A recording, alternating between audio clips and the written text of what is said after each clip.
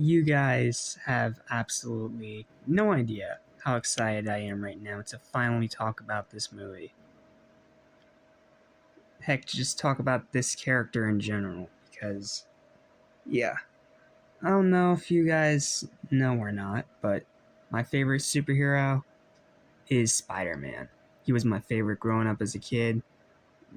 A huge reason why is because of these movies. And even now in adulthood, anytime I see this guy, I just get a huge smile on my face. Like, whether it's in the comic books, whether it's in the movies or the TV shows, except for the crappy 2017 one, just bit. No. Like, anytime I see this guy on my screen, it just instantly makes me smile because he has built such a deep connection with me. That's on par with Sonic. I love Spider-Man. He's always been my favorite, and he probably always will be my all-time favorite superhero. Like, I have this plush right here from 1995. This was at my grandmother's for the longest time before it finally got passed down to me. And then I also have a gigantic Spider-Man plush sitting all the way over there. There's a Lego Spider-Man. There's a little Spider-Man minifigure sitting over there. Well, not the Lego, those little cheap figurines that you get all the time. I have the Spider-Man 1 video game. I also have, what was that one called? The one with the 4 Spider-Men? Shoot. Shattered Dimensions. That was the one, Shattered Dimensions. And I've watched pretty much every Spider-Man movie, and I have played every Spider-Man game. Yes, even the crappy ones. So when I tell you guys that I am beyond excited to finally have an excuse just to finally show my love for this webhead, for this superhero, and also just tell you guys some of my childhood memories with specifically these Raimi films, because these movies were my childhood. Like, yes, I had Nickelodeon on my television and Sonic in my gaming console, but when it came to movies, my childhood was Spider-Man. I watched this movie all the time growing up. This is actually my childhood copy right here. Unfortunately, it doesn't have the disc anymore, so I had to get one of those cheap bargain bin triple packs just to have all 3 of the movies. But this right here is my childhood DVD. My mom had this one. Unfortunately, we never got 2 and 3, but thankfully that's when my grandmother came in. My grandmother Diane, she had all 3 of the movies. She had this. She had a bunch of the toys. Like, I remember most of the times I'm at my grandma Diane's, I'm either watching one of 2 movies. I'm watching Ricky Tikki Tavi, or I'm watching Spider-Man. Any of the Spider-Mans. Like, I cannot begin to describe to you the childhood memories that I have of these movies in particular. How hyped they were as a kid, how it got me pretty much introduced to superheroes, and just the number of times I've rewatched it. Like, it is insane how many times over the 22 years of life that I've had that I've rewatched not just the first Spider-Man, but all 3 of them. Yeah, a little bit of a spoiler. If you're looking forward to me being one of those people that bashes Spider-Man 3 into the ground, all I'm gonna say is prepare to be disappointed. That's all I'm gonna say. But yeah, this here, my childhood copy, I watched it all the time, anytime, any day of the week, any week of the month, any month of the year, and any year of the decades. Like, this movie has been ingrained into my head for so many years. From the castings of Tobey Maguire and Kirsten Dunst and James Franco and J.K. Simmons and Rosemary Harris, and especially Willem Dafoe's Goblin, who scared the absolute daylights out of me as a kid, to the iconic updated costume design where with the raised web, with the raised silver web and those eyes in the darker blue, and that iconic spider logo. Like, I literally have no idea where to begin with talking about this movie specifically. Because while it is pretty much unanimous that 2 is the best of this trilogy, 1 is still my favorite. It's the one I've rewatched the most. It's the one that I have the most affiliation and childhood memories with. And it's the one that just always makes me smile every time I see it. Yes, it's cheesy. Yes, the CGI is crap. But the writing is still good, if cheesy. Sam Raimi's directing is just at the top of his game. He took all the things he learned from those Evil Dead movies and put it into great effect with this movie. Tobey Maguire was a fantastic Spider-Man. Like, just like Michael Keaton's Batman in Batman 89. It's one of those castings you think wouldn't work, but once you see it, it is ingrained in your memory, and you now don't see anyone else being able to replace them as the wall crawler. Because, yeah, Tobey Maguire is my Spider-Man, and he probably always will be my Spider-Man for as long as I live. Nothing against Andrew and Tom. They both do a great job. And nothing against all the animated voices of Spider-Man either. But Tobey has always been the Spider-Man. Like, before I even read any of the comic books, before I even knew who he was, or the history he had way before the movie even came out, like, I had this. This was my introduction to both superheroes and Spider-Man. I'm sorry, I know I'm supposed to be reviewing this movie, but anytime I try to think critically about it, like, the other half of my brain just says, dude, shut up. You grew up with this movie. You're going to love it no matter what you say to try and, deficiate against it. Look, if you're not a 2000s kid, I can understand you not being able to get into this movie, calling it dated or cheesy or anything like that. But, like it or not, you owe it to this movie for all the superhero films we have now. Because if it weren't for this and X-Men, we wouldn't have the MCU. We probably wouldn't even have the DCEU. We wouldn't have the Ninja Turtle well, okay, we would still have the Ninja Turtle movies, but my point is, without this, we wouldn't have all the Marvel movies that you guys praise and love so much. We wouldn't have Guardians. We wouldn't have Chris Evans' Captain America. We wouldn't have Iron Man.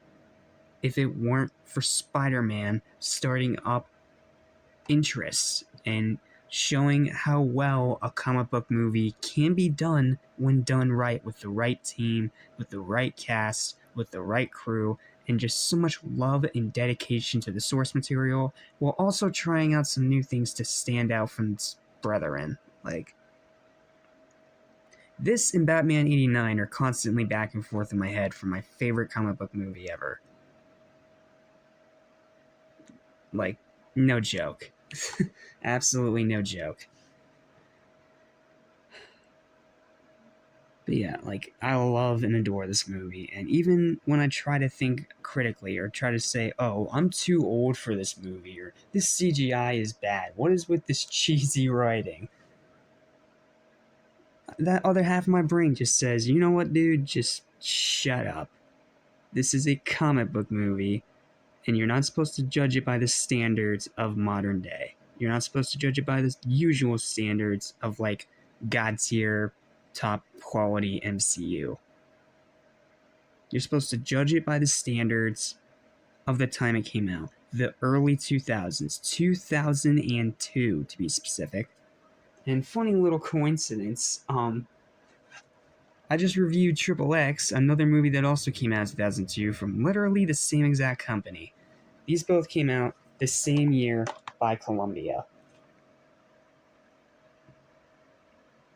Yeah, I was spoiled as a kid. I was spoiled as a kid when it came to movies. Like, I know a lot of people like to say, oh, well, the 80s, that's the best decade of movies ever. Me, it was the 2000s. Like, crap on it all you want, but that, so many of those 2000 movies is what shaped me into who I am today. And this right here is the prime example. I know, I'm picking up this case a lot, but seriously, Every casting here was perfect. Willem Dafoe's Green Goblin, still one of the best villains of any movie ever, period, not just comic books. Tobey Maguire was a fantastic Spider-Man and a great Peter Parker. The writing was great. Even the side characters are really good, like Bruce Campbell, Octavia Spencer, Macy Gray, even though she's barely in it at all. But, like, everyone, even the side characters, all get their time to shine in this movie. And they're all playing it 110%. J. Jonah Jameson. Arguably J.K. Simmons' best role aside from Omni-Man in Invincible. Like, J.K. Simmons as Jonah Jameson is that perfect casting that not even the MCU could even try to argue or recast because they know it's always going to get compared and they were never going to top it. So you just put him in the MCU anyway. Like, J.K. Simmons as J. Jonah Jameson is just iconic. From the fast, goofy way he talks to how his outfit and makeup perfectly replicate the comic books. Like, it was that perfect casting. Which is pretty much this entire movie in a nutshell. It's perfect casting with enthralling action and one of the best origin stories ever told on film. Call it cheesy, call it dated. I don't give a damn, bro. This is a movie of my childhood, and it's still going to be among my favorite movies of all time. Up there with the Sonic movies. Up there with Batman 89. Up there with Avengers Endgame. Like, this movie means a lot to me. Up there with Dragon Ball Super Broly. Like, I will never get sick of this movie. I will never get sick of watching it. I will never get sick of the cheesy dialogue. I will never get sick of the so bad it's good effects. Like, oh. That's the one thing I will not even try to defend. That the CGI in this movie is poop. It's doo-doo. It's bad. But everything else I will defend, from the costume design to the casting to the acting to the performances to the writing to the set design and the way it just perfectly adapts the comic book while also being its own unique thing. Tobey Maguire is still, to this day, by many people, the best Spider-Man. The Spider-Man of their childhood, the one that got them into comic books, the one that got them into these movies. Tobey Maguire had a lot to do with that. And I'm literally absolutely no exception to that role. Like, man, I could talk about this movie for days and hours on end, but I try to keep these spoiler-free, so, I mean, I can only say so much, but seriously, this movie is pretty much flawless aside from the bad CGI. That's literally the only thing that holds it back, and that's probably just because of budget. And after the years of development hell that this movie had to go through just to get made in the first place, with years of rewrites and years of shifting directors and years of just trying to find that perfect Spider-Man movie that was marketable while also accurate to its source material, this is it. This is that movie. And you can crap on it all you want for being dated. You owe it to yourself to give this movie a watch. Heck, you owe yourself to this movie for all the comic book movies you have now. Because if it weren't for this, and if it weren't for X-Men both being as great as they are, we wouldn't have the great comic book movies we have today. We wouldn't have the MCU if it weren't for this movie. It's cheesy, it's dated, but it's fun, it's hilarious, it's goofy, it's over the top, and it's just an awesome film. Like, I will never get sick of this movie. Never. I will gladly watch it and rewatch it over and over and over again. And now that we have a new Spider-Man movie coming out very soon, now is a perfect excuse to talk about it, which I literally just did. Even though it was more fanboying and talking about memories, but whatever. That's what this movie is to me. It's a memory. It's a memory of childhood that I'm going to hold dear to my heart forever. It is a fantastic film, and don't let the crappy CGI or the goofy, cheesy dialogue keep you from loving this movie. It's cheesy, it's goofy, it's campy, but it is so much fun. Like, seriously, it's such a fun movie. And that final battle at the end, with no music and just the two main players of this entire story fighting it out in a one-on-one fight in an abandoned church, like, that one whole scene makes it worth it.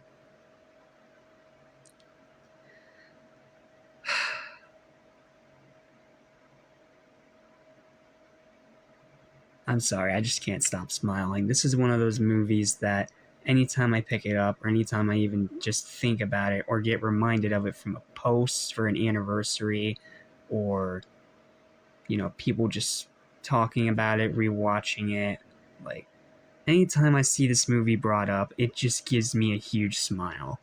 Like, yeah, I was that one of those kids that still remembers this movie and will always celebrate it. It's a landmark comic book movie. It's an iconic pop culture, well, icon. Sorry, I didn't know where I was going with that. And it is truly a fantastic first impression to what's, in my opinion, a pretty darn strong trilogy. So, yeah. I'm just gonna stop talking now before I burn out my voice box, and also because I need to edit this video and get some sleep. So, yeah, final verdict for the first Spider-Man is a 9 out of 10. I want to give it a 10. I want more than anything to give it a 10. But it's so goofy, so cheesy, so over the top, and that bad CGI, like... That CGI is the only thing that's keeping me from calling this movie amazing. But it's truly a spectacular first film to a very great trilogy, in my opinion. And it's only going to get better from here, guys. Well, mostly. We have one or two duds, but you know what? Whatever. With any long-running movie franchise, you're going to run into duds. It's just what's going to happen. So, yeah. I love, love, love this movie. And if you, for some reason, have not watched it yet, go out and buy it right now. You can find it anywhere for dirt cheap. You can find it on any streaming service. You can find it in any format you want, whether it's 4K, Blu-ray, DVD, VHS, just whatever way you can find to watch this movie, watch this movie. It is truly a landmark pop culture masterpiece.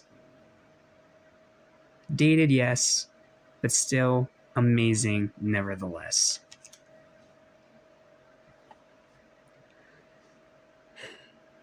That's all I got. Thank you guys for watching this long as flip video. Make sure to like, share, and subscribe if you haven't already. And we still have 9 more Spider-Man films to go, so it's only going to get more exciting from here. Not to mention, we still got to finish off Morph in May. So I'll see you guys tomorrow for Beast Morphers and Spider-Man 2. Spectacular, spectacular, Spider-Man. Spectacular, spectacular, Spider-Man. Spectacular, spectacular, Spider-Man. Spectacular.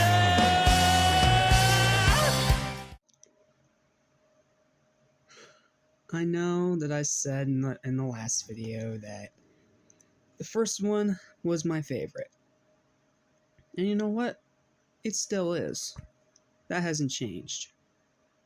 But I can't deny the best one is Spider-Man 2. As much as I love the first one, as much as it still is my favorite, it's more off of childhood memories and nostalgia rather than the film's actual quality. The film's still amazing, absolutely, but I mean, when you really stop and think about it, 2 is better. Heck, 2 is arguably one of the best sequels ever made of any movie, period. So, without any further delay or ado, let's dive right in. What's up, guys? Welcome back to Animation Station, your #1 stop destination for anything and everything animation, and sometimes live action, including a certain web-slinging superhero saving New York City from crime. Spider-Man 2.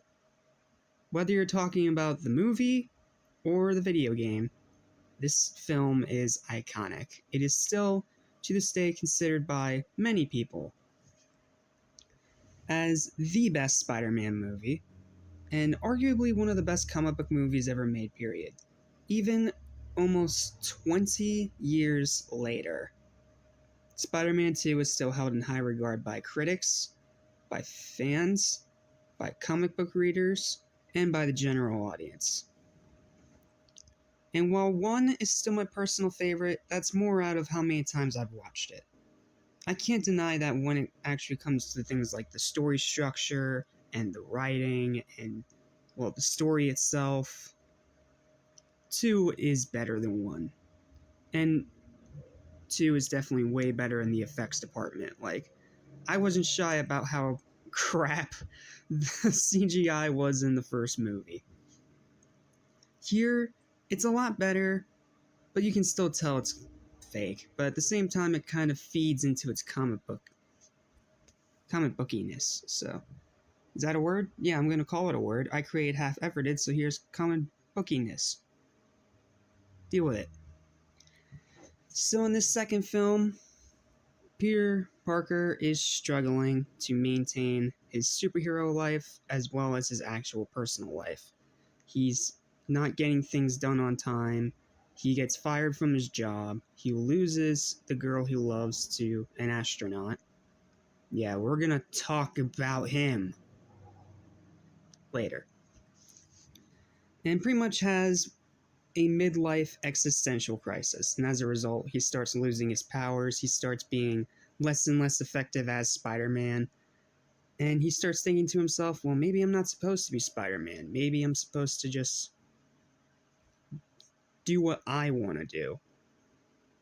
And that's what he does. He quits being Spider-Man, and he goes back to his normal life pretty much. Before the spider bite even happened, he's back to being a nerd. He shows up to college on time. He goes to Mary Jane's play. Like, everything seems to be looking up, but then there's that little part inside him that still is questioning, is this what he really wants, or should he still be a hero, still save people at the cost of, his personal life? Meanwhile, Mary Jane is also struggling in her own way as well. Like, the characters in here are so multi-layered and built well off of the solid foundation from the first movie. Here, Mary Jane starts to resent Peter a little, but at the same time, she can't help but stop thinking about him. Like, she can't stop thinking about him, even when she's engaged to this astronaut. Like I said, we'll get to the boring astronaut later. And she's just trying to figure out, well, what's right for me? What should I do? And the biggest advantage this movie has is how down-to-earth, adult, and grounded it really is. Like, they don't sugarcoat his struggles or sugarcoat the fact that he is doing a lot of bad things. He's making promises he can't keep. And all through his struggle, you can understand where he's coming from. It's not like out of the blue, like it's not out of the blue, it's not completely out of character. No, it makes sense for his character. It makes the point of building his character, of him trying to find his true destiny. And while he's going through this crisis, there's another villain that's technically somewhat of his creation, Dr. Octavius, played by the amazing Alfred Molina. By the way, happy birthday, Alfred. I know you're probably never going to watch this video, but happy birthday, man. Happy belated birthday. And Doc Ock is another excellent villain. Like, he's relatable. You can understand where he's coming from. And while the things he does are villainous, at the same time, you feel sympathy for him. And not to mention, just like Green Goblin, while he is still over the top comic book and silly, he has this realistic center that really grounds him in somewhat of a reality. You know, he loses his wife. His experiment fails. Oscorp hates him because now they're going down the toilet. We'll talk about Harry in a minute.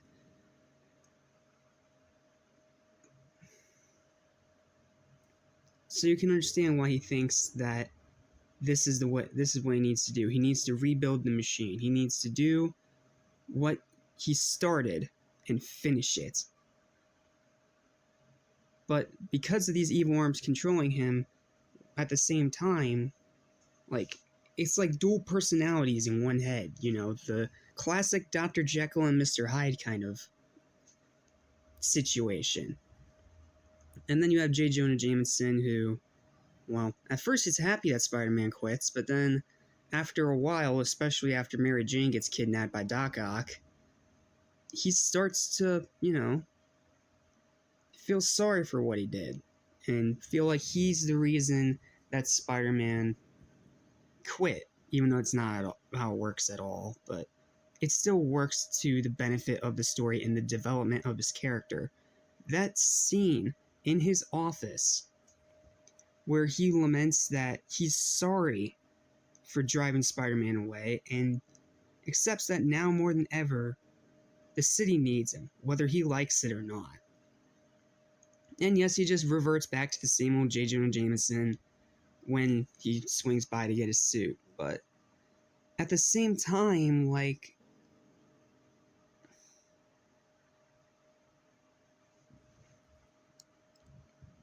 if it's like him finally, well, you know, realizing what he needs to do. This is a movie pretty much all about destiny, all about realizing where you need or want to go in life. Like, yes, I know saying that about a Spider-Man movie sounds silly, but when you actually watch this movie, it makes a whole lot of sense.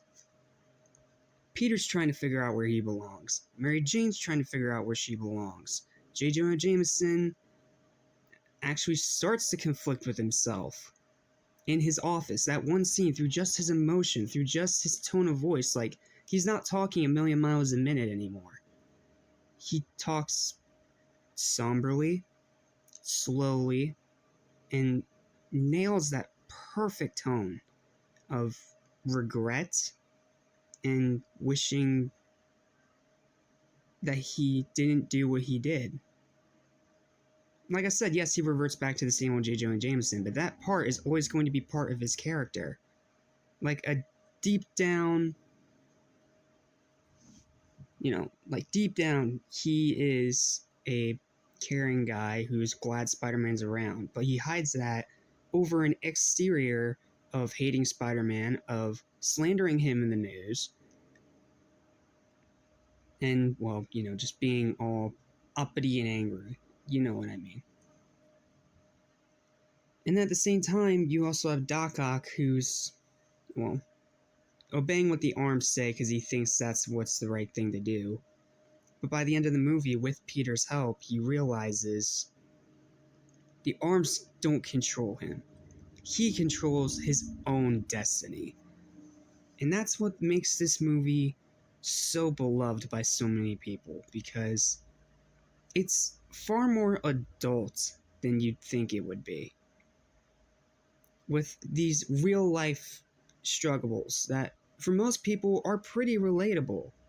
You know, maintaining a job, trying to figure out where to go in life. Like, it's a movie about trying to find your destiny and where you want to go in life.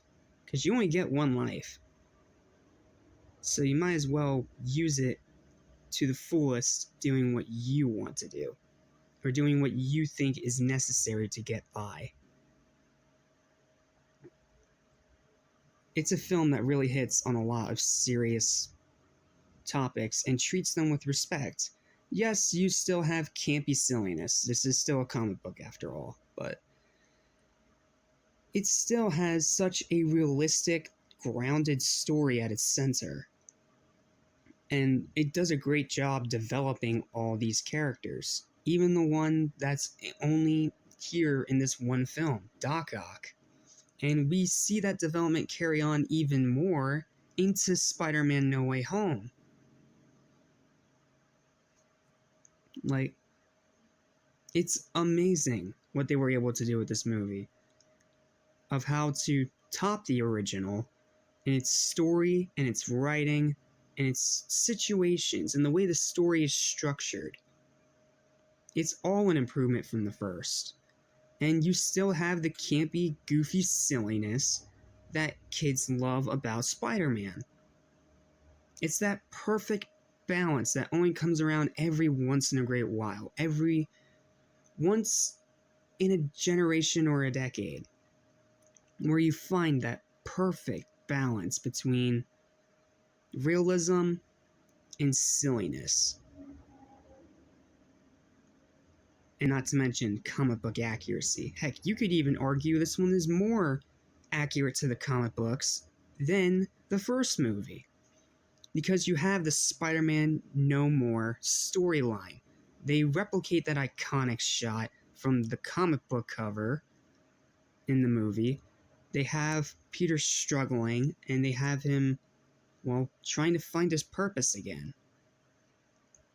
It's not beat for beat like the comic. Obviously, the comic differs in a lot of ways, but it still really does the comic justice in its own unique way, to where it doesn't feel like a straight up adaptation, but more of kind of an homage to it. And then you still have the goofy dialogue, you still have the hilarious one-liners like, pizza time!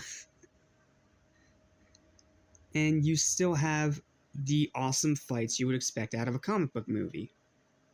Yes, I can understand why some people may have been a bit bummed out from the ending battle and not really being, well, a battle, being more about, Peter and Mary Jane, but you know what, that's kind of what this whole series has revolved around, so you can't be that mad about it.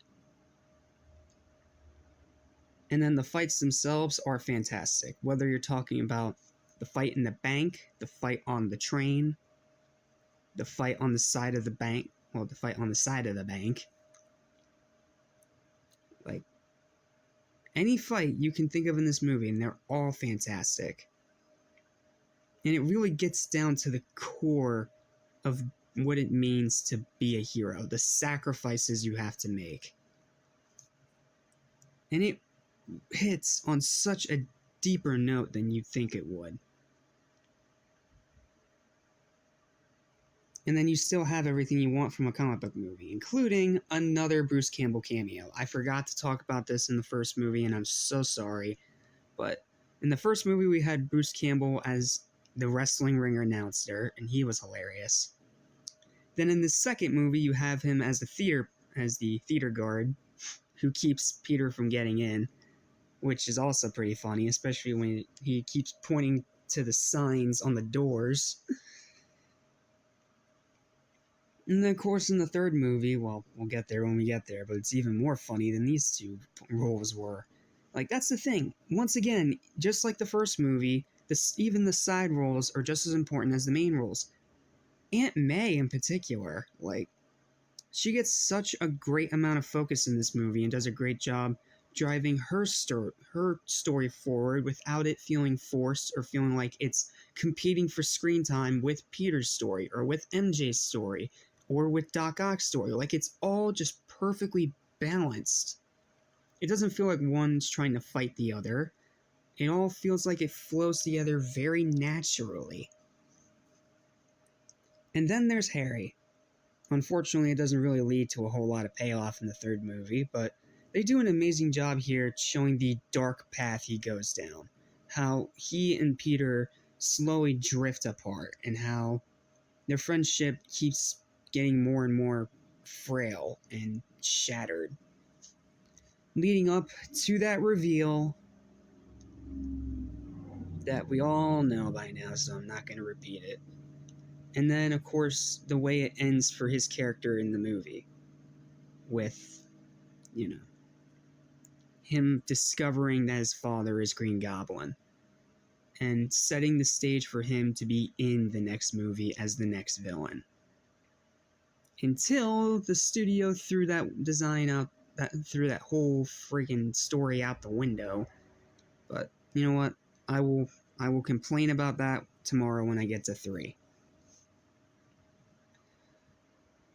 So I have so much love and praise for this movie for a ton of reasons, and while it's not my personal favorite, that's still the first. 2 is still a great sequel that really doubles down on the grounded reality of it, while also still being a silly comic book movie. So, what's wrong with this movie? What are the things that I don't like about it?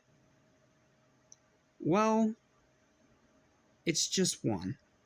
It's just one little thing that keeps me from being able to say this movie is a flawless masterpiece. Because this is literally my only problem with the movie. The son, the astronaut side plot. This wastes time, is pointless, the character is boring, and you could literally cut all the scenes of this son, the astronaut. Like, you could cut all his scenes out of the movie and you wouldn't miss a damn thing. It literally felt like it was just jammed in there for time filler. That's the only thing that's keeping me from being able to call this movie a flawless masterpiece. That whole side plot with Mary Jane the astronaut is garbage. It is total garbage. It's forced. It doesn't flow naturally with the story, and it feels entirely friggin' pointless. Seriously, screw that whole stupid side plot. It's a stupid side plot that's stupid. Moving on. Oh, and I almost forgot to talk about the most important cameo in the movie. Thomas Jane. Yeah, Thomas Jane as the Punisher, literally in his Punisher garb from the Punisher movie. Just in the background, as Mary Jane is running by in her wedding gown to go see Peter. Like, I missed that the first few times I saw this, but now I can't unsee it. Like, he turns around like, what are you doing? You're going the wrong way. I love the Punisher movie, personally, so I just really wanted to point that out. I adore this. I adore this film. Aside from that stupid side plot with my son, the pointless astronaut, this movie's perfect. Aside from that one part, this movie is literally perfect. It does everything a good sequel should do. It builds upon the foundations of the original, tries to raise the stakes, up the tension, and pretty much take all the positives of the first film and make it even better while also adding all its own positives on top of that. The grounded realism, the incredible story, the great, mostly, writing, the excellent acting, the fantastic fights, and just all those moments all combined together to make a phenomenal comic book film. I can see why this is still heralded as the best Spider-Man movie, even though I wouldn't personally say that, but it's up there, top 2 at the very least. It is the height of the Raimi trilogy. It is Tobey Maguire's best Spider-Man film. And say what you want about 3, it did an amazing job setting it up. One plot line that gets thrown out quick, but still. Spider-Man 2 is an absolutely phenomenal sequel that does everything that it needed to do, and even more than that. It's respectful of the comic books, while also being a very entertaining, extremely fun movie, while also having a nice, grounded adult edge that when you grow up and watch this movie as an adult, it hits you right in the feels, because as a kid you don't think about that kind of stuff, but when you're an adult and you watch it and you see Peter's struggle, it becomes much more relatable and it hits you much harder than it did as a kid. And I think that's why I connected with the first film so much, because it didn't take itself too seriously. It was overly silly, and while it did have a dark, scary villain, like, outside of that, it was pretty lighthearted and goofy. This one, I now appreciate more as an adult because of that storyline, because of the balls that Sam Raimi had to continue to develop his story. Spider-Man 2 is a phenomenal sequel, but I just can't call it my favorite Spider-Man movie. The first one has that nostalgia attachment with me. So at the same time, I can't say it's better than the first. But that's out of my own nostalgia, because I've seen one more times than I've seen two. But 2 is a phenomenal movie, whether you're a kid, an adult, a comic book fan, a Spider-Man fan, or just a general audience member. This is a fantastic film, plain and simple. And those of you complaining about the crap CGI, it's gone, because in this movie, the effects are way better. It is a bigger budget, more risky, just spectacular, amazing masterpiece of a film. Aside from My Son, the Astronaut, the stupid time-wasting plot that didn't need to be there. The movie, outside of that, is entirely perfect. At least in my opinion. Final verdict for Spider-Man 2 is an 11 out of 10. Still one of the best comic book movies ever made, and I will not argue against it being amazing. You know what I will argue, though? Those of you that say Spider-Man 3 is garbage. Yeah, if you're expecting me to rip it apart tomorrow, prepare to be disappointed, that's all I'm going to say. Because I like Spider-Man 3. And I'm going to explain why tomorrow, along with a good friend of mine. I'm not going to say who, because I'm pretty sure you guys already know by now. I mean, it's literally in his channel title. So for those of you that know, look forward to it, and those of you that don't, prepare to be surprised. See you tomorrow for my controversial hot take on Spider-Man 3. Spectacular, spectacular, Spider-Man. Spectacular, spectacular, Spider-Man. Spectacular, spectacular, Spider-Man. Spectacular. Yeah.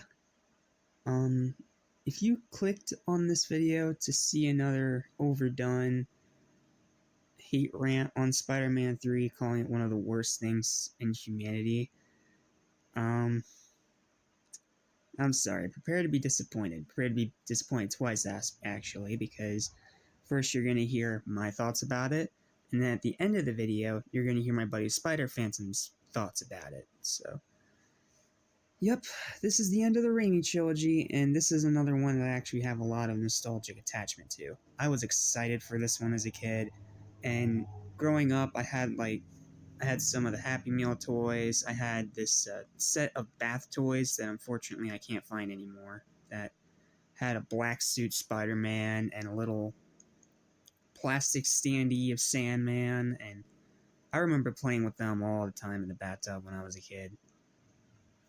And when Spider-Man 3 finally came out and I got to see it as a kid, I was satisfied. I didn't think it was better than 1 or 2, absolutely not, but I still came out happy. And then, when I grew up, then I looked it up online and realized that was an opinion seen as a cardinal sin by most of the internet and most of humanity in general, calling this movie flat out trash.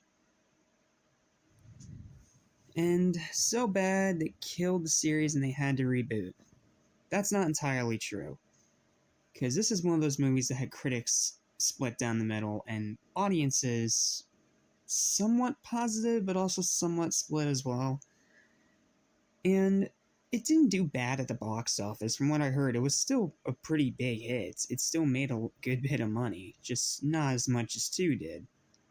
And so Sony thought they'd have to pull the plug and try again, especially when the bad word of mouth started spreading around.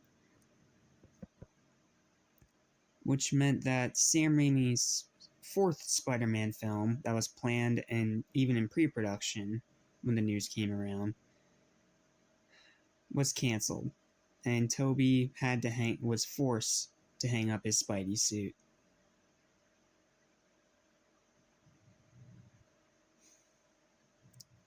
This is one of the many reasons why I hate Sony as a company, because if it weren't for their corporate meddling, this probably would have turned out a lot better. Like, their corporate meddling is what turned this into such a convoluted, controversial movie. Like, if they just kept their corporate, greedy, grubby mitts out of it, it probably would have been a lot better. Heck, this is a movie that Sam Raimi himself outright disowns and calls awful. I wouldn't go that far, absolutely not. But it is definitely the weakest of the 3 movies. That part I cannot deny. It is very clumsy. It has a very cluttered storyline, trying to jumble too many plots at the same time and ends up drowning itself in it. And more than a few problems, starting where you think it's all gonna start. But okay, let me state for the record, I still really like this movie. Watching it now as an adult and just finishing rewatching it, I still really like this movie. It still has a lot of the elements that these Spider-Man movies did so well back then. It still has the down-to-earth realism. It still has the grounded, very relatable problems. And Peter and MJ's relationship being shown not to be the healthiest of ones. You know, in a realistic point of view, and not to mention they're given realistic problems, none of it feels forced. Like, it all makes sense, and it's very grounded in reality. But the studio got a big head coming off the success of 2, and forced Sam Raimi to put in Sandman, Venom, and a bunch of other miscellaneous stuff that doesn't need to be there. So, I'm going to start with the negatives first, because I do have a bit to say on this, but just to let you know, I really like this movie, okay? This is by no means a bad movie, and I think people have definitely overblown the hate for it. This is not a Batman and Robin situation, okay? Just saying that right now, right up front. So let's start with the bad. Let's start with the biggest problem, in my opinion. Topher Grace as Eddie Brock. One of the most atrociously bad miscastings I can remember in recent memory. Like, goodness, he was awful in this movie. Like, I didn't buy him as Eddie Brock, I just bought him as Topher Grace being Topher Grace trying to be Eddie Brock and failing miserably. He's not comic book accurate, he doesn't act like his comic book counterpart, and he doesn't even act somewhat realistic. For the most movie, he's just so full of himself, airheaded, cocky, arrogant. And when everything starts going downhill for him, you don't feel bad for him, because he brought it upon himself by faking that picture of Black Suit Spider-Man, of losing his girlfriend to Peter. Okay, that part maybe is just because the Gwen Stacy in this universe is a bit of a... I'm just gonna say gold digger so I don't get flagged. So, yeah, there's that. So, and when it's supposed to emote emotion, when he's supposed to emote, whenever he's supposed to show emotion, I'm sorry, Topher Grace fails. Like, badly. He doesn't look, act, or feel like the character he's trying to portray. He just feels like an actor reading lines off a script. Even when he's trying to be menacing later when he gets that Venom symbiote and becomes Venom, I still don't buy it. Like, even as far as these movies go with their campy goofiness, this is the one that kind of goes too far. in my opinion.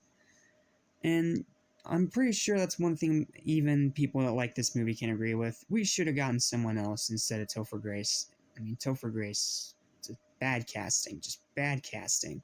I don't know if that was the part of the corporate or the part of the casting director, but whoever made that choice better have been fired. Like, goodness gracious, that casting is awful.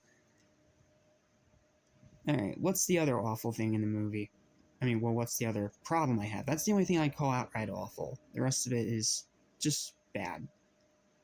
Well, all my problems with it from here on out are just bad, not the whole movie. I feel like they do definitely waste the black suit and they waste the whole Venom alien costume saga thing. Because I don't hate Emo Peter, but I hate more that he kept us from getting what we could have really gotten. Because if you read the actual comics, it's a slow burn, it's extremely effective, and the way everything just piles up and slowly starts turning Peter into this evil, unlikable character.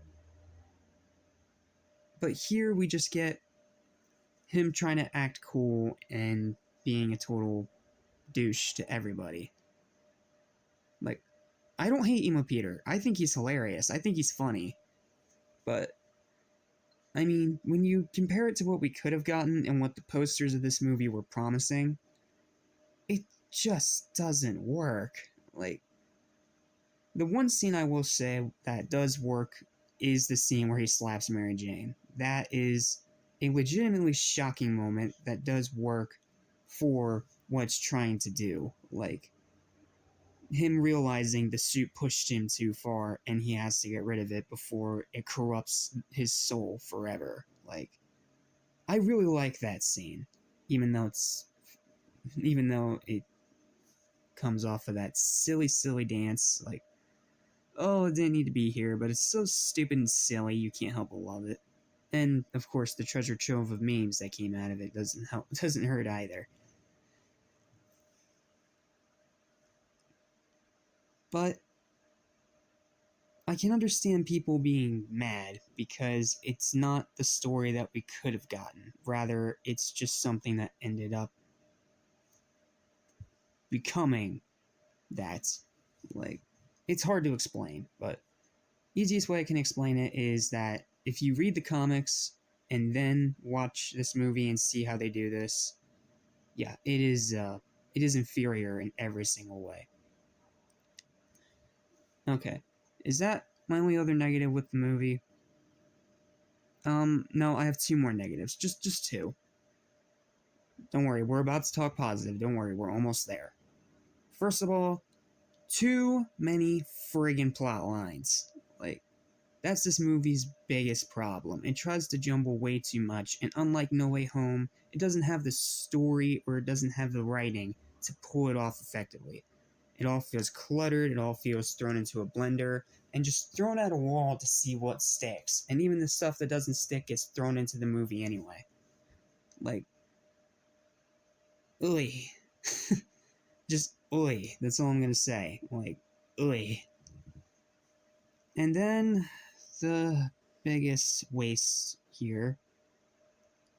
Harry Osborn's goblin suit.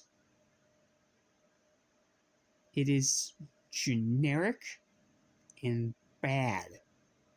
Like, that goblin suit. I mean, I know they were trying to make him seem different from, his father, from that goblin suit. I can understand that, but did they have to make him so boring? They could have come up with a million other really cool designs. Heck, if you really wanted to, you could use all those prosthetics and all some of those past designs you had from, that you had to scrap for that Power Ranger-like suit. You know what I mean. You know what I'm talking about. They had all these cool concepts, even, like, practical effects with the jaw moving up and down. Like, you could have reused one of those for Harry's goblin.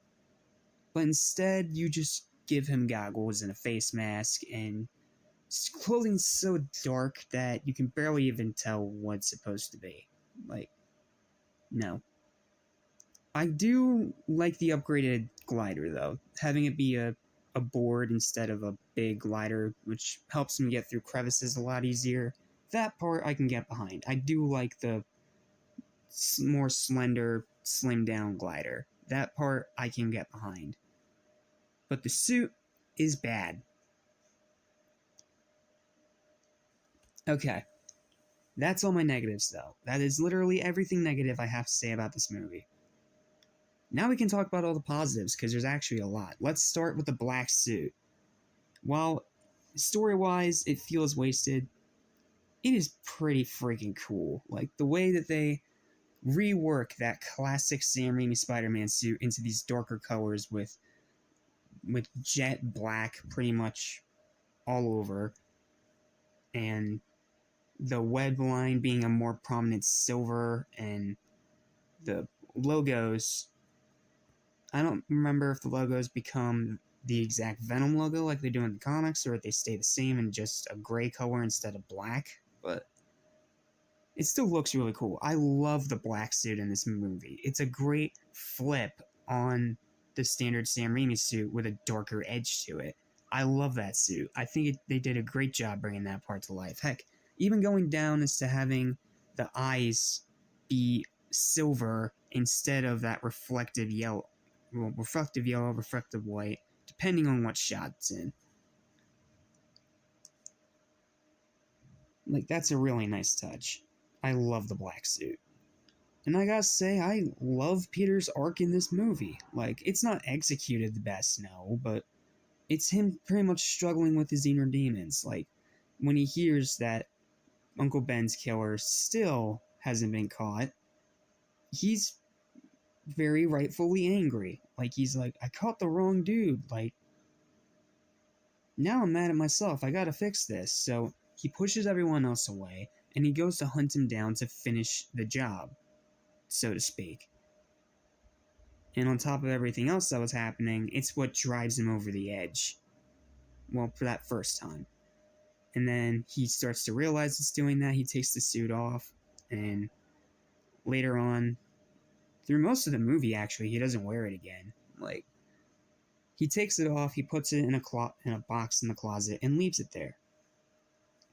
Like, after he deals with Flint Marko, he takes that thing back off.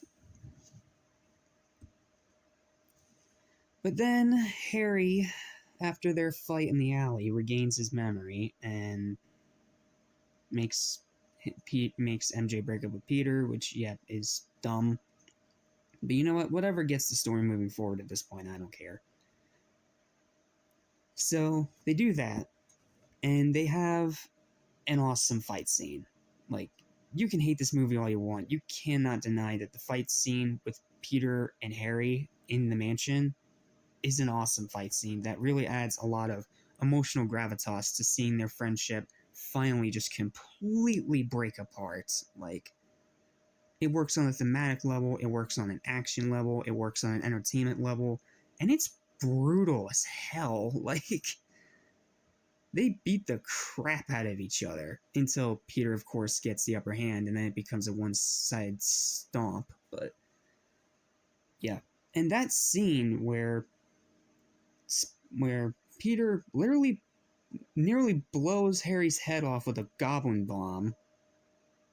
Like, Harry throws it at him, and then without hesitation, Peter, in an act of rage, just webs it, grabs it, and throws it right back at him with little to no actual regret or thought of doing so. Like, that scene shocked me as a kid. Like, oh my god, did Peter just kill Harry? Like, damn. Well, of course he wasn't dead, at least not up to that point, but spoiler, whatever. So, after that, then that's when Peter just fully takes on the black suit, and the more he wears it, the more it corrupts him. Which is interesting, because I feel like this is also an idea that's borrowed from Deathly Hallows, where the longer someone wears the Horcrux around their neck, the more it messes with their emotions and increases their aggression. Like, you can see some parallels there. It's just a whole suit instead of a little thing on a necklace, but whatever. Point is, it works. And then he well, he becomes Emo Peter. Everyone calls him awful, but here's the thing. I feel like he was made awful on purpose. Because if you listen to the audio commentary for this movie, on the bonus features of any version of this movie you watch, on any DVD,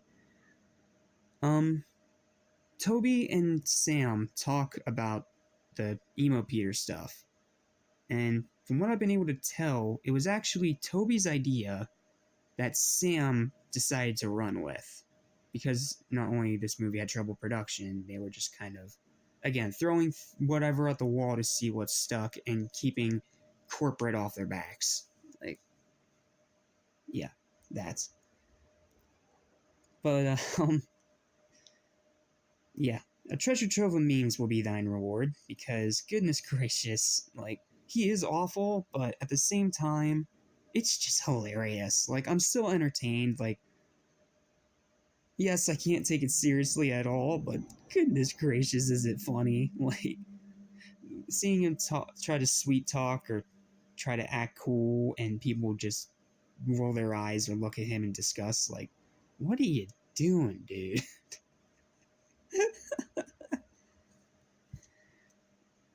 Like the whole scene in the hallway when he's on the phone with Connors and the woman's giving her cookies and he keeps having this back and forth with her while also talking on the phone. And then of course you have some of those iconic lines like, "Look, a little Goblin Jr. Gonna cry? I'm gonna put some dirt in your eye. Want pictures? Give me the staff job. Dope the money." Now dig on this. Like, some of it's bad, but it's just so entertaining, I don't care.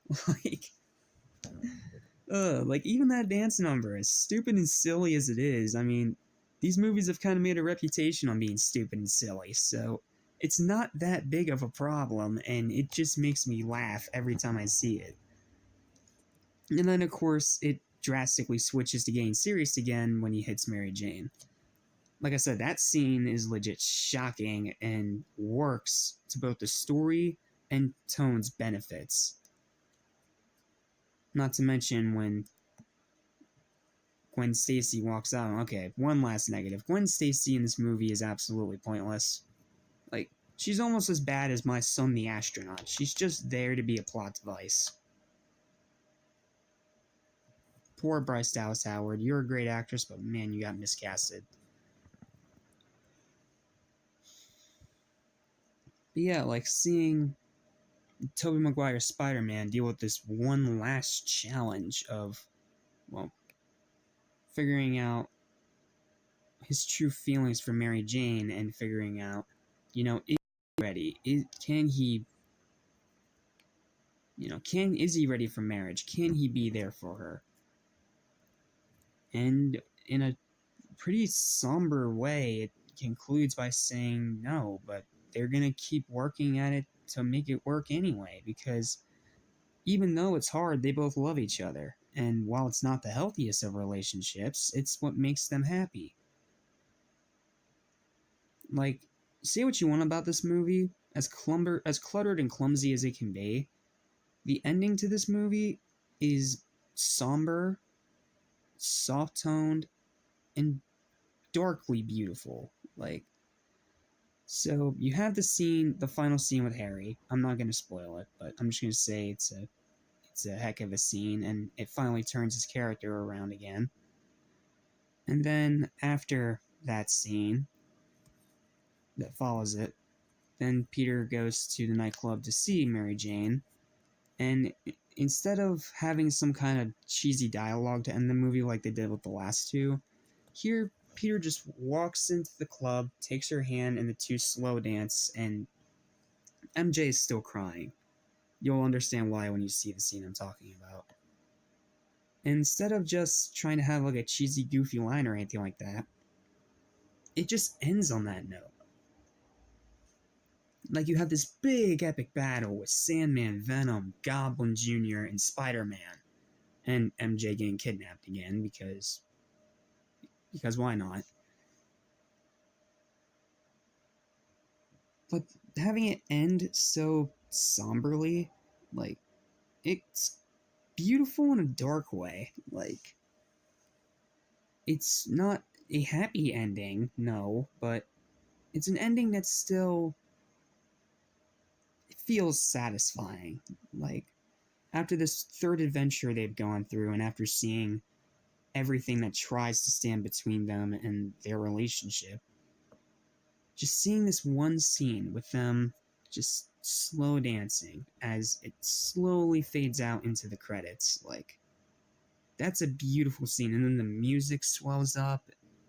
It's such an emotional ending. And for these movies, it feels like the perfect way to end it. Like, obviously, it wasn't planned to be an end. There was supposed to be a fourth, but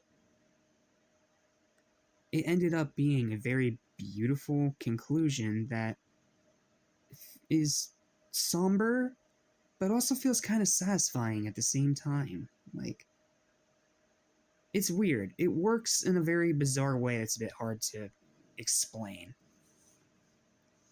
So, oh yeah, the fights in this movie are epic, and this has the best effects in the entire franchise. Yeah, can't forget that. And also, Thomas Hayden Church as Sandman.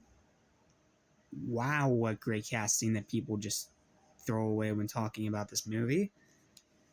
Thomas Hayden Church as Sandman in this movie is probably the best part of the movie. Like, you see his connection with Uncle Ben and how that whole thing played out later in the movie, and then you see how it affects him and how he's just trying to save his daughter by any means necessary. And that scene after he becomes the Sandman, where he rises from the sand in this pit from this scientific experiment, and the music is very, very, like, soft tone and somber as he goes to grab the locket and slowly starts to regain his memory again. Like, it's a really heartbreaking, tough scene to watch, but at the same time, it's beautiful. Like, it's a beautiful scene that really emphasizes the emotion and his true, his true motivations. And then the way it ties into the ending with Peter forgiving Flint, like, it's beautiful. Like, I feel like Flint Marko's Sandman was the one thing in this movie that they did perfectly. Like, he is another great Spider-Man villain. And I know I crapped all over Topher Grace as his portrayal of Eddie Brock in Venom, but I'm not gonna deny the suit looks really freaking cool. Like, they got the symbol right, they have the eyes, they have the teeth, even though it's a bit wonky CGI, but whatever, it's 2007, I'll give it a pass. This is the same year that Ghost Rider came out, so gotta judge it by those standards instead of the standards of today. And even then, especially the way that story carries on into No Way Home, not Venom's. I mean specifically Thomas Hayden Church's Flint Marko's story. The way Marko's story and even Tobey Maguire's story continue into No Way Home, it adds another dimension to the film and honestly makes it better. After you watch No Way Home, it makes this movie feel more significant. So, I've bashed it a lot, but I've also praised it a lot. What are my overall thoughts on Spider-Man 3? It's confusing, it's cluttered, and it tries to do way too much at one time, but I blame that more on the studio than the people involved. Oh yeah, I almost forgot, Bruce Campbell gets another awesome cameo in this movie, and it's probably his funniest one. Like, Peter Pekka. Yeah, this movie's still really funny at the same time. Like, sorry, I'm so scatterbrained right now. Hey, just like this movie. Just kidding, I'm kidding. But overall, Spider-Man 3, it's a flawed movie, but I still say it's really solid. And again, after No Way Home came out, it made this movie feel more significant and honestly made it a bit better in retrospect. The way you see Sandman and Tobey Maguire's Spider-Man's stories continue on into that one, and also Green Goblin and Doc Ock, but I'll get there when I get there. It really adds another dimension to this movie. Like, it makes everything feel more significant and more important. More important. Yes, it's flawed. Yes, it has a lot of problems. Yes, it is by far the weakest of this trilogy. But those calling it a dumpster fire or one of the worst comic book movies of all time, yeah, no. I don't agree with that. I still think that on its own, this movie's pretty good. Like, it still did a lot of things right, it just has a lot of problems. And yes, I can't call it great, unfortunately, but I can still call it very good and overall solid. Like, I have fun with Spider-Man 3. I really enjoy Spider-Man 3. And again, I have another childhood connection to this one, so I'm always going to have a soft spot for it, no matter how much I try to bash it. Even though I bashed it pretty effectively, but anyway, I'm getting off point. Point is, I really like this movie. And those saying it's like one of the worst comic book movies of all time, I think you need to give it a second chance. Especially, again, once No Way Home came out, it added new dimension to this trilogy, especially this third movie. So, yeah. I know this is going to probably tick off a lot of people, but I really like Spider-Man 3. I think it has something of value, and I think it's still very entertaining. It just has a lot of problems, and I blame more of that on the studio heads getting their grubby corporate mitts in there and interfering with it like 24/7, and less the actual people involved. Like, it's not their fault. Well, some of it's their fault, but point being, Sony, keep your corporate grubby mitts out and just let Sam Raimi have complete and total creative freedom, and you would have had a third masterpiece on your hands, but you got arrogant, you got cocky, you got big-headed, and you just completely messed with the movie that Sam was trying to make. When you mess with a creator's work, you piss off everyone involved, including the fans. So, yes, it's still a really good movie, but if you just let Sam do this movie the way he wanted to do it, you would have had a masterpiece film that probably would have been on par or even better than 2. But instead, you got corporate, you got greedy, you got desperate, and you screwed the whole thing over for everybody.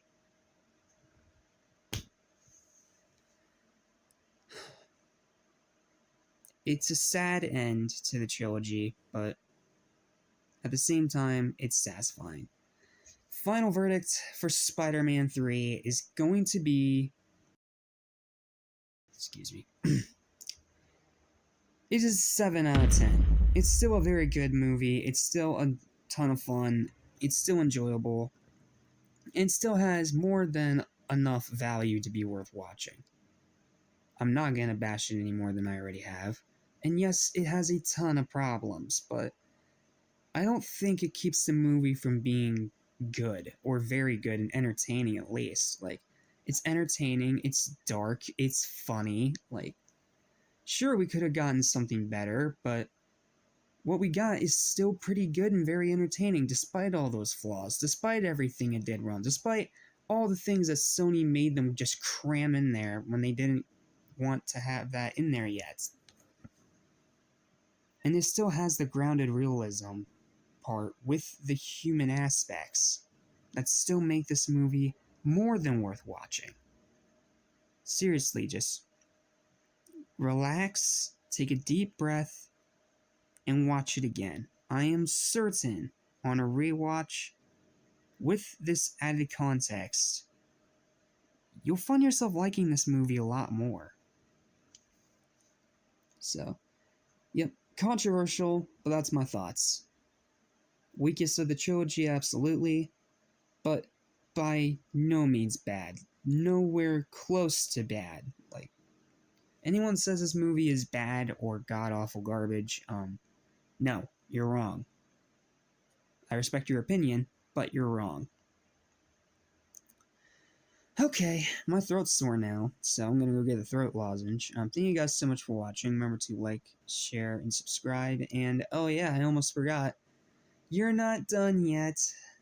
You still gotta hear my buddy Spider Phantom's thoughts on this movie, which may or may not be more positive than mine, even though I was also pretty positive on this movie, so... yeah. The floor is yours, Spider Phantom. Take it away. And as for the rest of you, see you next time. Hey guys, Spider Phantom here, and today I'm going to be reviewing Spider-Man 3. I'm so happy to be collabing with Animation Station once again. He's a good friend of mine, and I appreciate him inviting me to talk about it. There. So before we start, I wanted to talk about what Spider-Man 3 means to me, because I'm pretty sure it's what introduced me to Spider-Man. I remember seeing Spider-Man 3 in theaters when I was really young and loving it. Like, I think that was the first Raimi movie I saw. I don't think I ever saw the first or second one before that, but I still really enjoyed the movie. And yeah, I think it's what introduced me to Spider-Man. So I might be a little biased here when it comes to the movie, but it has a special place in my heart. I remember back then I had a lot of Spider-Man 3 merch. Like, I had the figures. I remember going to Toys R Us and looking at all the Spider-Man 3 figures. I had like one of the black suit Spider-Man figures, Venom, and a Peter Parker one, like where he had the Spider-Man suit on, but then he also had like a fancy suit on as well, like you could put on. That one I had, and I also had the Spider-Man 3 video game. I had it on GBA. I loved that game. I was obsessed with it. I played it all the time. I remember I never beat the game though. I beat it like a couple of years ago, but even though like I didn't beat the game when I was a kid, I still really enjoyed it. I also played the Wii version. Those two were like the ones I played. The Wii version was also really fun. I enjoyed that one as well. I know it's not as polished as like other like more powered consoles were back then, but I still really enjoyed the game. So anyway, that's some of my childhood memories of Spider-Man 3. So now let's get on to the review. So we start the movie with Peter talking about what he's been doing since like the last movie, I suppose, which is cool. You know, Peter does that. You know, in the comics he narrates all the time, so that's fine. And then he goes to like a jewelry store because he wants to propose to Mary Jane, which I think is nice because, you know, he wants to marry her. He wants to pop the question, you know. I really like that because, you know, Peter and Mary Jane's relationship has kind of been all over the place, like in the first two movies. So this is nice, you know. Peter just wants to get straight to the point. He wants to marry this girl because he really loves her, and she's the one, you know. I respect that. I love that part, you know. So then he goes to Aunt May's house to tell her that he's gonna propose to Mary Jane, and you know Aunt May's supportive, and then she gives him advice, and she tells him about how her marriage was with Ben and how she met Uncle Ben, which I really liked. That was a nice part. So now let's go to the part where Peter and Mary Jane are in the park on that web, and yeah, so they're relaxing on the web, and then they come down, and you know, like there's a meteor that comes down, which is the symbiote. You know, originally Sam Raimi didn't want Venom in the movie because he just wanted Sandman. He didn't want too many villains, which I get, yeah. But he wanted to do his vision of the movie, but I guess Marvel didn't want that. Well, it is what it is, you know? What are you going to do? So anyway, yeah, the meteor comes down, and then the symbiote comes out of the meteor, and it jumps on to Peter's motor scooter when they get on it, and yeah, that's what happens with that. So Sandman now. I think they did a good job casting Sandman in the movie. I thought they did a pretty good job. You know, he looked like Sandman. You know, I could see it. I honestly could. They did a good job with that.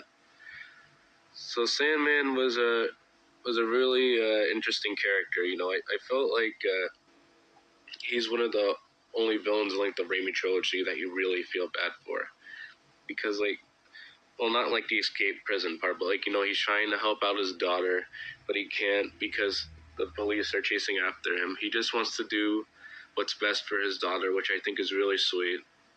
And none of the villains in the Raimi trilogy are like that, really. You know, we have the Green Goblin, who wasn't really there for Harry, but you know, he wanted to try to, but you know what happened after that. And Doc Ock, he just became evil because of the tentacles, which was sad. But you know, this is Sandman is on a more like grounded level. You know, you could feel bad for the guy. You know, yeah. So then the police chase after him, but he escapes and he goes into like a super collider, and he turns into sand because the people who are doing this aren't even paying attention and just think it's a bird. Like, come on, you gotta check. You gotta make sure that no one's down there. But then, yeah, it starts spinning. He tries to escape, and then like, I guess like the DNA from the sander, some shit like that. He turns into sand. And honestly, that was one of my favorite scenes in the movie. You know, like I still think the sand effects look good to this day. That's just me.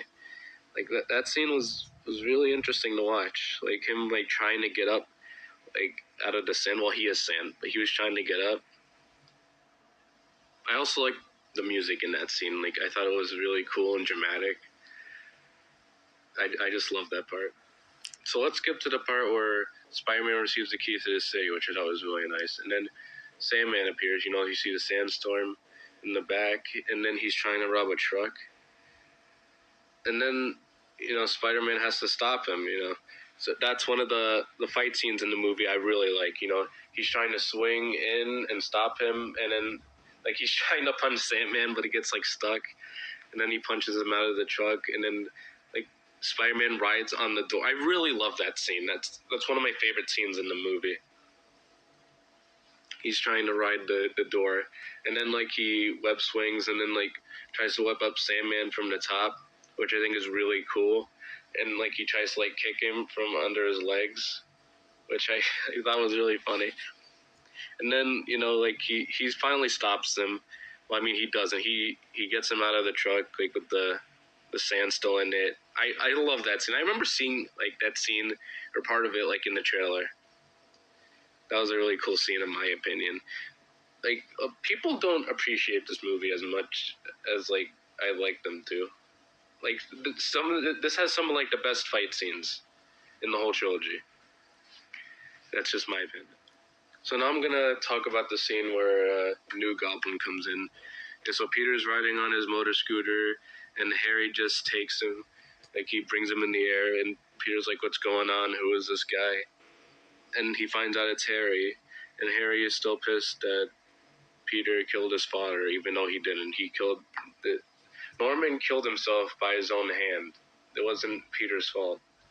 And Harry still thinks it's him, though. But that's a really cool fight scene, in my opinion. Like, I love the swinging in that scene and the chase. It's really cool. It was really cool, in my opinion. And, like, the explosions and those pumpkin bombs he's throwing at him that try to scratch him, but Peter ends up winning. You know, he just makes a web line and Harry hits his head on it and then he falls. I just think that was like the dumbest way they could have done that. But I just thought that was a really funny part. Like, that's how he defeats him. But then he knocks out Harry, makes him unconscious, which was kind of sad. Then he brings him to the hospital, which was nice. So let's go to one of my favorite parts in the movie, where Peter gets the black suit. You know, he's listening to the radio to see if there's any crimes going on, and then he falls asleep in his Spider-Man suit. So the symbiote has been hiding in his apartment pretty much this whole time, and Peter doesn't have any idea what's going on. And the symbiote goes on him while he's sleeping and turns the suit black. And then, like, he wakes up and he's upside down in the black suit. I mean, I'd wonder what's going on too. Like, you're sleeping in your bed and then you just wake up upside down on a building. Like, how does that happen? And then, like, when he first discovers it, he does all these cool flips and stuff, which I really like. And he's like, "What's going on?" So he takes the suit, or the symbiote, to Dr. Connors because he doesn't know what it is. He knows it's an alien, but, like, he wants to know, like, more about it, and Dr. Connors isn't really sure, and he wants to make sure that Peter doesn't have any of it, like, on him, because it's somehow, like, bonded with him, and it wants to be on him. So, but Peter lies to him and says he doesn't have any, and we all know that's a lie.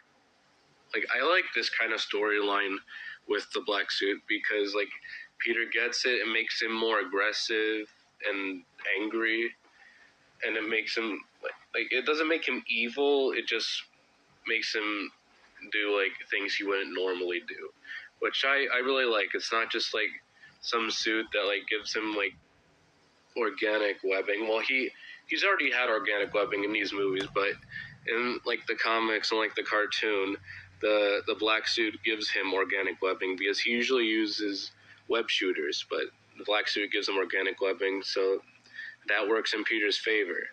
But also, the black suit makes him more powerful. But personally, I don't think it's worth it because, you know, it makes him lose his humanity. It makes him lose who he is, who his identity really is. Which I love a black suit story like that. That's just my opinion. I really do. So another scene I really liked was when Peter was going back to his apartment and Mr. Dickovich asks him for rent. And then Peter says, "You'll get your rent when you fix this damn door." That was just a really stupid and goofy scene. I just thought it was hilarious. It's like, "Give me rent." He still asks him for rent when Peter's annoyed. Like, come on, dude. So Peter asks Gwen to go out, like, to this club, specifically where Mary Jane works. I think he did that purposely, which is honestly kind of a dick move to do, but, you know, that's what happens when the symbiote takes over you. So, yeah, Peter doesn't want to leave, and then he gets up and goes on the piano and starts dancing and shit, which I thought was, yeah, like, come on, Peter, don't do that. But he did a dance for Gwen, and then MJ got upset, and Peter goes and tries to talk to her, and then I guess, like, he's bothering her a lot, and some security, and then he gets into a fight with them and pushes MJ away, and then I think that's when he realizes that there's something wrong, because she asks him, like, "Who are you?" Like, she doesn't know who he is anymore because of that black suit. And then he goes up to the church, like, on top of it in the black suit. And I think, yeah, that's when he realizes, like, there's something wrong. That he, like, because he would never act like that, like, but if he didn't have the black suit. So he goes into church where the bell is, and he tries to get rid of it by hitting the bell. Because apparently, yeah, so symbiotes don't like loud frequencies like that. So Peter tries to get it off, but I don't think he knew that's how you get the symbiote off. So he tries to get it off, and it works. I thought that was a really cool scene where he tries to get it off. Like, I still like the effects from that scene to this day. Like, the goo, like, it actually looks like goo, like a symbiote is supposed to look, which I appreciate. And coincidentally, Eddie Brock is also in there. And he wants something bad to happen to Peter because he ruined his reputation at the Daily Bugle. He stole Gwen away from him. And then he hears Peter screaming, and he sees the black goo come down after Peter took it off. and then it goes all over him, and that's when he becomes Venom, which I really like. But I feel like they could have done a little better with Venom's design, because like he looked kind of skinny. Like Venom's supposed to be this monstrous, bulky guy. I feel like if they made him a little more bulky, I would have liked the design. Like, because like in most of the comics and media, that's who he is. He's supposed to be this monstrous, bulky looking guy. He's supposed to be strong. If they made him a little more like that, I think I love the design of the costume. Don't get me wrong, but they just gotta put a little bit more muscle on him. Oh yeah, so this scene was way before that, but I'm gonna talk about it anyway. Where Peter, like in the black suit, fights Sandman. That's also a really good scene. Like I love the effects of the sand and Peter trying to fight him, like in the subway. I thought that was damn. He can never get away from fighting trains with like in like train stations or on trains, kind of, because he fought Doc Ock in the second movie on a train. Now he's fighting Sandman like in the subway, pretty much. Like, that's just crazy. But yeah, that was a really cool scene. And then like he punches Sandman all the way to the bottom, and like he like gets water on him, like he pulls that pipe, and that's the last we see of him for now. But I just wanted to talk about that part because I forgot, and I really like that scene. So anyway, Peter finally gets the black suit off of him, and he tries to apologize to Mr. Dickovich, for complaining about the door and stuff. And then he says like he should buy him like pizza sometime. That's how you can apologize. And he tries to figure out what to say to MJ. He's like, "You're a good woman. I'm a good man." That scene just gets me to this day. I don't know why I find that so funny. Like, Mr. Dickovich is just like a really good character. I'm pretty sure they just made him up in the movie. Like he's not an actual character in the comics. He's a really good, cool character. He's really funny. So now let's go to the part with MJ. She's still mad at Peter, and she goes in a taxi, and apparently it's Eddie that's driving it, and he kidnaps her, and he brings her to a construction site, and Peter sees on the TV, and he wants to make things right, so he puts on his Spider-Man suit once again, and he goes to Harry, because like now Harry has like a scar on his face from the bomb that Peter hit him with. Oh yeah, because of the fight scene that they had, which also was a really good scene, but that's besides the point. And like Peter like needs Harry because he can't fight them on his own, because Sandman and Venom are over there, and Peter can't fight two villains at once, so he needs Harry's help. But Harry is still mad at him and doesn't want to help. So in Spider-Man fashion, he swings over there, and everyone is cheering for him, which I thought was a really good scene to hype everyone up. Like that was a really cool scene. He swings up there into the construction site and tries to fight Sandman and Venom. So he tries to save MJ from the cab, and then Venom comes in, and then Eddie shows his face. And like what did Eddie do to himself? That's what Peter's thinking. And Eddie has all this vengeance and anger in him from what Peter's done to him, because he hates Spider-Man and Peter. Then when he figured out like they were the same person, that's when he knew like how to get to him, how to hurt him. So then they go into this big fight scene, which I really like, and then like he ties Peter up, and then MJ does something. She hits Venom with a cinder block. Yeah, so then they both fall down, and Venom was able to swing away on time, and then Peter falls in the sand, and then that's when Sandman comes in, and he's like this giant monster, which is really cool. And like Peter's not able to stop him, so then Venom like chokes Peter and like ties him up, and then like Sandman keeps hitting him, and which I thought was really cool that Harry actually came back to help Peter, and he threw a bomb at Sandman, and then they both fight together.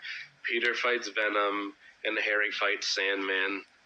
which is really cool. Like, I still love that scene to this day. It's just a really put together scene, which I love. So Harry was able to defeat Sandman, and then it's just Venom left that they need to defeat. And Venom just beats Peter. He beats Peter up. And then, like, he webs Peter up again. He tries to stab him, but then Harry steps in front of him and gets stabbed. So Peter didn't have to. I was upset. Like, I didn't know Harry was gonna die when I first saw that.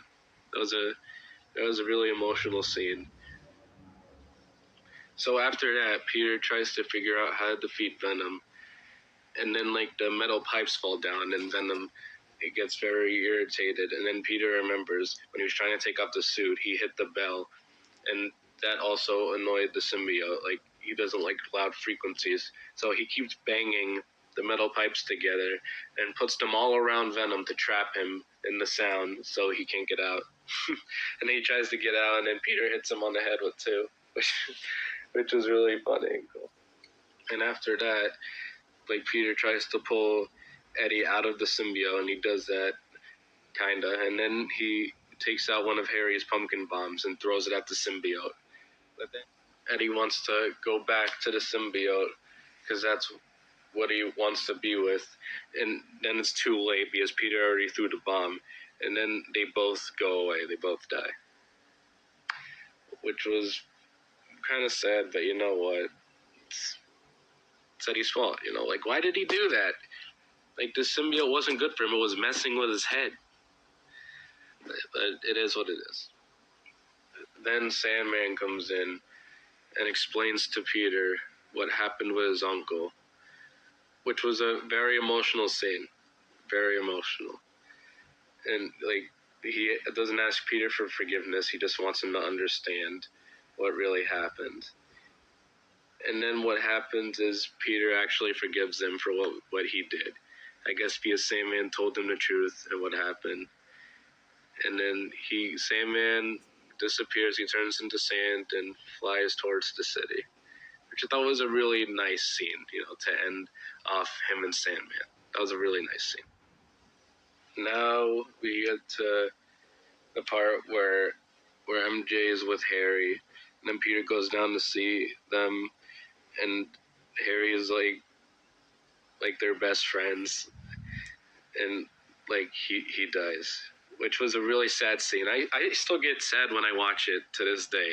Like, that scene gets me every time. It's such an emotional scene. Like, they like, I know, like, Harry tried to kill Peter and everything, but in the end they were really best friends because Harry came in for him. He came back even after what Peter did to him, and then they had a funeral for Harry, and then I guess Peter and MJ got together again. And yeah, that's Spider-Man 3. Overall, it's not the best Spider-Man movie, but it's also not the worst either.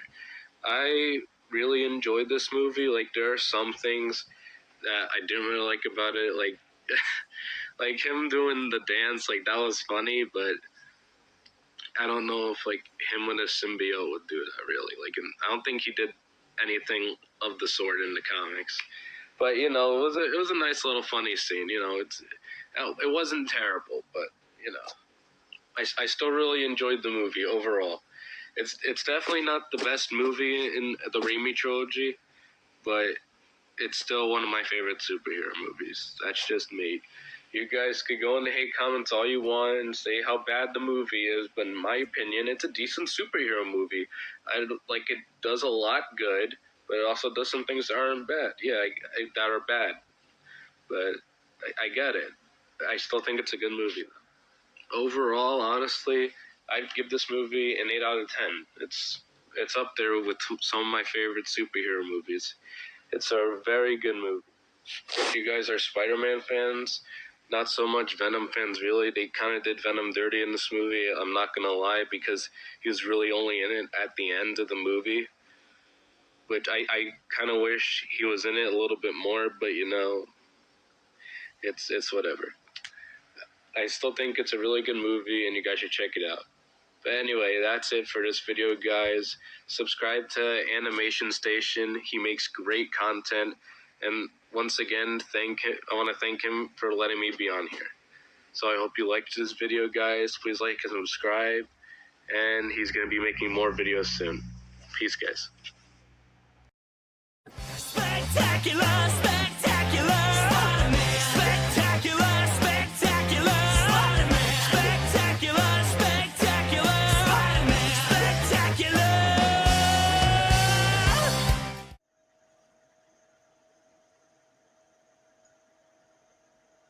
Yeah, this is a great movie. What's going on, guys? Welcome back to Animation Station. You know, it's that I just everything and everything animation. And some live action every now and then, including a certain webhead. Welcome back to Spider-Thon, and welcome to my review of Mark Webb's The Amazing Spider-Man, the second version of live-action Spider-Man, and the first one to not be connected in any way to the Tobey Maguire films. After Spider-Man 3 disappointed a lot of people, even though it did do pretty well at the box office, Sony decided to try and take things in a new direction. So they axed Sam Raimi's Spider-Man 4. Like, literally, they told him on set of that movie, which is a shame, but it's whatever.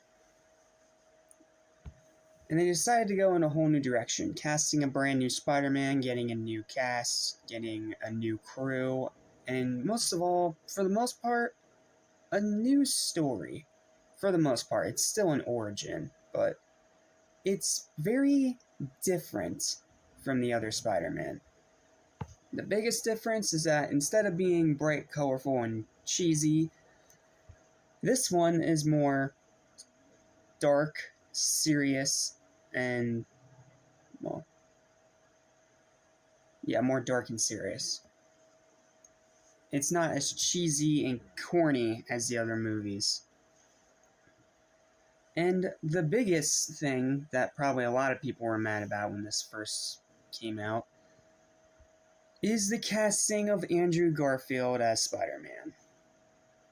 People have their opinions, and whenever a new generation of Spider-Man comes around, apparently all the other ones just get non-stop crapped on. Like, when the Tobey Maguire films came out, everyone was a fan. Well, not everyone, but you know what I mean, comic book fans. And then this one came out, people said this was the true Spider-Man and the other one was garbage. And then when we got the Tom Holland trilogy, they said this was peak Spider-Man and these are garbage. Well, I'm going to tell you right now, tomorrow's review is the only bad one. Heck, I don't even think any of these movies at this point fall below a 5, or heck, even a 7. Like, I really like most of these movies, aside from the one that we have to talk about next time. That's the only one that I absolutely do not like and will not defend. But for now, let's talk about this movie. This one was a first-time watch for me after hearing so many mixed things about it. Some people say it's great, some people say it's terrible, some people say it's refreshing, and other people say it's by the numbers and boring. I fall on the fence. Well, I fall on the side of the fence of the people that say this movie's amazing. Yeah, I love this one. I think this is a really great retelling and reimagining of Spider-Man that tries to be a bit more accurate to the comics by having actual web shooters instead of organic web, and a more dark, serious tone. And I don't think a dark, serious tone was a bad idea at the time. I mean, you have to remember, this came out, 4 years after The Dark Knight blew the doors down on pretty much everything? Like, Dark Knight and Iron Man came out 4 years before this, in 2008, and it pretty much kicked the door down for comic book movies to start, trying to be more serious, instead of, the campy stuff from the old days. And you'd think that'd be something that pisses me off, but when it's executed well, I'm going to give it a bit of a pass. And this one I'm absolutely going to give a pass because it's a completely new telling, it's a completely new vision that takes little to nothing from the Tobey Maguire films. It's its own unique thing, and that's the thing that I love about it the most. It's not trying to be a rehash, it's not trying to be a copy of anything. It's just trying to be a standalone Spider-Man movie with a much darker tone, and I feel like this is that movie that absolutely nails it. Let's start with Andrew Garfield as Spider-Man. I do not care what some of the naysayers say. As much as I love Tobey, Andrew is also a great Spider-Man for a different reason. Tobey was great at, being goofy, cheesy, kid-friendly, and off the wall. And then this Spider-Man, he's more downtone, he's more serious, and he's somewhat more realistic. Like, even as Peter Parker, I kind of bought him more. Like, yes, he was 29 when he did this movie, I know, but I still bought him as a teenager. He had that really young look to him, and it kind of really fit the vibe more. And sure, I can see some of the arguments like, okay, why would anyone bully this guy? He's a good-looking guy with a lot of hair gel and knows how to skateboard. Because sometimes even the people you don't think will get picked on anyway. And I kind of like how this movie puts a spotlight on that. I also like how Andrew's Spider-Man is a bit more awkward. Like, he doesn't quite know what to say half the time, as he's trying to figure out, well, the mystery of his father, and how it connects to Oscorp, and, well, later on, trying to adapt to these new powers he gets after that spider bites him.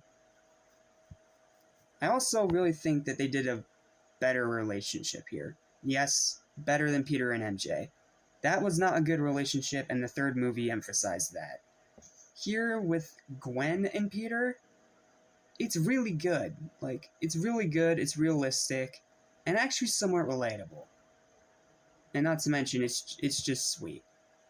It's just a sweet relationship. And when Peter reveals to Gwen that he is Spider-Man, to quote Nostalgia Critic, it's a pretty hot reveal. Like, she's about to turn away, he doesn't know how to say it, so he just thinks to himself, grabs her with his web, and spins her back over to him. Like, that's a unique way to do it. I also like this movie's darker color palette, I like its darker tone, and I'm gonna get a lot of hate for this, but this is my opinion. I think that this should have been Andrew's definitive suit. I don't hate the one from Amazing Spider-Man that transitions into No Way Home. Like, I don't hate the Amazing Spider-Man 2 suit. I can understand why they went back to that classic look. I can understand that. But the thing I like about this suit is that it's not the classic look. It's something different. The super dark red, the dark blue, that's also reflective. The eyes having a yellow lens instead of a white lens because they're made out of shade lenses.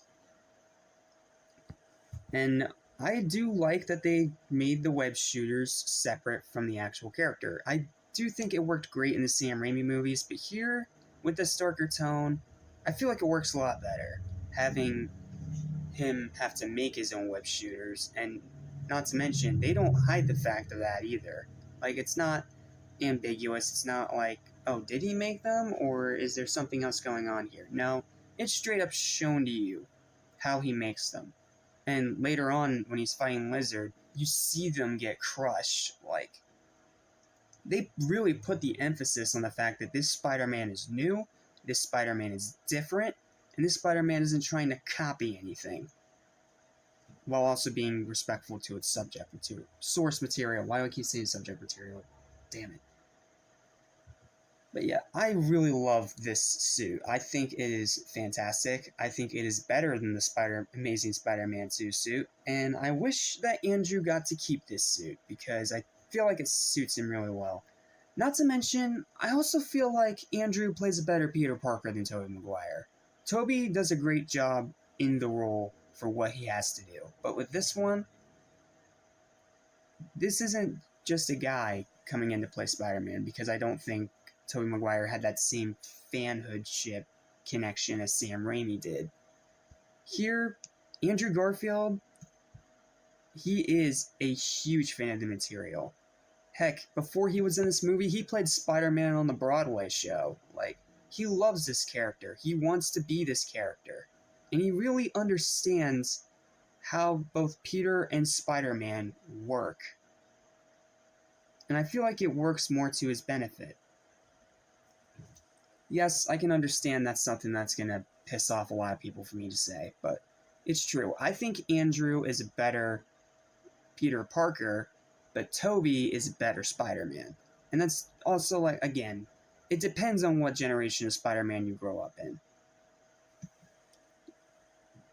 I also feel like it was cool that they tried to give the dad in this movie a bit more of an emphasis in how he connects with hunting down Spider-Man, because, well, unfortunately we don't get J. Jonah Jameson in this movie, which is, yeah, that's a huge bummer. I do like his arc. How he thinks that Spider-Man's a criminal, just like the rest of them, and needs to be put behind bars. But then later on, when he finds out that it is Peter, and realizes that he was right about the lizard after he tried to tell him in his office, like, you see him transition, you see him make that arc. Yes, I am a bit miffed that he's the one that made him keep Gwen out of it at the end, but that's resolved in the next movie pretty quick, so I'm not really going to hold this movie against that. Not to mention, the movie itself is just really well done. Like, the directing is great, the cinematography is great, the action is great, the effects are way better than they were in Spider-Man 1. Like, come on, guys, let's all be honest. Those effects, aside from the web sling scenes, are dated and bad, okay? Can we all at least agree on that? I'm a Tobey fanboy, but I have my standards still. And here, with this, I feel like these effects are kind of on the same level as Spider-Man 2.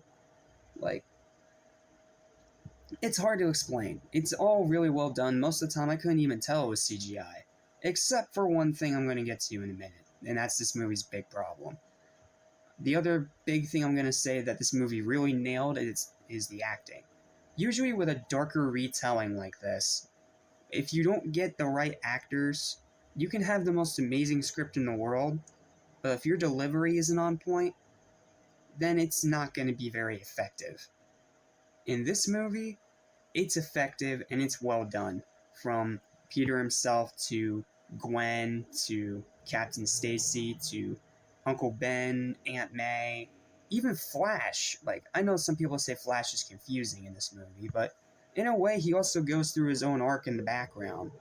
Like, we don't see a lot of him. Like, we see one scene where he's bullying a kid and gives Peter a good punch in the mouth. Then we see another scene where Peter humiliates him after he figures out his spider powers.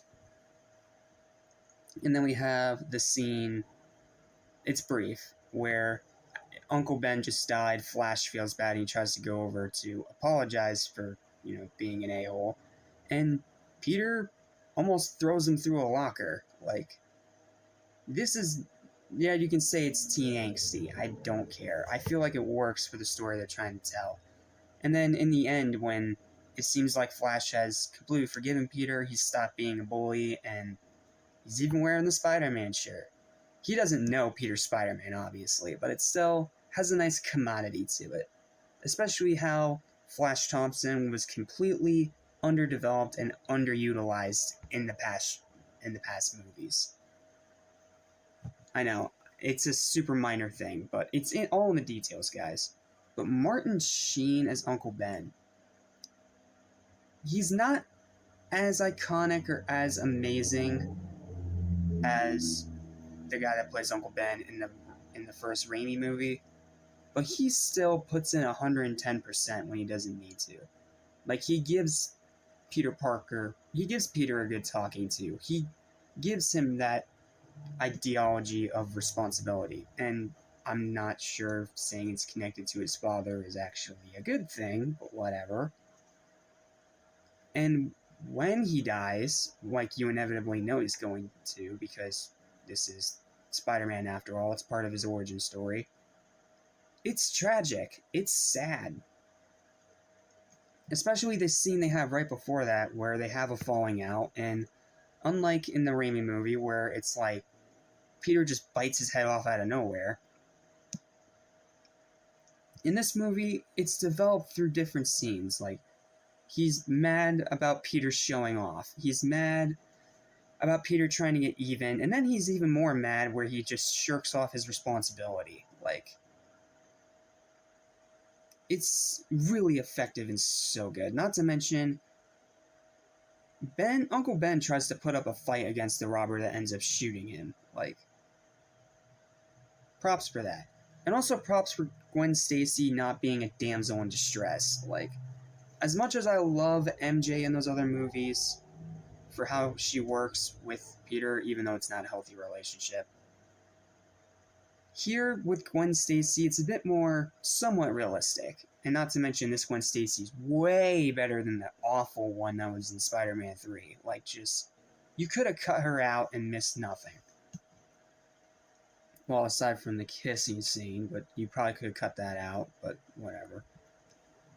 This Gwen Stacy, played by Emma Stone, is excellent. Like, she's really good. Not only is she faithful to her comic version, but she is not a damsel. She does not allow herself to be captured. Like, when she sees Spider-Man in trouble, she grabs a trophy out of the trophy case and smacks Lizard over the head with it. Or another later scene where she's trying to get the antidote, she has to hide in this little closet area.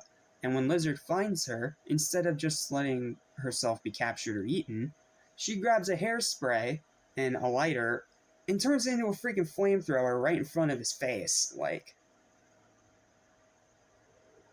clearly everything was done better in those other movies. Like, come on, guys. Even if you are a huge fan of the Raimi movies just like me, you cannot deny that that was a really nice change of pace. Just saying. So I have so many things to praise this movie for. Oh, another thing I want to praise this movie for real quick is the scene where it's on the bridge and he has to save this kid. Now he could just, get in there, pull him out, and up you go. But it's more developed than that because the kid's scared and Spider-Man sees the kid's scared, so he literally takes off his mask, lets the kid wear it, and helps him out of the burning car before it falls into the ocean. Like, that's an effective scene that really gets to the point of Spider-Man.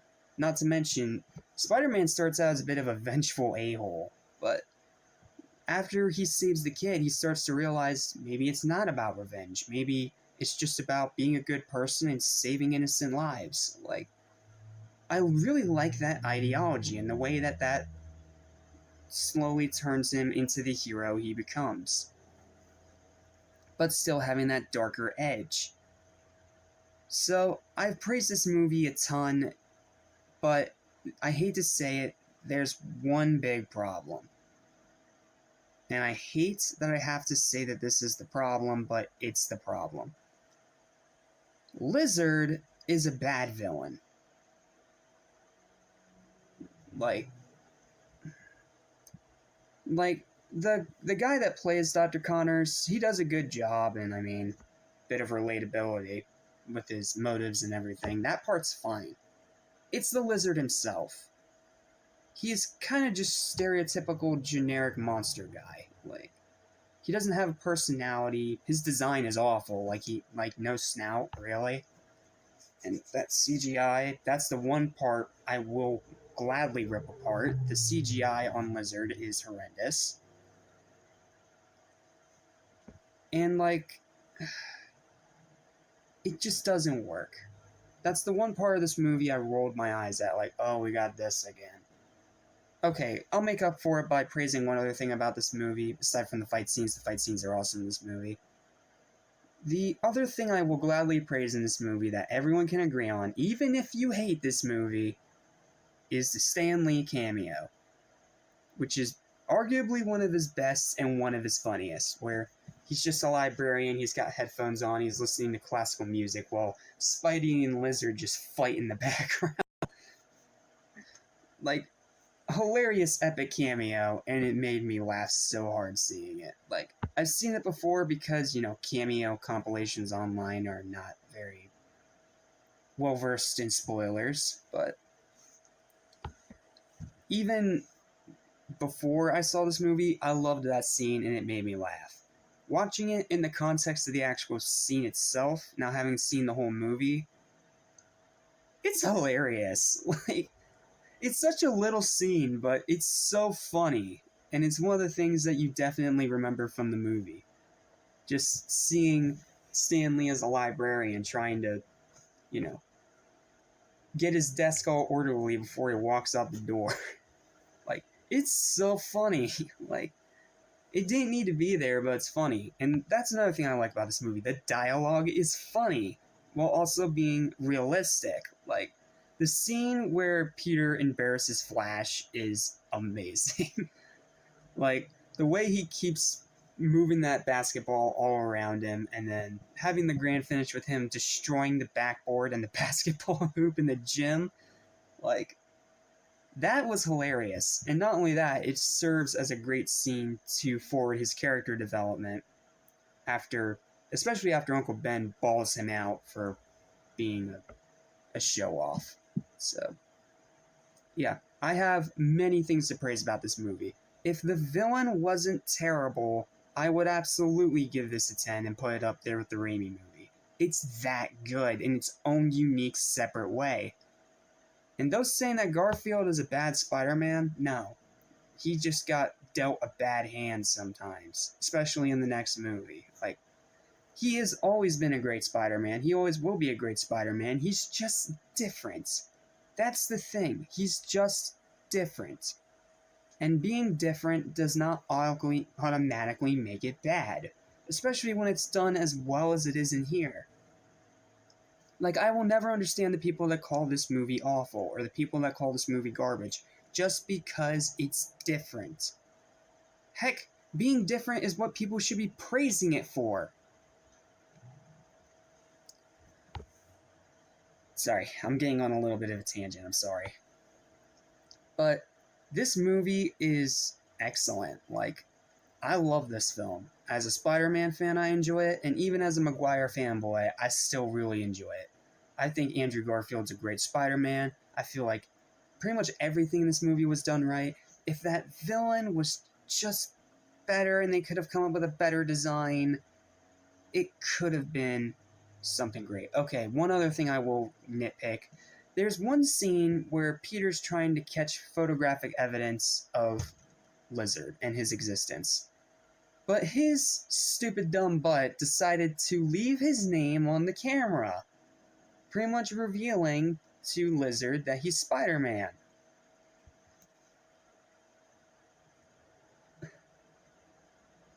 That is beyond dumb.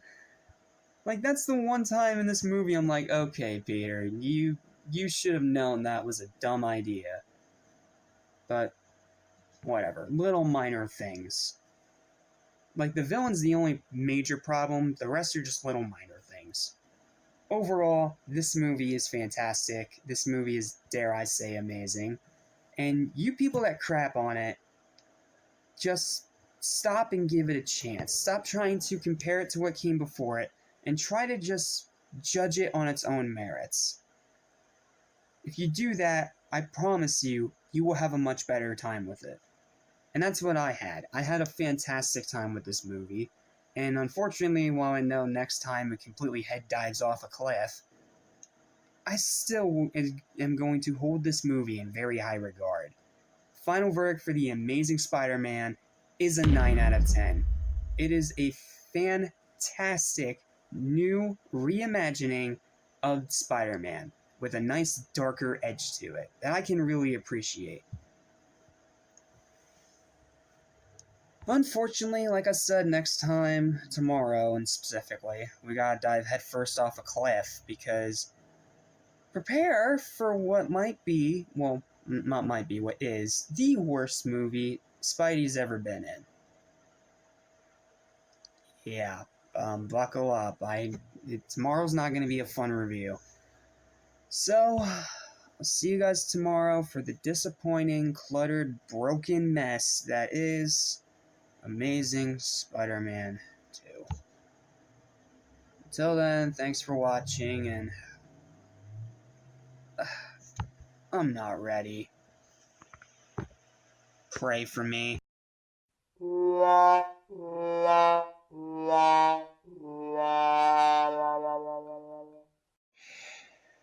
I have to? Can I not just skip it and move on?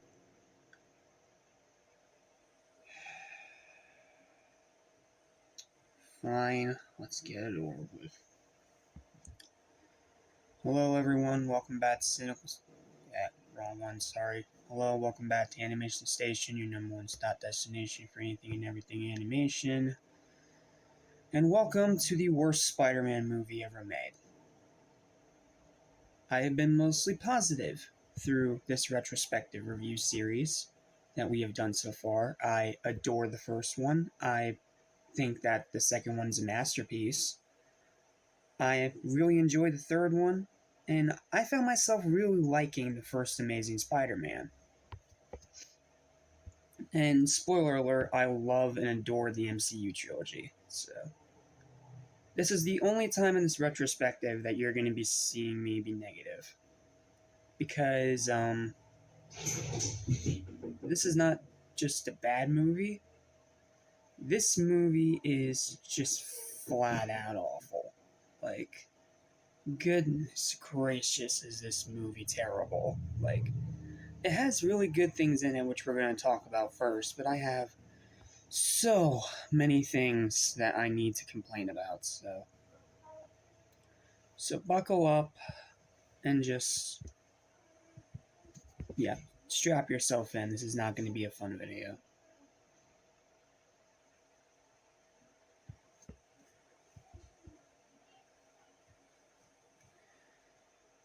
Let's start with the good stuff, because there is definitely some. Andrew Garfield's still a great Spider-Man. The spider suit, while I still prefer the first one personally, is still really good.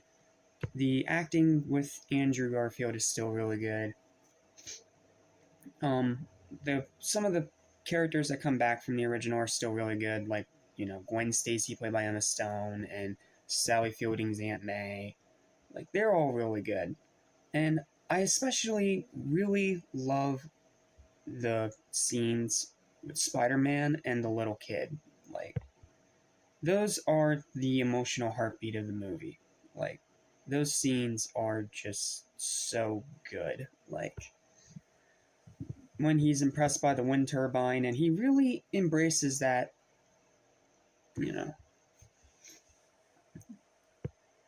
about standing up for the little guy, pretty much, as Ant-Man would say. Like, those scenes are really nice. The scene where he's helping a kid when he's getting bullied, when he compliments him for his wind turbine, he walks him home, which is just sweet. And the ending, as stupid as it is, where the kid tries to stand up to Rhino, and then the real Spider-Man returns. Like, it's all really good. Like, those scenes are really good and really great. I love those scenes. I love the scenes with Andrew and Emma. I love those scenes. I love the romance, which is actually pretty well done. And the directing from Mark Webb is still decent. And then the biggest pro of this entire movie, as brief as they are, the swinging scenes, where it really does feel like you're swinging through the air as Spider-Man. Like, those scenes are fantastic. Like, those scenes are great. And that's where the positives stop. You have a good romance, good performances from the main two leads. You have a great swing scene, really good costume design for Spider-Man specifically. And the scenes with the kid. That's it. Now let's dive into every single way this movie decided to head dive first off a cliff. Like, oh man. Where do I start? Let's start with the two elephants in the room. Jamie Foxx's Electro and Dane DeHaan's Green Goblin. Let's do Electro first. I don't think his design is that bad. Like, having him blue with the bright blue irises with a whole black pupil. Like, I like the design enough, it's fine. But then later on, they give him a suit, and the suit is absolute abysmal garbage. To quote Nostalgia Critic, you look like the Fantastic Four member they hide behind Thing. Like, it is a weak suit, it is a terrible suit, and it's a garbage suit. Then there's Dane DeHaan's Green Goblin / Harry Osborn. He's awful in this. His acting is abysmal. The Green Goblin design is god awful. Like, whoever came up with that design needs to be fired. And the way that Green Goblin doesn't come in until the very end of the movie, just to do that famous scene from the comic books, no.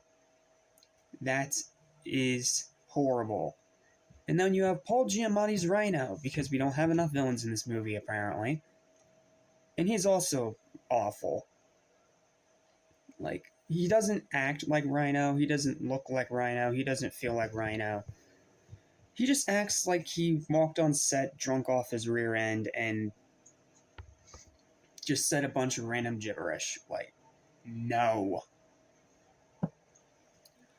And then the final fight scene with Electro is trash. Felicia Hardy's cat, Black Cat, is pretty much entirely pointless, even though she doesn't become Black Cat. But we all know who Felicia Hardy is. We're not stupid. And then we get yet another villain introduced with some random old asshole in a suit taking over Oscorp and trying to kick out Harry Osborn. That was stupid. And then let's get to the movie's biggest problem, the writing. The writing in this movie is trash. Like, it's bad. It is written by the same douchebags that wrote the awful Transformers films. Yes, the same ones.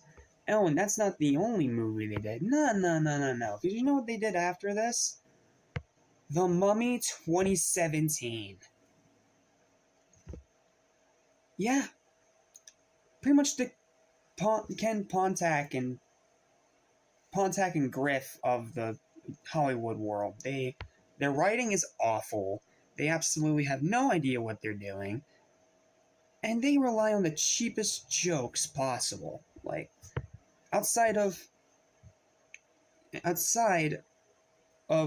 Peter and Gwen's relationship, all the other writing in this movie is awful. From the forced spy crap, to the many villains that don't need to be here, to the way everything plays out in the end.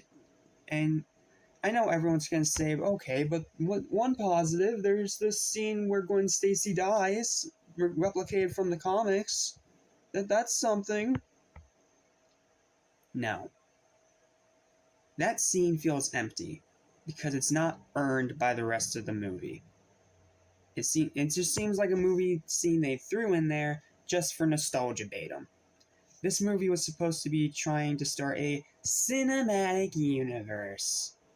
But Sony didn't learn their lesson from Spider-Man 3 and just jammed in as much stupid crap as possible. It is pathetically bad. Like, ugh. And then, the way the movie ends, yes, the scene with the kid is nice, I'll give it that. But then, we don't get to see him fight the actual Rhino in the Rhino suit, which, by the way, the Rhino suit sucks, too. Like, trash suit. And then the fights, oh man, some of the fights are okay, like the one scene with Spidey and Electro in the middle of Times Square, that fight's okay, I can give that one a pass. But the fight with Green Goblin's awful, the final battle with Electro is awful, the fight with Rhino just doesn't even happen in the movie. And then you throw in the spy stuff, and trying to jam in so many things as possible just so you can focus on getting more movies off the ground rather than make a good movie that stands on its own. That's what Amazing Spider-Man 2 is. It is a miserable, cluttered, broken failure.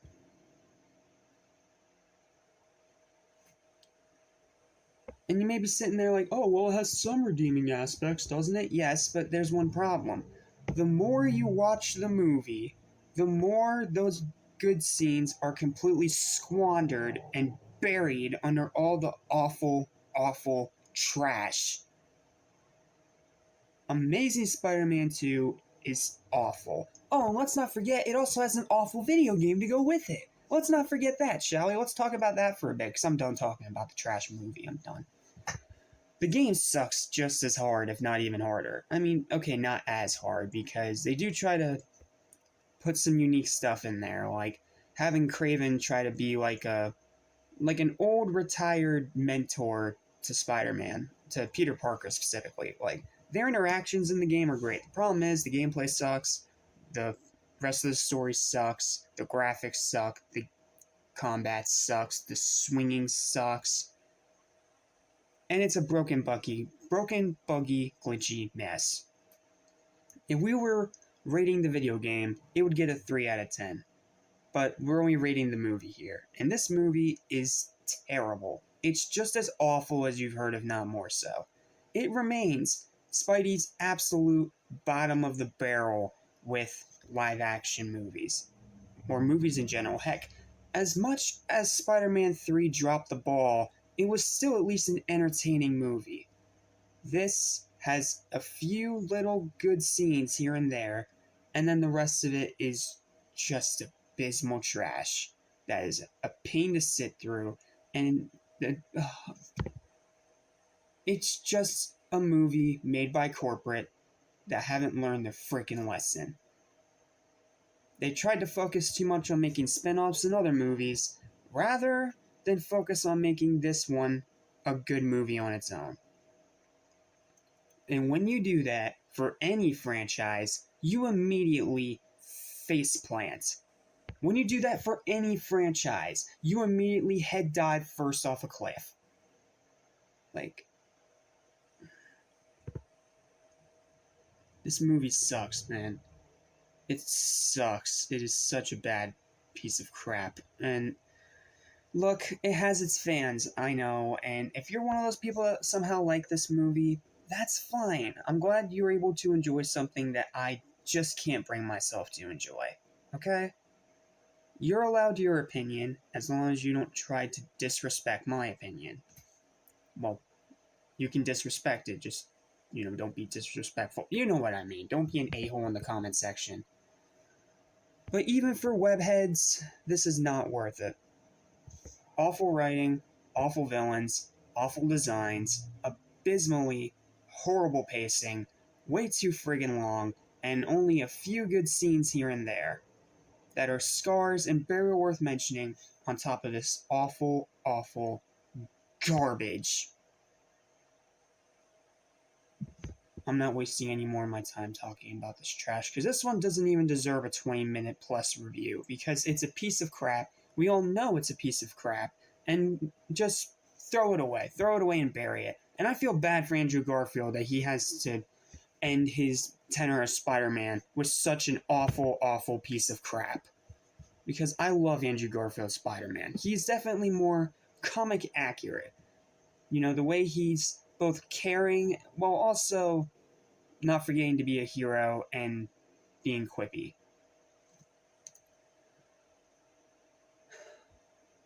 But this movie just completely screwed the pooch for everybody. And it's the movie that finally convinced Sony to just hand the rights over to the MCU, because they clearly can't do anything right anymore. Unless you're Spider-Verse, but that won't come out for another, 4 or 5 years after this disaster? So, yeah, this movie is an abysmal garbage pile mess, and even if you're a webhead, don't bother watching it. Just watch the first Amazing Spider-Man and pretend this god-awful crap doesn't exist. Watch the few scenes that I've mentioned on YouTube by itself, and don't watch the rest of the movie. It's not worth your time. It is an abysmal dumpster fire that needs to just be buried or incinerated with a flamethrower. Final verdict for Amazing Spider-Man 2. I'm bouncing between a 2 and a 3 here because I want to give credit for some of those scenes, but it's just so much awful, abysmal garbage, I can't justify it. Okay. It's a 2.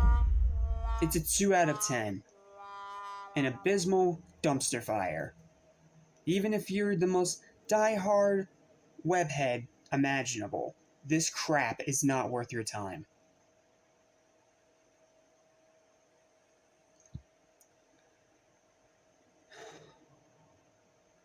And sure, maybe it looks a little bit in retrospect because of No Way Home continuing the story of Andrew Garfield's Spider-Man after Gwen Stacy's death, and Jamie Foxx's Electro, who does get a nice redemption.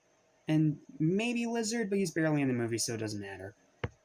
But even with that retrospective, it still sucks.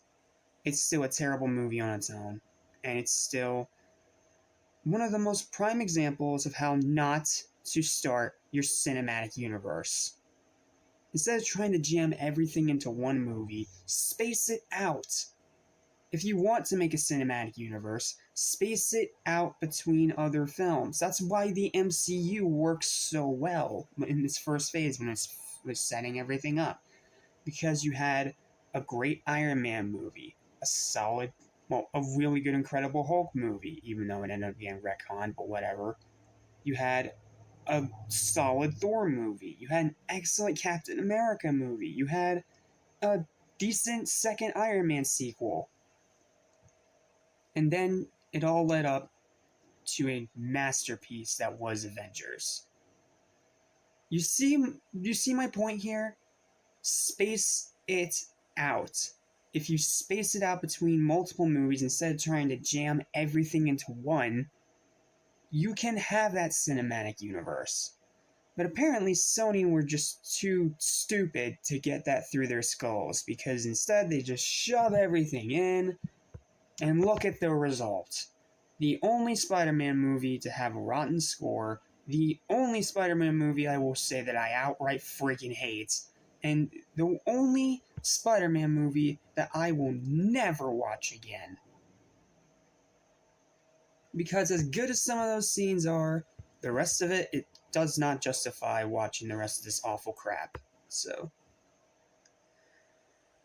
yep, that's it. Thank you guys so much for watching. Remember to like, share, and subscribe. I'm glad I never have to talk about and or watch this piece of crap ever again. And I'll see you guys next time for much more positive ventures once again, because we're going to talk about the MCU Spider-Man trilogy next. So, join me next time for the excellent reset that was Spider-Man Homecoming. Spectacular, spectacular, Spider-Man. Spectacular, spectacular, Spider-Man. Spectacular, spectacular, Spider-Man. Spectacular.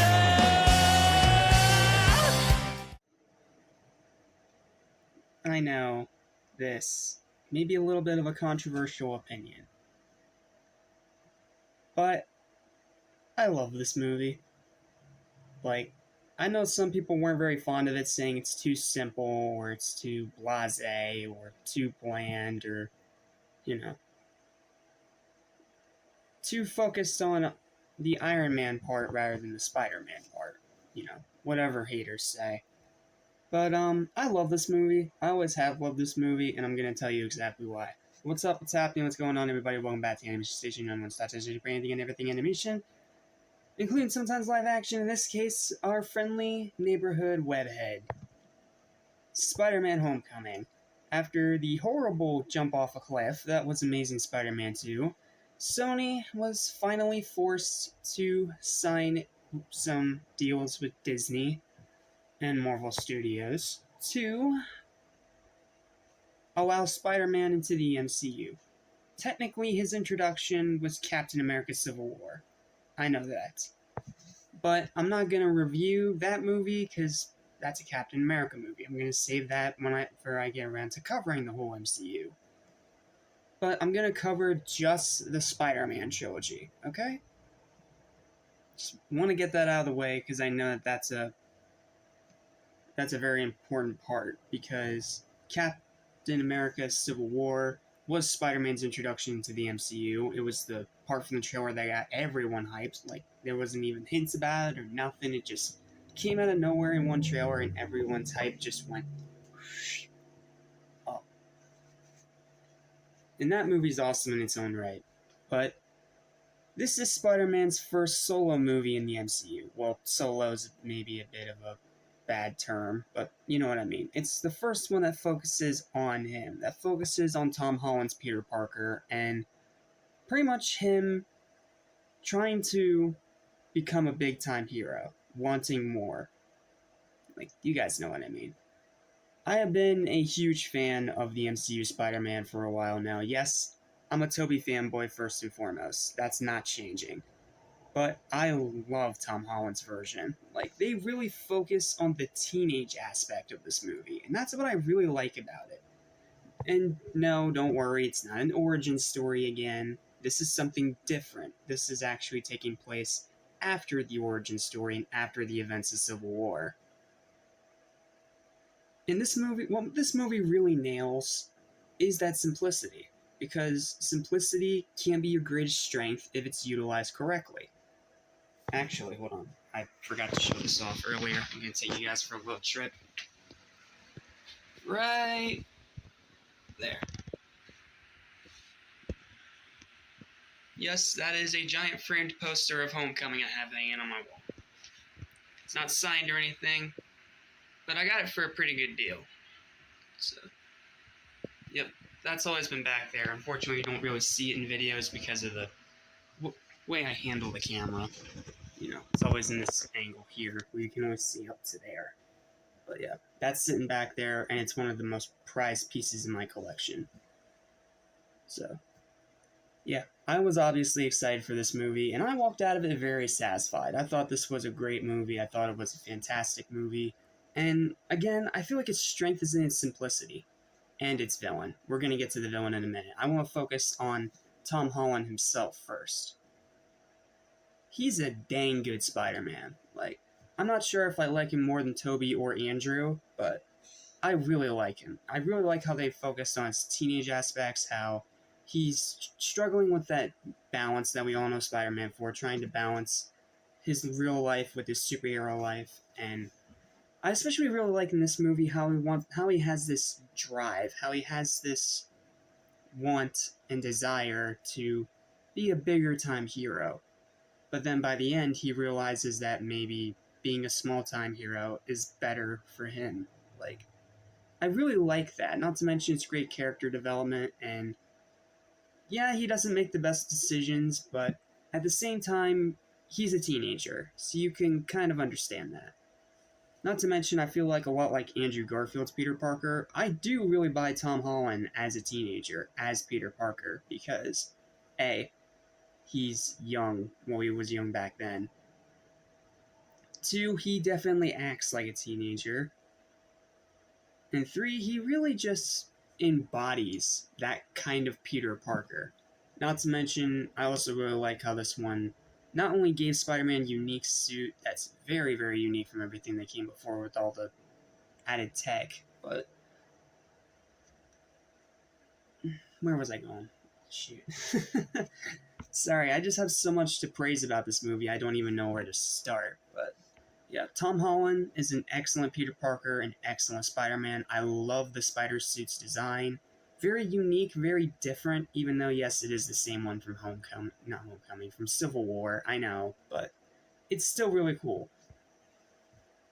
And I also really like the dialogue in this movie. It doesn't have, like, angstiness to it. Like, it doesn't have that gritty adult edge that, you know, Andrew Garfield's Spider-Man had. But I feel like that's also kind of to the benefit, because while this movie is definitely very uptone most of the time and quite silly, it's not afraid to have some dark moments. And I feel like that's what really makes this movie work. They double down on the high school aspects, which is great. They double down the teenage stuff. The dialogue's really good. All the characters are actually quite likable. And you can see how some of them transition throughout the movie. But let's be honest, the biggest reason why this movie is as great as it is because of that villain. Vulture, played by Michael Keaton. Yes, the definitive live-action Batman is playing the villain. and it's just as amazing as you'd expect it to be. Like, at first when I heard this casting, I'm like, wait a minute, a Batman actor is going to be in a Spider-Man movie as the villain? How are they going to make that work? Well, because he's a multi-layered villain. He's not your typical MCU villain that's, bad for the sake of being bad. Like, he has a reason, he has a drive, he has a motivation, and he's very complex in his character, and his motivations are also kind of understandable. He's trying to provide for his family and also take a stand against the rich people that just coast by while he has to work as hard as he can day in and day out to provide for his family and to stay alive, pretty much. Like, it's dark, but it's not super dark. It's not like drastically obnoxiously dark. Like, I really like Adrian Toomes in this movie, and at first when I thought Vulture was going to be the villain, I'm sitting there rolling my eyes like, Vulture? Really? Out of all the villains you could have picked, you picked Vulture? But they nailed it. Like, he's such a great Vulture, he's such a great villain, and he's just an all-around really cool character. Michael Keaton absolutely nailed it. And not to mention, he sold being villainous when he needed to be. Like, that was my biggest fear. I was afraid that I would be like, okay, he's going to try to act villainous, it's not going to work, and I'm going to keep having images of Batman in my head. But no, he really blends into this role to the point where he doesn't act anything like he does as Batman. He's not a hero. He's not trying to, save the world or anything like that. He's just trying to provide for his family in the only way he knows how, by salvaging ancient tech. Well, alien tech, but you know what I mean. And I know a lot of people say that having Tony Stark in this movie is definitely a bit of a problem, because it definitely feels like it's not focusing on Spider-Man. Well, yes, Tony Stark is in it, and he's in it very prominently, but he plays a mentor role. And I feel like as a mentor, he's pretty good. Like, he works to help also develop Peter's character, despite the fact that Peter, goes against his word for most of the movie. But it works out. And in the end, in that scene where it turns out it was all a test, like, that was really smart. And not to mention, the way he develops Peter's character, it's really cool. Yes, I know a lot of people say, well, okay, then it's Tony Stark Jr. No. Peter is still Peter. He just has a little bit of help, unlike he does in the other movies. Which I think is a nice change of pace and really, makes this one unique. Not to mention, I love Tony and Peter's dynamic of the mentor and student. Even though the student can be a bit brash and arrogant, the mentor is giving him tough love. Much needed tough love at that. Not to mention, the writing's really good, and this is really funny. Like, the movie's dialogue is funny. Like, almost every single line that came out of Peter's mouth, that came out of Ned's mouth, that came out of MJ's mouth, like, I was laughing. Like, it's really good dialogue that really fits the tone. And before you say, okay, then it's being too cheesy. No, cheesiness has always been a part of Spider-Man. Like, even in the Andrew Garfield movie, there was some cheesiness. So, cheese is always going to be a part of Spider-Man's cinematic DNA. So, I didn't mind that. And I actually kind of liked how goofy and over the top it was. Not to mention, this Spider-Man feels a bit more comic accurate than even to Andrew Garfield. It's not just because he goes back to the red and blue suit, but also because, again, it's not organic webbing. It's web shooters again. And again, just like in Amazing Spider-Man, they do a great job highlighting that fact and the way it plays out in a few scenes where you can see, like, him popping out web cartridges or having this secret stash under a whole bunch of lockers in his school where he puts all his web fluid that he secretly makes in chemistry class. Like, it's all really unique and interesting. And then the action's really good. Like, this movie's really hard to explain. Like, it's just a movie that works and is very entertaining, very funny, and just all around a lot of fun to watch. With a great villain, great writing, a cool spider suit, excellent performances, fantastic action, and a simple but very strong story. That's really the fastest and most easiest way I can explain to you why this movie is so good. Not to mention the things that happen in the background. Like, this is the movie where we say goodbye to the Avengers Tower that's been there since the 2012 movie, and we go all the way to the new place that pops up in Age of Ultron. I believe it was Age of Ultron? No, not Age of Ultron. Oh wait, no, it is in Age of Ultron. Well, the place we started to see in Age of Ultron, but it wasn't like the actual Avengers hideout yet. You know what I mean. That little thing that hides in the background. That's what's so great about this movie. Because it keeps the main focus on Peter Parker, on Spider-Man, but it keeps moving around little things in the background.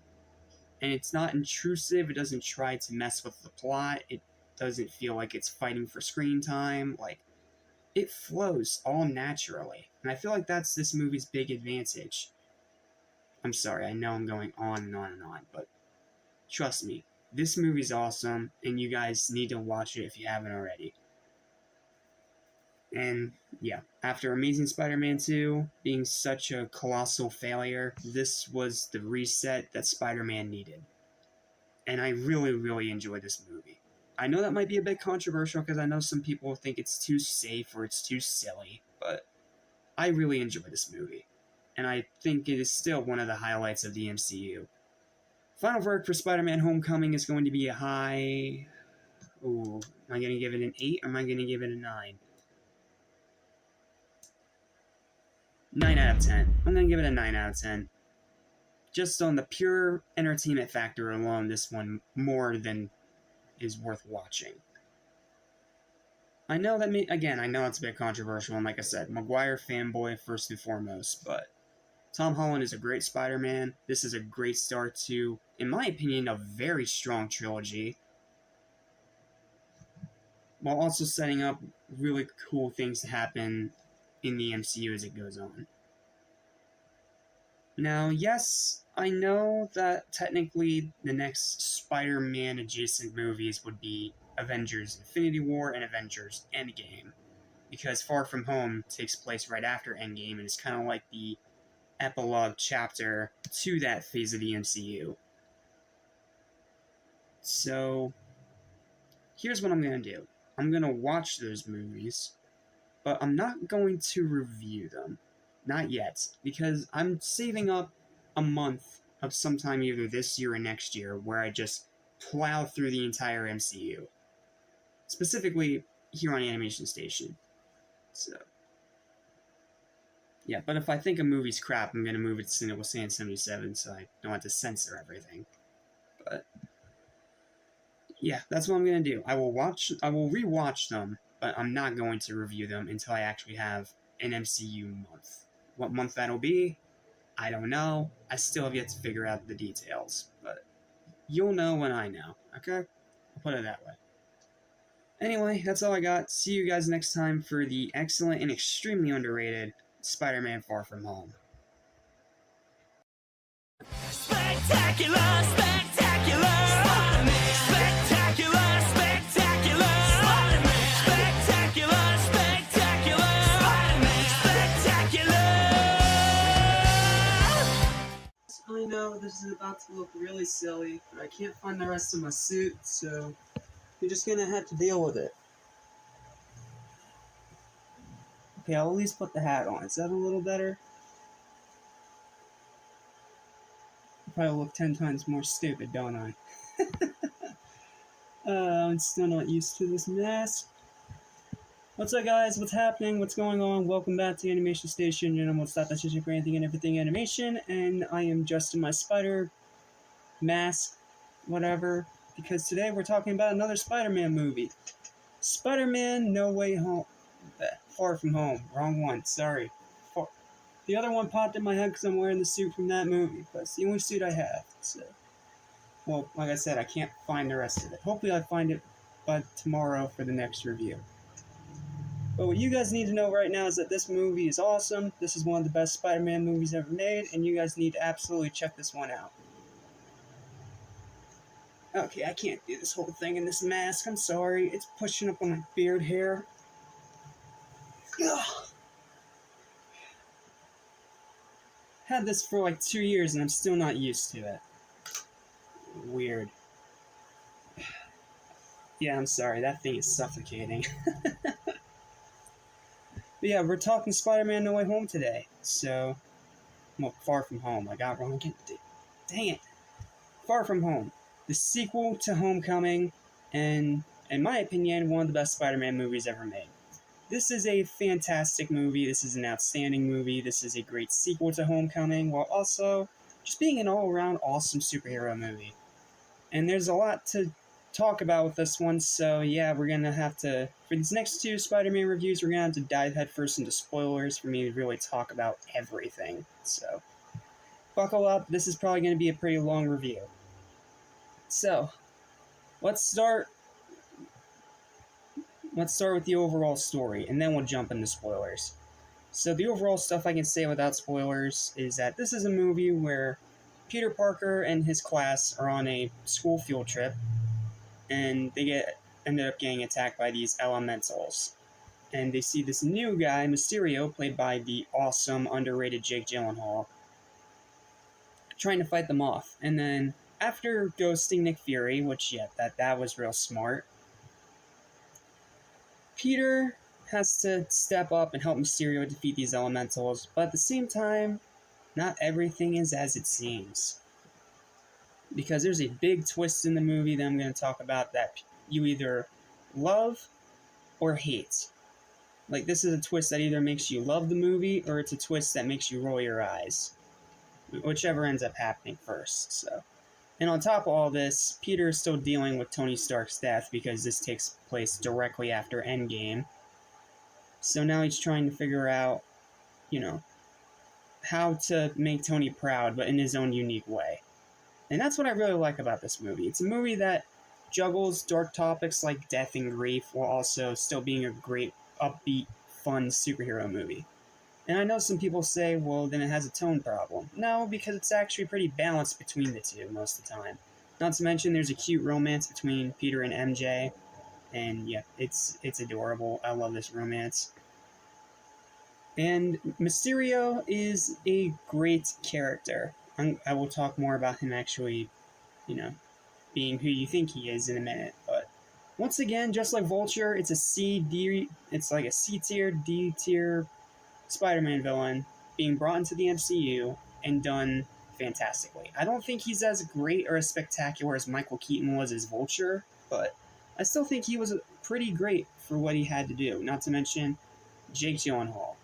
This guy does not get nearly the amount of credit he deserves, and the fact that he still, to this day, does not have an Oscar is a crime against humanity. Like, seriously, he is absolutely fantastic. And don't worry, I will put this back on when we get to Final Verdict, but for now, I want to breathe, okay? So, they're going through all these different places, and what's cool about this movie is that it's a huge change in setting from the first movie. The first movie, most of the time, it was, in New York City, where Spider-Man's stomping grounds, pretty much. But in this movie, we go to Venice, we go to London, we go to a bunch of different places. And it really helps with the variety of the locations and some pretty cool places that they choose. Not to mention it takes the story in wildly different directions that are actually pretty unexpected. And the fights are still really good in this, the elementals are cool, Mysterio's suit design is really cool, and this might be Tom Holland's best suit. Not the Iron Spider suit, that one's just okay. I'm talking more about the suit he makes later on, the red and black suit. I really like this one, not only because A, it is an homage to Amazing Fantasy number 15, that classic comic book cover where Spider-Man is wearing red and black and has web wings, that classic iconic cover that pretty much created Spider-Man. But also because it doesn't have all the super duper high tech of the Stark suit. Like, this is a very unique and interesting suit that really just stands out because it's red and black, because it's comic accurate. well, to the original comics, but you know what I mean. It's just a real, all around really good movie, and not to mention, since Stan Lee sadly passed away between Infinity War and Endgame, this movie is dedicated to his memory because this is arguably the most iconic character he created out of the entire Marvelverse, which, yeah, that's saying a lot, but that's the easiest way I can try to explain it. So yeah, that was a really nice little touch, and okay. Then the writing's pretty good, the dialogue's pretty good, it's still upbeat and really funny most of the time, like, just like Homecoming, it has that great charm and hilarity to it. And I also like how they tried to up the scale. I think having Nick Fury in here, Nick Fury, I'll talk about that later, but having him in here is good. Seeing Maria Hill again is cool, even though she doesn't get to do much, but whatever. She's always been a side character, even in the original Avengers. I'm getting off topic. Point is, this is a fantastic Spider-Man movie that I pretty much have no complaints with. Like, I really liked it. I liked how all the characters were developing. I like how it continued off of MC. What is on my ceiling? Oh, it's not the ceiling, it's my phone. I'm sorry. Like, the characters are developing, the entire universe is still moving forward, and it's literally the movie that takes place after the blip, as they call it. And yes, I wish they could have chose a less cliche song for that opening memoriam, but whatever. But I also really like how it deals with death, it deals with grief, and of course, it's the first appearance in live action of the Marvel Zombies.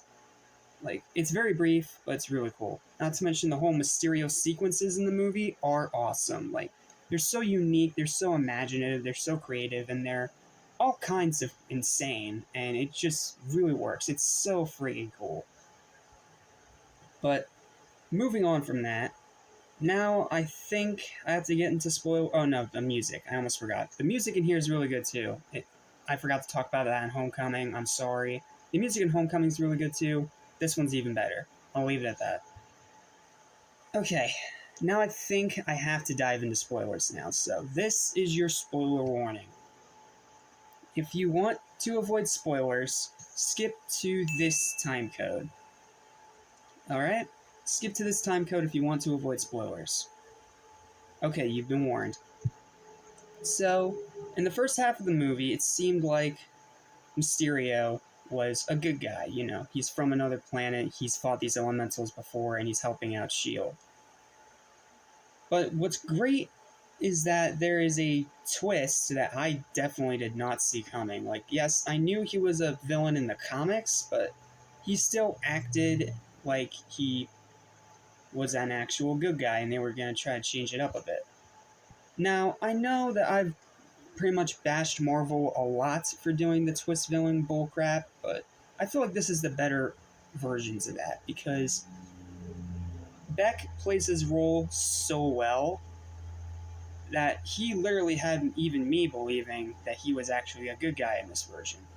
Nope, it was all an illusion. Not to mention, I really like the way that whole reveal ties back into, like, the first Iron Man and all these other miscellaneous side characters that have been seen in the background throughout these movies are all part of Beck's crew, and they all have this plan, you know, to pretty much make Mysterio look like a hero and tie up any loose ends, as he calls them. As in, he's literally willing to kill anyone that tries to, you know, expose his lie. And again, Jake Gyllenhaal does an amazing job acting in this movie. Like, he has always been an underrated actor. I have always championed the hell out of the guy, and here's arguably one of his best performances, having to balance between pretending to be a hero while also being a malicious evil villain. Like, he does an amazing job flip-flopping back and forth, specifically in that final act. And not to mention that final reveal for the post-credit scene at the end of the movie. Oh man. Mid-credit scene. Not post, sorry. Mid. I forgot there was a difference.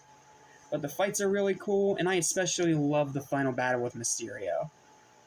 Because while the final battle against Vulture in Homecoming was okay, it worked for the story purposes, it wasn't really memorable per se. there was some cool parts in it, and I do like how Spider-Man actually saved the villain from, being incinerated. But at the same time, it just wasn't very eventful. Here, though, it's very eventful. Not not to mention you have that whole sequence beforehand where Mysterio lures Spider-Man into a trap, and we get one of the most wild and crazy vision sequences of pretty much any movie ever. Like, those sequences that are visions and not actually happening, but they're so unique and creative with it that you don't care. That's this part in particular. Like, they go crazy with the visuals. You have a million Spider-Man jumping on top of the other Spider-Man. You get a nice cameo of that homemade suit from Homecoming. You get, again, Zombie Iron Man. That was a really creepy visual I didn't think they would actually be able to get away with. Like, it all just works, and it's so well done. Like, I love the Mysterio sequences in the movie, and I especially love how Peter finally starts to get in tune with his spider sense, or Peter Tingle, as Happy and Aunt May call it. It's just all really good and really well executed. Like, it's just so good. I love that so much. It's so cool, so well done, and that final battle is far greater than it has any right to be. Not to mention, this is another progression of the story where Peter loses more and more of that tech, which then leads into No Way Home, where he has to pretty much go back to basics. That's what's great about this trilogy. Like, at first you think, oh, it's going to be campy, goofy silliness, while also having a tiny bit of a dark edge to it. Well, now that we have the full vision in front of us with all three of these movies, now you can see the masterful progression there was between Spider-Man having all the tech in the world, then having little to no tech, and then at the end of No Way Home, he's back to basics. He's on his own. Like, it's all really unique and very well done, and this middle chapter does a great job being a middle chapter while also not being exposition heavy. Like, there's a lot of exposition in here, but it's delivered in a way where you're not bored, let me put it that way. And again, I love the red and black suit. Like, I love that for the movie that's dedicated to the memory of Stan Lee and Steve Ditko, which at this point I think both of them passed away at that point, to have it red and black to call back to Amazing Fantasy number 15. Like, that was such a sweet touch, and the suit itself just looks cool. Like, I really like it.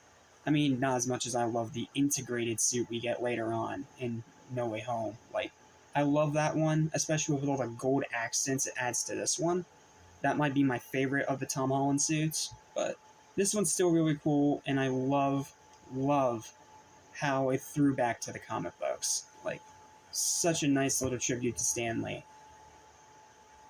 And like I said, the movie is still very funny. You have Flash praising Spider-Man and then looking over at Peter like, "What's up, dickwad?" That part makes me laugh. Like, him not knowing that Peter's Spider-Man. And then, of course, there are the two credit scenes. Well, not to mention, MJ finally figures out that Peter Parker is Spider-Man, and Peter gets the girl in the end. He stops Mysterio from, destroying London, saves the day, but Mysterio dies in the process because Marvel cliches. And it looks like everything's okay. Spider-Man decides to take MJ for a swing. Yeah, it doesn't go very well, I'll just put it that way. And then when he sets her down, then right then and there we get a cameo from J. Jonah Jameson, once again played by J.K. Simmons, from the Raimi movies, which was a great touch, which revealed that Peter Parker is Spider-Man to the entire world. Like, that is how you do a cliffhanger. That is such, like, as soon as that reveal comes up and Spidey almost drops an F-bomb, like, that is how you get people excited for whatever happens next. And what happens next happens to be one of the greatest Spider-Man movies, heck, one of the best comic book movies ever made, period. And I will fight you on it, which I will do in the next review. So, Okay, okay, now let's talk about the other post-credits scene where it's revealed that Nick Fury and Maria Hill, this whole time in this second movie, the scenes we see them in, they're not Nick Fury and Maria Hill. They're actually the Skrulls from the comic books. Like, I didn't see that the first time because the first time I watched this movie, I did not stay for that scene because my dumb butt forgot that there were two credit scenes per Marvel movie now. And I saw the one with Mysterio revealing Peter Parker's Spider-Man, but I didn't see the one about the Skrulls. But now seeing it, like, wow, that is a shocking twist that I didn't see coming. Like, it's all just so really done, well directed, well shot, well written, well acted, with incredible fights, great dialogue, excellent suit design. The stealth suit's really cool. The stealth suit is really cool too. I feel like it was kind of their sort of homage to Spider-Man Noir in a way because of the all black with the white eyes, but I don't know. Maybe it was just something unique. I don't know. But all I know is that this movie's fantastic. This movie is awesome, and you people need to stop crapping on it. Like, so many of the reviews I saw this movie when it came out said it started out really good, and then the Mysterio twist came around and ruined it. No, it didn't. It made the movie even better, if you ask me, because it was something that came out of nowhere. And Jake Gyllenhaal is such a great actor that I bought him as a good guy until it ended up being revealed that it was all an act. And it was just such a great film. Like, I love this movie. It's truly amazing and very underappreciated. And yes, I know it also has that baggage of being attached to Endgame and being the end of a whole phase of the MCU, but take that out, take out that baggage, it's still a spectacular movie. Like, I will defend this movie. I will actively defend this movie any day of the week. Like, it is a fun movie, it is incredibly entertaining, and that cliffhanger, yeah, first time watching that, my jaw was on the floor. And now seeing it, it just gets me more excited to talk about the movie we gotta talk about tomorrow, which, if you guys don't remember, was my best movie of 2021. But, you know what, we'll get there when we get there, so. Let's go ahead and do what we always do here and jump to final verdict, and just for you guys, because you guys are awesome, I will put this back on, okay?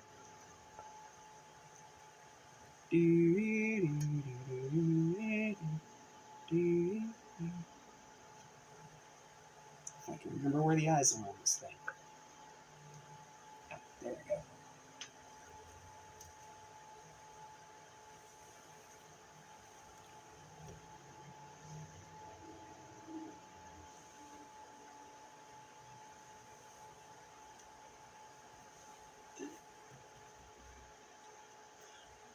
Think I got it? Yeah, close enough. Alrighty. So, final verdict for Spider-Man Far From Home is going to be a 10 out of 10. This is a fantastic movie. This is an awesome movie. It's a spectacular movie. Must watch for MCU fans, comic book fans, Spider-Man fans, general audiences, everybody. Fantastic, outstanding movie. And I'll see you guys tomorrow for what's arguably the best Spider-Man movie ever made. Spider-Man No Way Home. And hopefully I'll find my whole spider suit before then, because I really want to go all out for that review. So, see you then. Stay spectacular, my friends. Spectacular, spectacular, Spider-Man. Spectacular, spectacular, Spider-Man. Spectacular, spectacular, Spider-Man. Spectacular.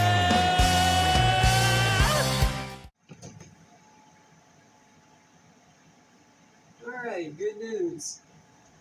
Found the rest of my spider suit. Bad news, I'm still not used to this mask at all. But, I'll tell you what.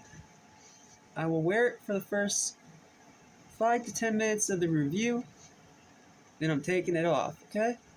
Can we agree on that compromise? Okay. What's up, what's happening, what's going on, everybody? Welcome back to Animation Station. You know, we'll start to stage for anything and everything animation, including live action. In this case, our favorite neighborhood webhead. And welcome to the final live action Spider-Man movie as of right now, Spider-Man No Way Home. The big movie that brought all three Spider-Men together, while also being just all around an incredible movie that set the stage for a movie almost as great with Multiverse of Matt. Okay, no, I can't do 5-10 minutes of this thing. I'm sorry. It's pushing up on my beard here. Ugh. Yeah, I'm sorry. I'm still not used to this thing.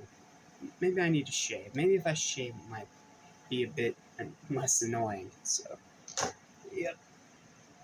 Where's my hat? There we go. There we go. Now it's just like old times again, aside from, the suit. So let's talk about Spider-Man No Way Home. And yes, this one is going to be full on spoilers, and I'm not doing this one alone because, well, unfortunately, my buddy Spider Phantom couldn't join us this time, which I am a bit sad about, and so is he. But I did find a new friend to bring onto the channel, and you're going to hear his thoughts at the end of hearing my thoughts. So, let's dive right in, shall we? This takes place immediately after the events of Spider-Man Far From Home, where Mysterio has revealed the identity of Spider-Man to the entire world. Now everyone knows he's Spider-Man, and now public opinion is split between him being a hero and being a murderer. And then J. Jonah Jameson's back again, and all that craziness. So, at first, Peter, well, right from the get-go, Peter doesn't know how to handle the fact that everyone knows he's Spider-Man now. And they get arrested. Well, he ends up getting arrested, and then Ned and MJ and everyone else gets arrested for being his accomplices, as the a-hole cop in the movie puts it. And I also hate how the how the a-hole cop actually has a good point when he's arguing with May. Like, that is, yeah, I hate it when a-hole cops in movies have good points. Like, then it's just like, well, I don't like you, but I can't argue with you. So, what are we gonna do now? So then from there, they end up getting a lawyer to defend them, and they get none other than Matt Murdock, played by Charlie Cox, and confirming that the Netflix Marvel shows are still canon. That was very much needed and a fantastic little cameo. And yes, it is a cameo because he's only in one scene in the movie, and then we never see him again. But you know what? He does what he needs to do. And not to mention, we know he's Daredevil because a brick gets thrown through the window of the house, and he catches it with no hesitation. It's crazy. So, yeah, there's that awesome cameo out of the way. And then we move on to the high school where everyone else is just a split. I mean, Flash, of course, is trying to capitalize on this, saying, hey, I was friends with Spider-Man the whole time. I'm going to sell a book and yada, yada, yada. That whole stupid mess.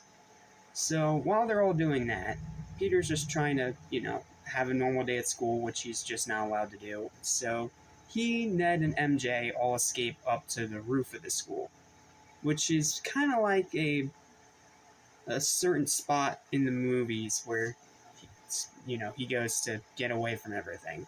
So on top of this school building, I believe it's a school building.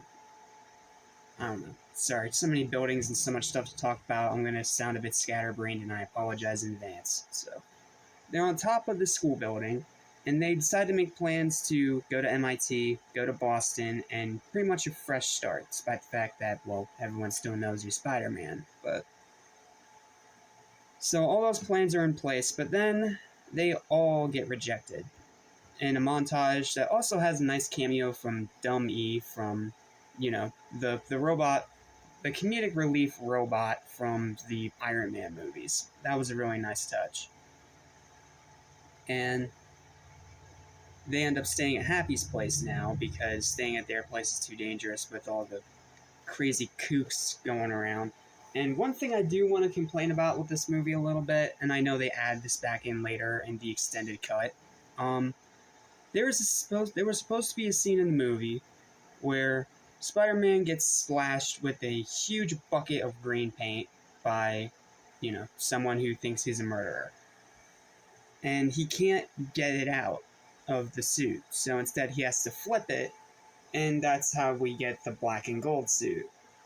Which I think was really nice, and not to mention, it was subtly hinted at in Far From Home, so it doesn't come out of nowhere, it's not forced, and the scene itself would be cool, not to mention, from what I heard, that was going to be Ted Raimi playing the guy that splashed the paint on Spider-Man.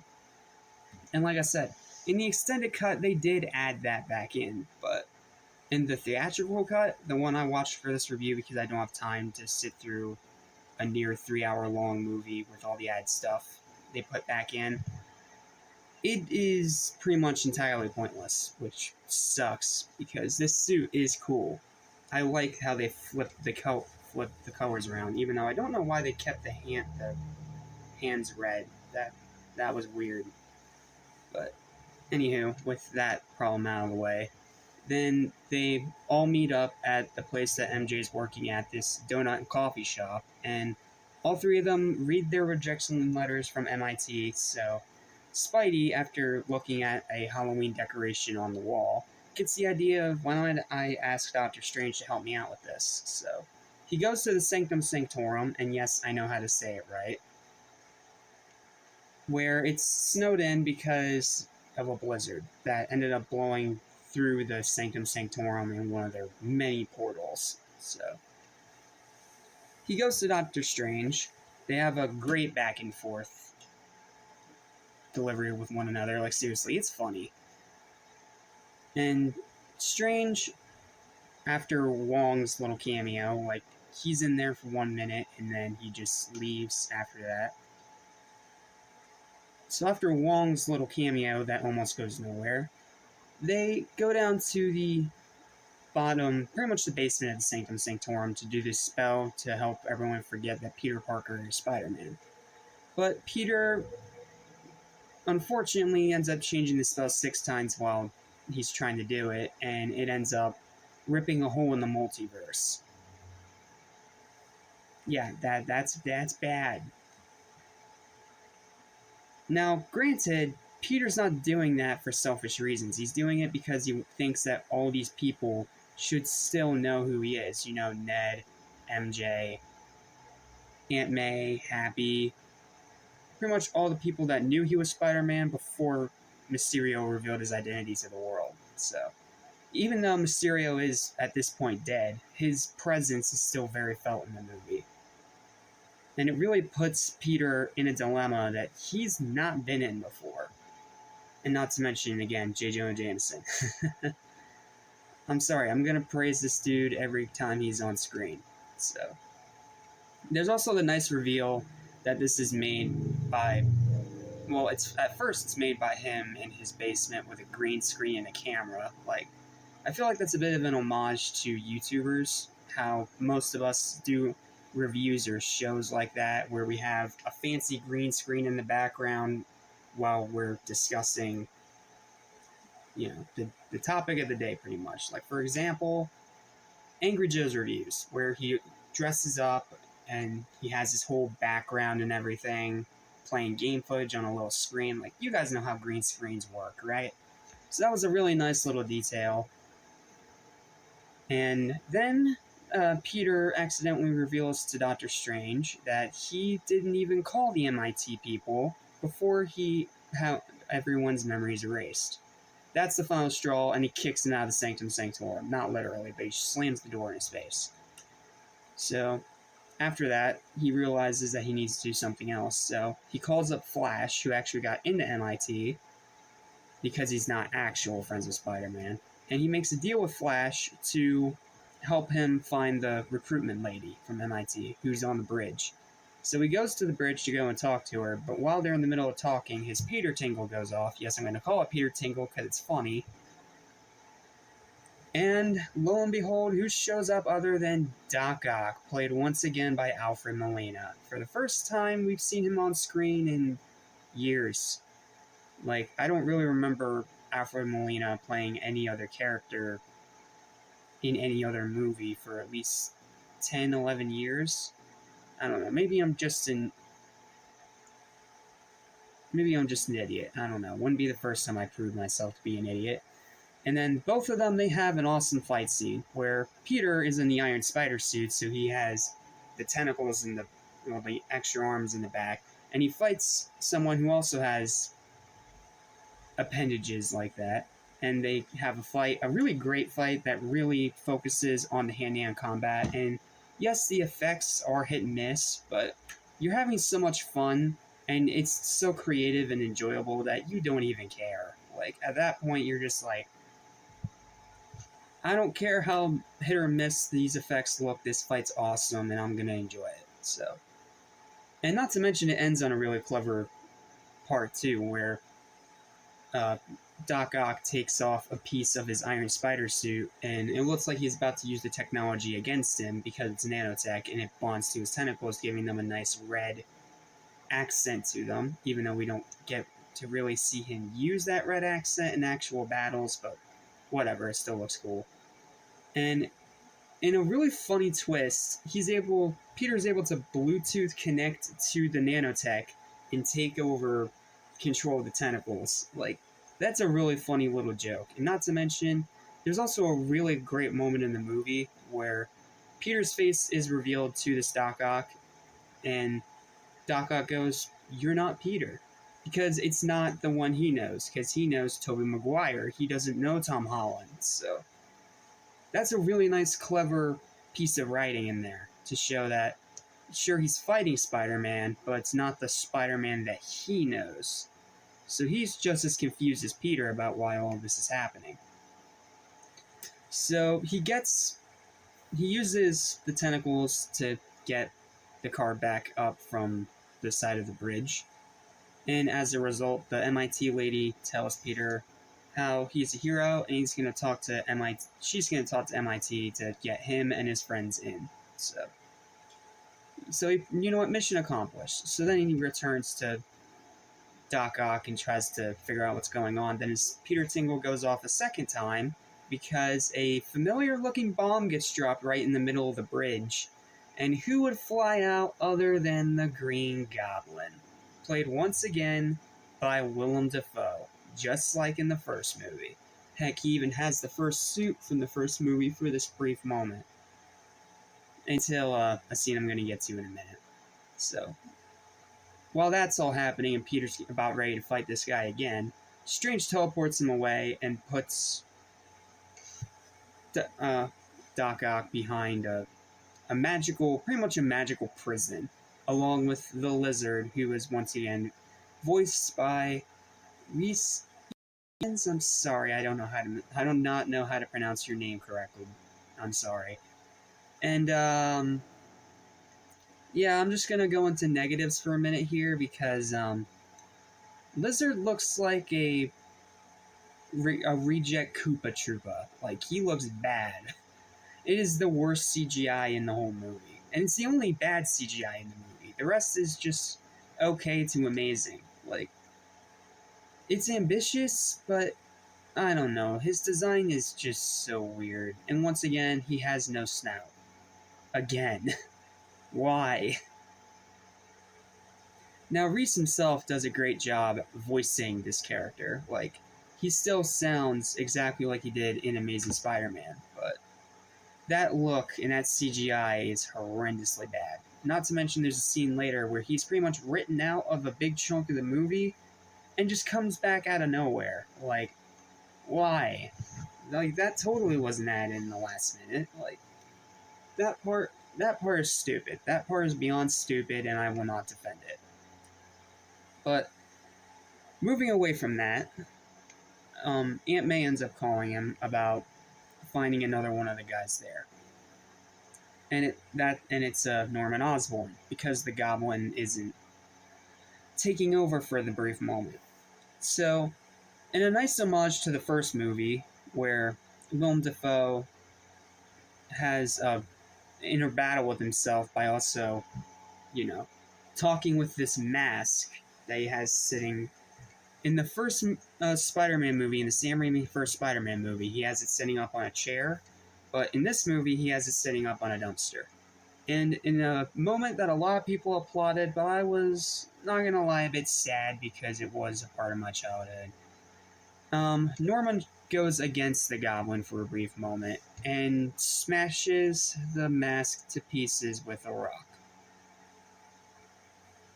I mean, it works for the character and it works for the moment that it is, but man. That part disappointed me the first time I watched it, because I'm like, oh, sweet, I'm going to see Goblin, and he's going to have the mask again. It's going to be like my childhood, and why'd you do that? And then I watched the reviews of the other movies. I'm like, oh, that's why, because everyone, besides me, hates the Goblin mask. Like, they hate Goblin's mask so much, and the filmmakers in return destroyed it. I'm sorry, that part bugs me. I'm one of those people that didn't think the mask was that bad. And not to mention, the whole movie's campy and silly. Like, that whole first movie was silly and campy, so why do people complain about the mask so much? But as I watched the movie continue, I started to understand why. Because this is really Willem Dafoe at his best. Like, he's even better than he was in the first Spider-Man movie. He is scary, he is intimidating, he is frightening, and he is dead on perfect, pretty much, with his comic book counterpart. But he also has a new look that really allows his face to do all the acting it needs. Like, it's really cool. I like the Goblin's new look, even though it is just a purple hoodie, but whatever. I can deal with it. It looks cool. So, after that struggle in the alley with himself, he goes to Aunt May looking for help as Norman Osborn. And Peter runs over there at first because he's like, Aunt May is in trouble. I need to go save her before she ends up getting kidnapped and or killed. So he runs to the soup kitchen to see her, and he finds them, but it's not a hostile situation like he was expecting. And he still has his suit flipped around. It's still the black and gold suit. So he runs in, and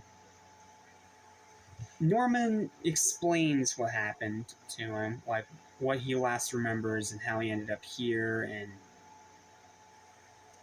and pretty much acting like a scared man crying out for help. And I don't mean that in a bad way. I mean that in a good way, because it works towards his character. The way that he and the Goblin are two different separate personalities that just share a body. Like, the good old Dr. Jekyll, Mr. Hyde scenario.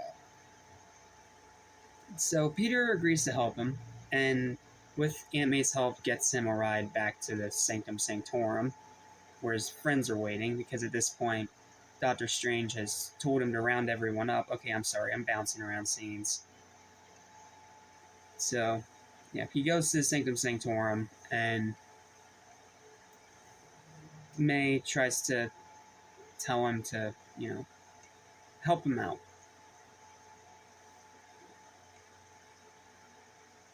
And then they go to that scene, and then Norman and Otto see each other again, and they're confused because they both think that both of them are dead. So, but they're dead in their universe, not in this universe. I know multiverse stuff is super confusing, and I will do my best to try and make sense of it.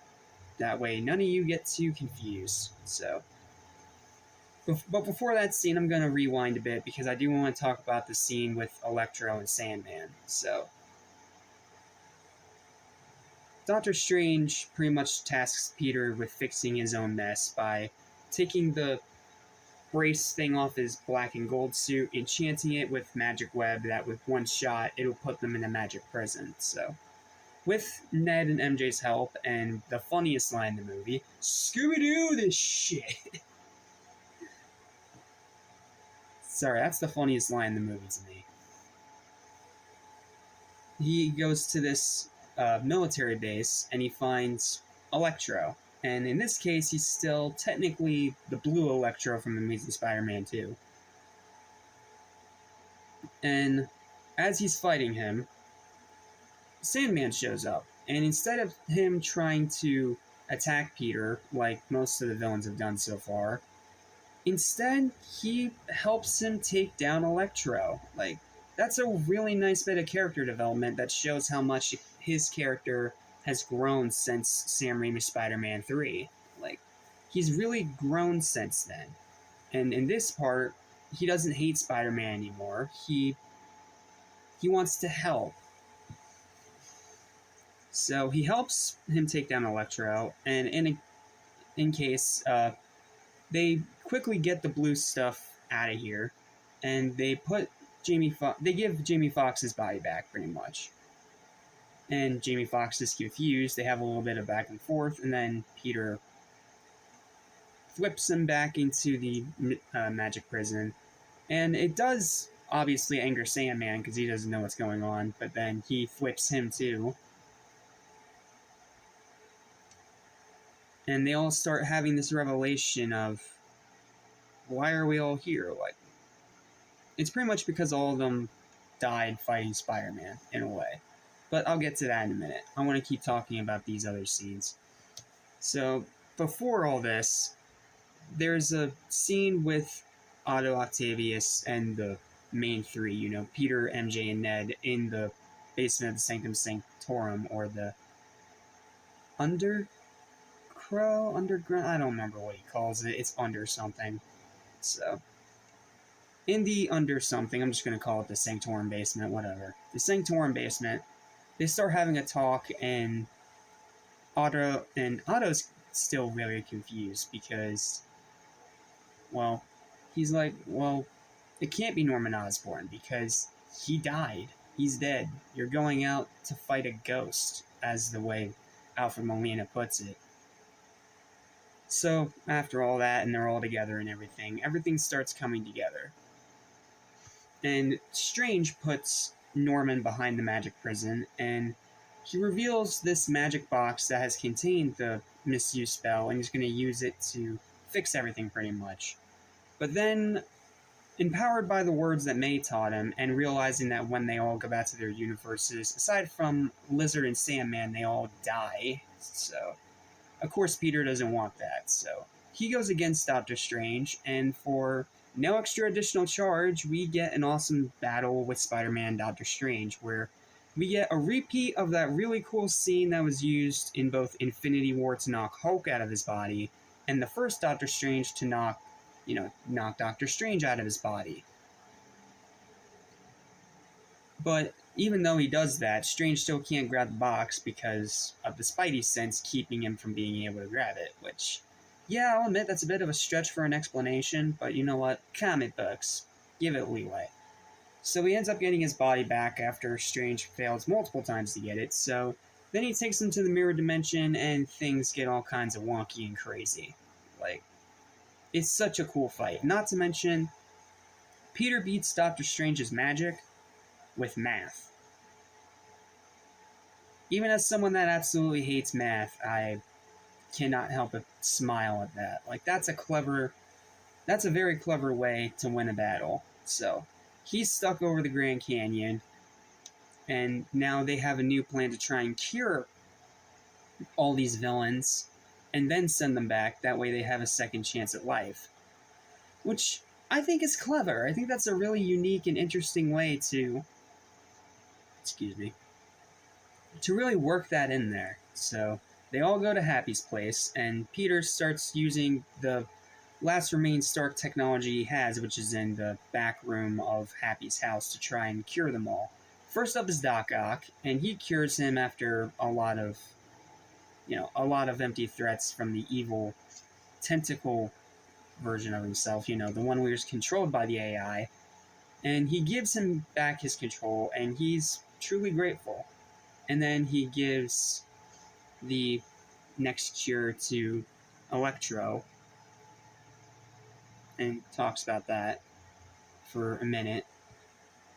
And then things start falling apart because this is when Green Goblin starts slowly coming out of Norman Osborn. Like, that's when they both end up switching again. And as the cure is going on Electro, he the Peter tingle goes off again. I'll just put it that way. The Peter tingle goes off again. Oh, and yeah, one thing I forgot to say. The lazy thing of writing Connors out by saying he just wants to stay in the truck, yeah. That's lazy. They could have so found a better way to do that. Like, I don't want to break anything, or some stupid excuse. Like, they could have come up with a better excuse than just say, oh, he wants to stay in the truck. Heck, your mouth doesn't even move when you say it, Peter. Anywho, away from that. The Peter tingle goes off, and that's when he realizes that, oh no, Goblin's coming back. So, he thwips his hand to the side of the house that they're in, that side of the room, the wall. And that's when Norman switches to Goblin. And Goblin is scary. Like, his voice and the way that he's like, gods don't have to choose. Retake. Like, through his facial expression, through his tone of voice, it's all just so well done. He's able to pretty much convince everyone that, well, being bad is better than trying to be a goody-goody two-shoes. So, as a result, they all attack Peter, except for Doc Ock, who gets blasted out the window and has to just, pretty much run away. So, we get an awesome one-on-one, hand-to-hand combat fight with Peter and Goblin, and Peter gets his, I know I already said one swear word in this video, but you know what, just allow me this one more, okay? Allow me just this one more swear word. He gets his ass kicked. Like, he gets thrown through several floors, he gets thrown through windows, and even Lizard breaks out of the truck and smashes him through another window right before he runs off. Like, the only thing in this scene that doesn't make sense is getting Sandman to be convinced so quickly to, turn evil again. Like, there's no explanation for that, and they could have really found a better way to, could have found a better way to explain it. So after that awesome hand-to-hand fight with great effects and a lot of brutality, May tries to stick Norman with what she thinks is the cure, but it doesn't work. So as a response, Goblin stabs her with the glider and then throws a bomb in Peter's face. Very reminiscent of when he threw a bomb into Tobey Maguire Peter Parker's face in the first Spider-Man film. And while all this is going on, J. Jonah Jameson and his crew are filming outside, and there's police helicopters and all that stuff. And this is when we get the reveal that there's no Uncle Ben in this universe. And the Uncle Ben of this universe is Aunt May, because as she stands up, seemingly okay, she tells Peter to, not be sorry, that he did the right thing, and then says that classic line, with great power also comes great responsibility. And as soon as she says that line, everyone in the theater and everyone watching the movie knew that, this is the part where she has to die. And it's a very tragic death, probably one of the most effective in the entire MCU. Like, it is effective, it is sad, and especially when Happy pulls up and the two of them were dating for a while, and he just sees through that one shot he gets from his window, of this car window, seeing Peter holding May's body. Like, he has that realization, like, she's dead, she's gone. And as a result, he surrenders himself to the police to give Peter enough time to get away, but not before Peter gets shot in the freaking arm by one of the soldiers. Like, yikes. So the building is destroyed. All the Stark tech is pretty much gone, and Peter is on his own. And now he has the one person he had that really held his world together and gave him all these good lessons.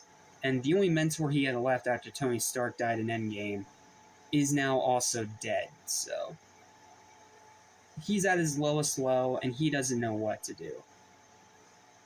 Meanwhile, he also sent Peter sent away MJ and Ned with the box, saying that if you don't hear from me, push the button and it's all over.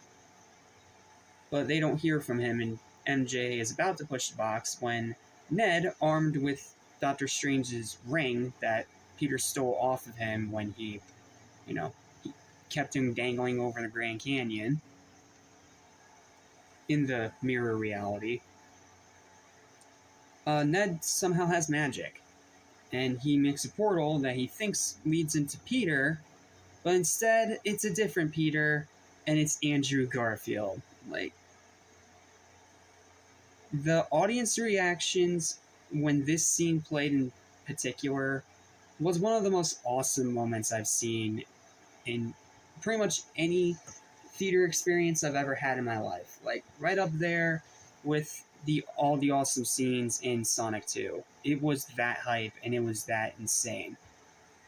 So we have a little bit where Andrew really gets to flex his acting, like also being dramatic while also being really freaking funny. Like, he gets some of the best lines in the movie. Like, I don't have the tingle thing. I have it. I just don't have it for bread.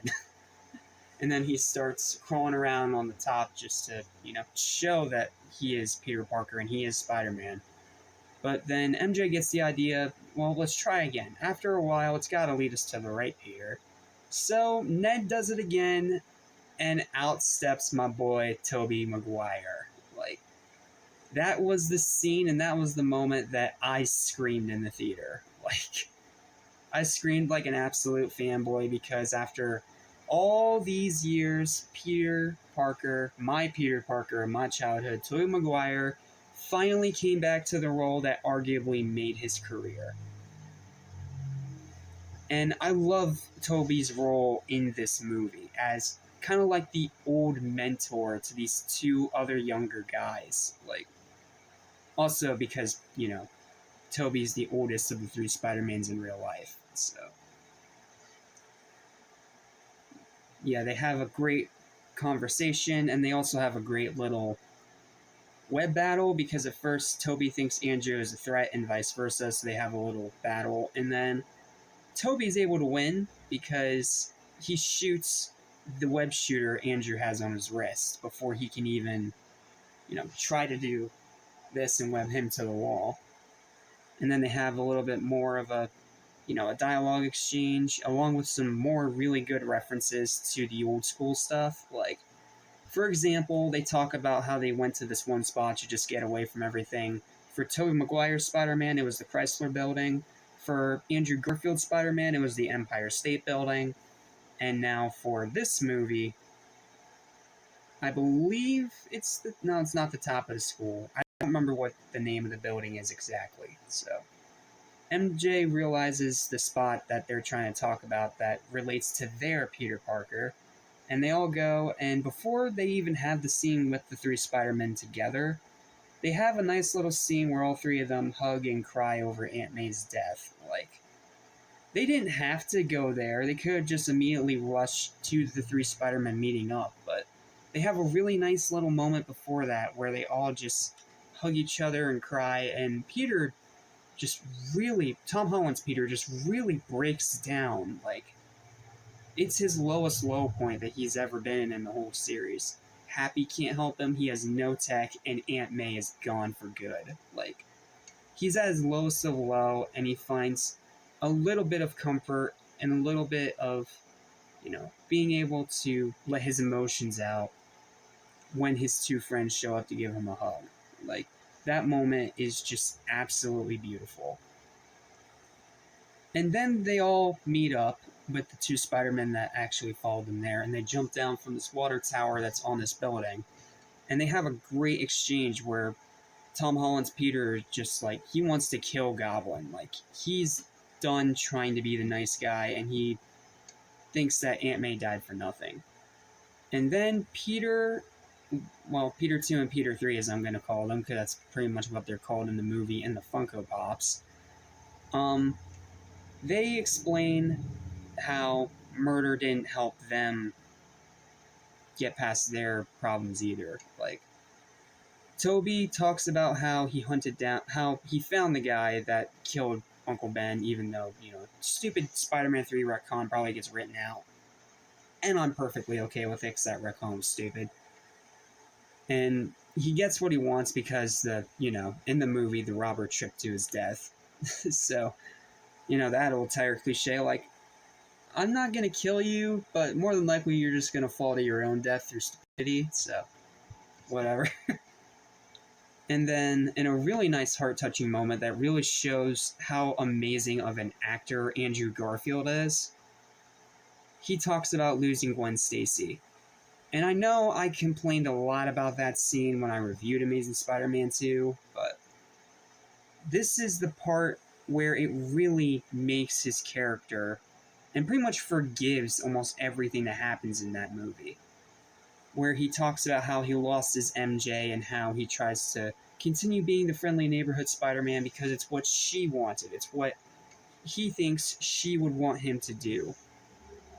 But after a while, as he says, he stops pulling his punches and he gets rageful, and he pretty much becomes the Batman version of Spider-Man. Like, he becomes vicious, vengeful, angry, and pretty much everything that Tobey was afraid of becoming, but ended up diverting away from the light. So, Andrew is trying to steer Tom away from becoming what he's become, because he knows that it's not right, and it's not anyone else's burden to bear but his own. And that's a really nice little scene. Not to mention, this is the scene that also confirms that Aunt May was the Uncle Ben of the MCU Spider-Verse, because they have that scene where with great power comes great responsibility, and Tom looks up at them like, wait, how do you know that? And then they put together, well, Uncle Ben said it. Uncle Ben said it before he died. Like, that moment, it's so good. And then that's when Peter realizes that maybe there's still hope, maybe they can still go with the original plan. And Tobey, in a really nice bit of dialogue, says, well, maybe she didn't die for nothing, Peter. Like, just from that one line and Tobey's expression, like, it's masterful directing at its absolute best. And the acting is, everyone brings their A game. Everyone, from the minor characters to the major characters to the cameos to the legacy characters to to the MCU characters. Like, everyone brings their A game. No one's really slacking here. And I know I really tore apart Reese Ifans' Lizard, but it's more for the design and less his performance. His performance is very good in this movie. Anyway, so they all decide, well, let's try to remake the cures again. And this time, Tom has Andrew and Tobey to help, and they both, they pick the ones that relate to their universe, because, Andrew's cured the lizard before, so he's like, oh, I can do it again, leave it to me. So he goes to this side of the room. And then Tobey talks about how he wanted to, he's always thought about making an anti-serum for Dr. Osborn. He's actually been thinking about it for a long time, since the events of what happened in his universe with Dr. Osborn. And at first, like, Tom's sitting there like, no, we're not going to cure him, we're going to kill him. Like, he doesn't say it, you can just tell by his facial expression. And then Tobey looks at him like, hey, we got to cure them all, right? And then that's that. And then, if that wasn't enough, then we have this whole scene in the school laboratory, which is just full of nods and references to both of the other Spider-Verses. Like, for example, well, I'm actually going to talk about every single one of them, but I'm going to try to go in sequential order. So it starts with Ned talking to Tobey about how, well, asking if he had a best friend, if he had a number two, if he had the man in the chair, as Ned puts it throughout the movies. And Tobey says, yeah, I did have a best friend, and he died in my arms while trying to kill me. Like, it's funny, but it's also kind of sad, because you can hear the pain in his voice. Like, he did lose his best friend. Like, that's a scene, that's a moment that's going to stick with him for the rest of his life. And then, after that, then they also have a little talk about relationships, specifically Tobey and Andrew. How Tobey pretty much encourages Andrew to not give up, because Andrew's sitting there like, no, I don't have time for Peter Parker stuff because of being Spider-Man and everything. And Toby Toby says, well, you know what? Don't give up. It may take a while, but you'll find a way to make it work, just like me and MJ. Pretty much confirming that Peter and MJ in the Raimiverse are still together despite everything that happened in Spider-Man 3.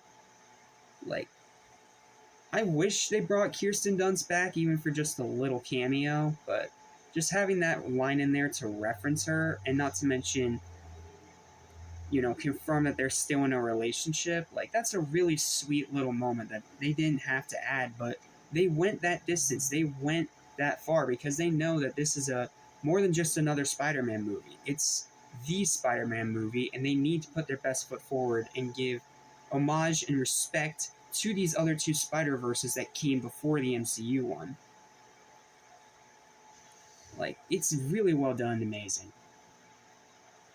And then after an obvious and very hilarious little nod to that infamous pointing meme, where Ned's at the computer and he's like, Peter! And then they all point to each other.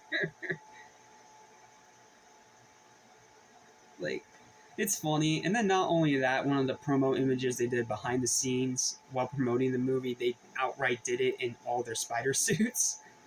Like, that was also funny, but like, they had to put the pointing meme in there because it pretty much becomes synonymous with Spider-Man. Because this is a celebration of everything we pretty much love about the wall crawler. Like, it's amazing. So after that hilarious little bit of fan service, Tom comes up with the idea to lure them to the Statue of Liberty, which is now given a Captain America's shield because, Cap's out of this universe at this point. And this is their way of homaging him. And, Peter pretty much obviously reveals this to the world because the dailybugle.net, he calls directly to the Daily Bugle to let them know what's going on and to give him luck because their neighborhood Spider-Man could really use some.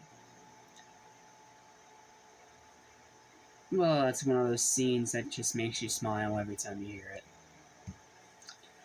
And then we finally have the big battle scene.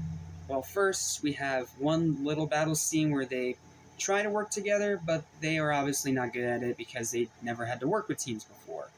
Andrew always worked by himself, and Toby only had a little bit of experience working with Harry Osborn. But aside from that, they haven't worked in teams. They haven't been to space. They haven't been in the Avengers like Tom has. Tom has more team experience, so he's able to, do the coordination. But of course, before all that, we have a great scene where Toby and Andrew have more great moments together. We get another really funny reference where Toby's back goes out, and he's like, yeah, it's stiff from all the swinging. And we also get the reveal that Andrew also has that problem too, even though we never see it in the Amazing Spider-Man. You know what? It doesn't matter. It's still really cool. And Andrew cracks Toby's back, pretty much fixing that problem. And then Andrew, in a really nice moment, says, this is so cool, I've always wanted brothers. Like, that's such a beautiful moment. Like, they didn't have to go that far, but they went that far. They went that distance. And then that wasn't enough. Then Tom swings in, and they have more questions, and they talk about more references. Like, there's a reference to Venom, there's a reference to the Rhino from the Amazing Spider-Man universe. And of course, there's another reference to Thanos. Like, yeah, I found an alien in space. Yeah, and he was purple. Like, it's that cheesy dialogue that's from the other two Spider-Man MCU movies, but it works here. And these are the kind of interactions you want to see between all three of these Spider-Men, which, for each one, they're all icons of somebody's childhood. Like, there's people like me that grew up with Toby, there's people that grew up with Andrew, and then there's the newest generation that's growing up with Tom. Like, it's all really well done, very well crafted, and just all around amazing, really. Like I could talk about it for hours, man. It's so cool. So then after all that, they all focus up, and then they attempt to try and get everything going, but then well, again, they don't know how to coordinate, so it doesn't go very well. So then we get the designation of Tom being the leader, Peter 1, and then Toby's Peter 2, and then Peter 3, and they all decide to coordinate. And then we get the amazing swinging scene, and in a really nice little piece of fan service, there's no buildings around them aside from the scaffolding, but they're all the way over here. And the scaffolding's all the way over here where their web can't reach. So what do? They web off of each other's webs. Like, that is really ingenious and just so freaking cool. So then we finally get the big battle. And I know some people say it's a lame climax because it's in the dark and it's hard to see, but no. In my opinion, this is an incredible climax. It's very easy to see and just only gets better with every single rewatch. Seeing all the different details, seeing all the different villains fight each other, and the really nice twist in this movie where, well, sort of twist, where at first it looks like Doc Ock has turned evil again, but then he turns around and cures Electro. Like, really nice little bit there. Also, another nice little bit with Electro is that when he teleports for a split second, you see this lightning form around his face that looks exactly like the mask he had in the comic books. Like, really nice homage there. And then they all have their battles, and it's fantastic. And then the Lizard chases Ned and MJ for a bit, bringing them into the plot. And then when it looks like everything's over and Doctor Strange has arrived and they're about to fix everything, Goblin flies in. And he puts a bomb in the box, releasing the spell and pretty much breaking the whole multiverse apart. Well, it starts to break apart as they're fighting. And then, as that result, MJ gets thrown off the building, and Tom tries to go and save her. But then he gets caught by Goblin, so in turn, and out of a sense of guilt, Andrew saves MJ.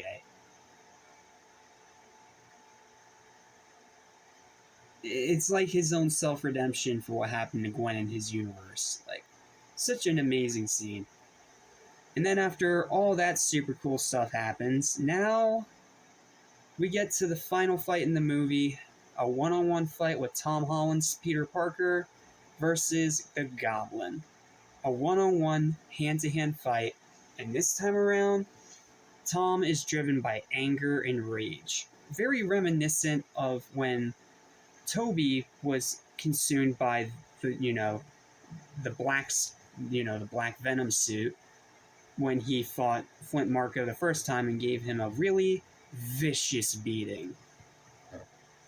So, yeah, by this point, all the villains are cured, and they all have nice little dialogue exchanges. I especially love the little dialogue exchange between Andrew and Electro, where Electro, well, he just thought Spider-Man was going to be black. And then, in a really nice little Easter egg for us Spider-Man fans paying attention, he says, "I'm sure there's a black Spider-Man out there somewhere."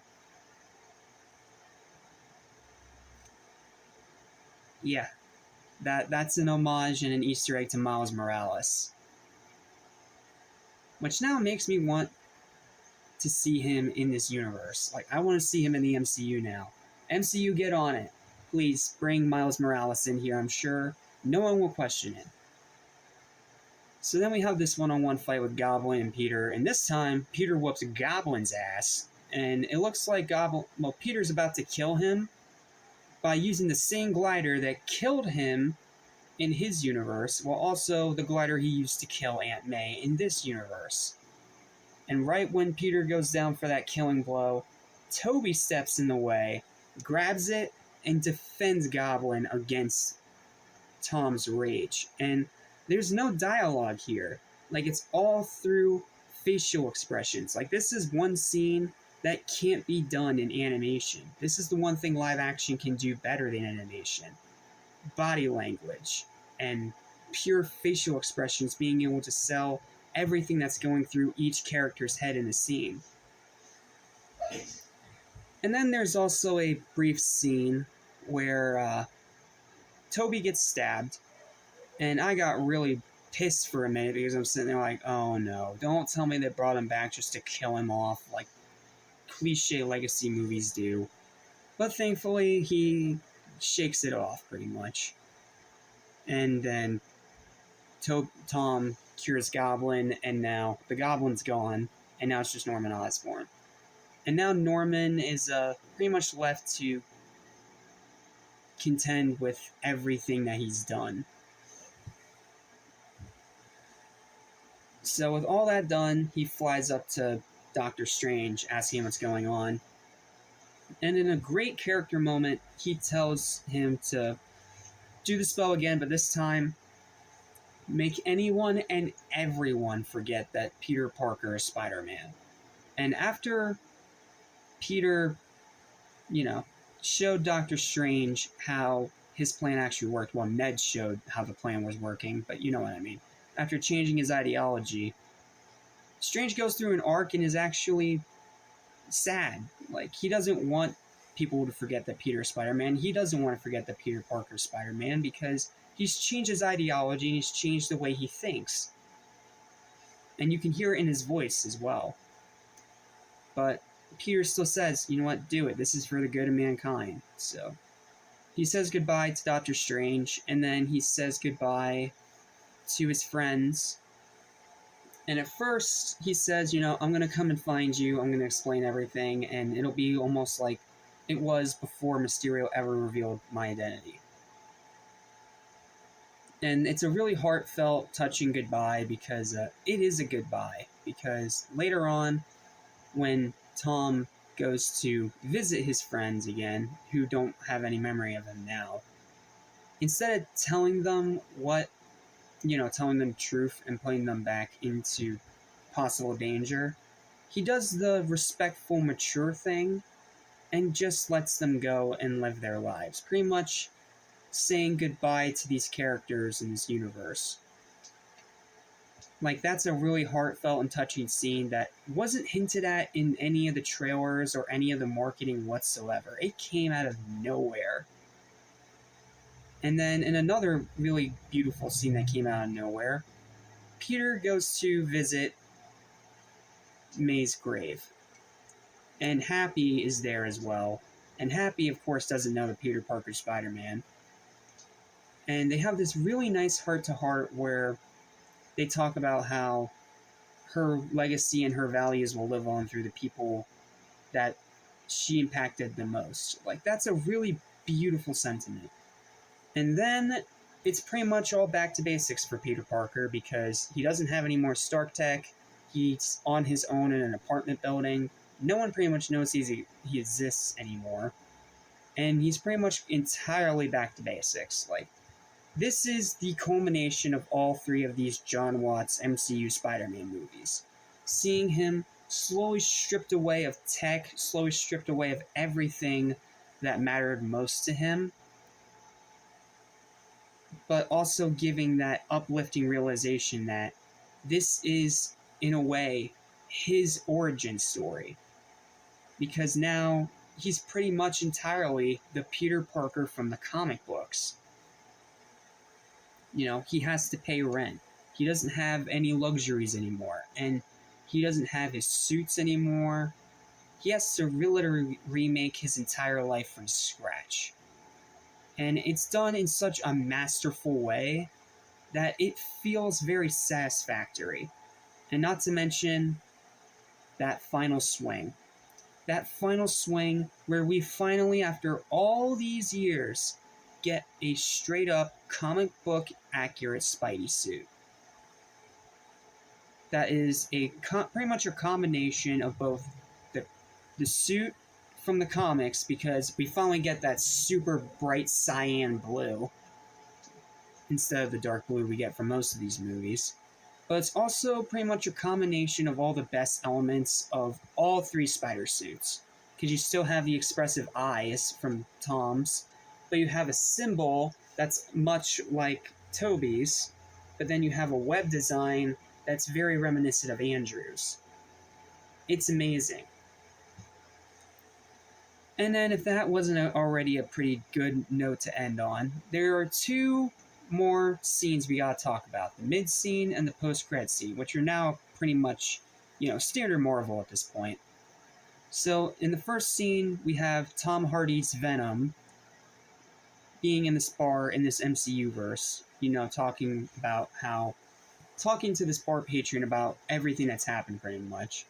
And then another really funny little homage to comic books, Venom's voice in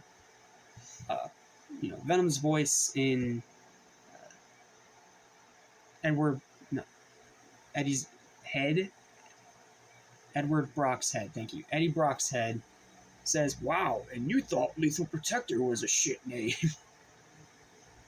But then they get teleported back to their universe, and I was a bit sad, but honestly, I think it kind of made sense.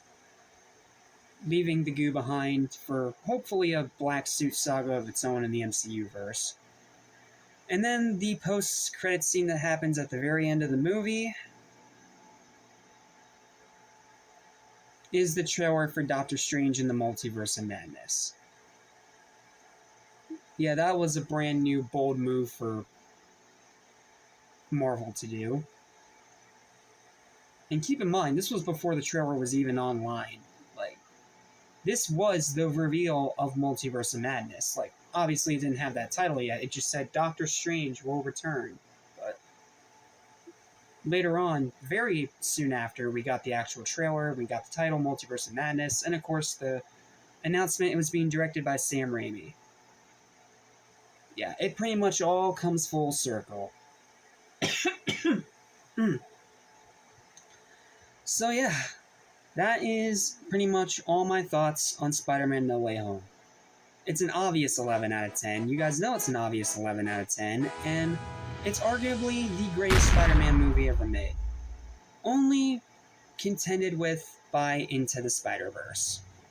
And Across the Spider-Verse, hopefully, if the reviews are anything to believe.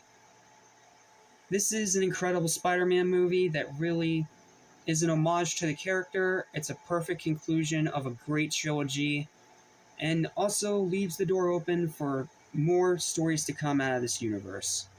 And of course, we are getting an animated series, Freshman Years, that's going to continue this story and show Peter Parker in college. So, yeah, we'll see what comes of that. But for now, this is the final live-action Spider-Man movie, and it's the best of them all. Even better than Spider-Man 2, in my personal opinion. It has the fan service, but it has the great writing and the masterful directing, and just how everything is handled, brought together, referenced, homaged, while still being an incredible movie all by itself, even without all the legacy attachments. It is a fantastic, phenomenal, outstanding movie that's going to be, well, one of the best in the MCU, the best Spider-Man movie of all time that'll probably never ever be topped, and, of course, one of my favorite movies ever. So, yeah, that concludes this near 1 hour long review. Thank you guys so much for watching. Please don't forget to like, share, and subscribe. And while we're done with live action Spider-Man, we're not done with the Spider-Man movies just yet, because next we gotta go with the 2 animated films, because yes, I know it's technically out of order, because I should have reviewed Into the Spider-Verse before Far From Home, but you know what? I want to review all these movies back to back to back with each other to really explain everything best. So, yep, we got Into the Spider-Verse tomorrow and a day 1 review of Across the Spider-Verse, and I'm so excited for that movie, bro. So excited. But you guys aren't done yet, because now you get to hear the thoughts of a new friend of mine that I met pretty recently. So, Movie Hero Network, the stage is yours, and as for the rest of you, see you for the next review. Stay spectacular, stay awesome. I forgot I can only do this with this, so. Yep, thanks for watching, stay spectacular, and enjoy hearing my friend's thoughts on the movie. Peace.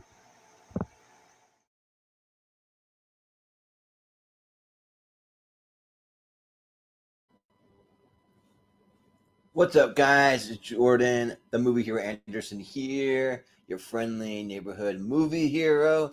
For those of you who know me, I am a massive Spider-Man fan, so I decided to just review. I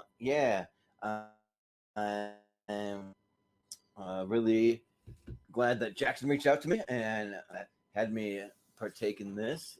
Yeah, it's gonna be fun. So Spider-Man: No Way Home. I'm excited to dive into my favorite Spider-Man movie. I thought about it.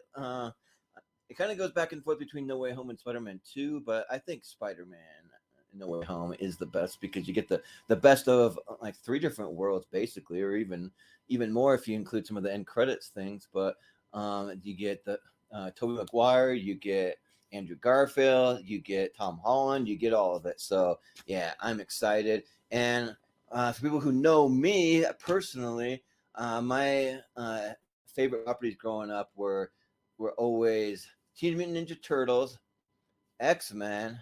Actually, the uh, four I would say Deadpool, and then of course Spider Man. And if you look around my room right here where I'm filming, you can see a whole bunch of different Spider Mans everywhere. Like you got Spider Man right there, right above the bed.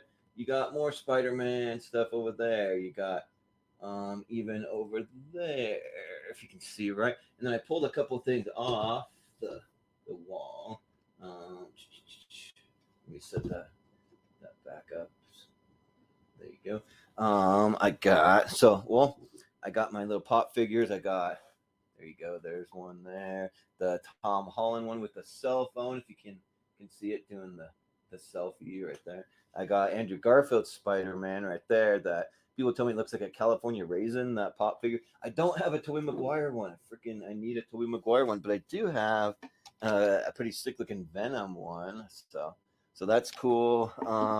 And yeah, I got even more stuff. Like yeah, the obsession goes deep. Let me tell you. So um, I got this poster, which is like a pretty popular comic book from the Amazing Spider-Man, a comic cover. I have this day in the life of Peter Parker, where it shows him doing his thing, and then battling Venom and Carnage, and teaming up there at the end with Miles Morales and Gwen's Spider Gwen.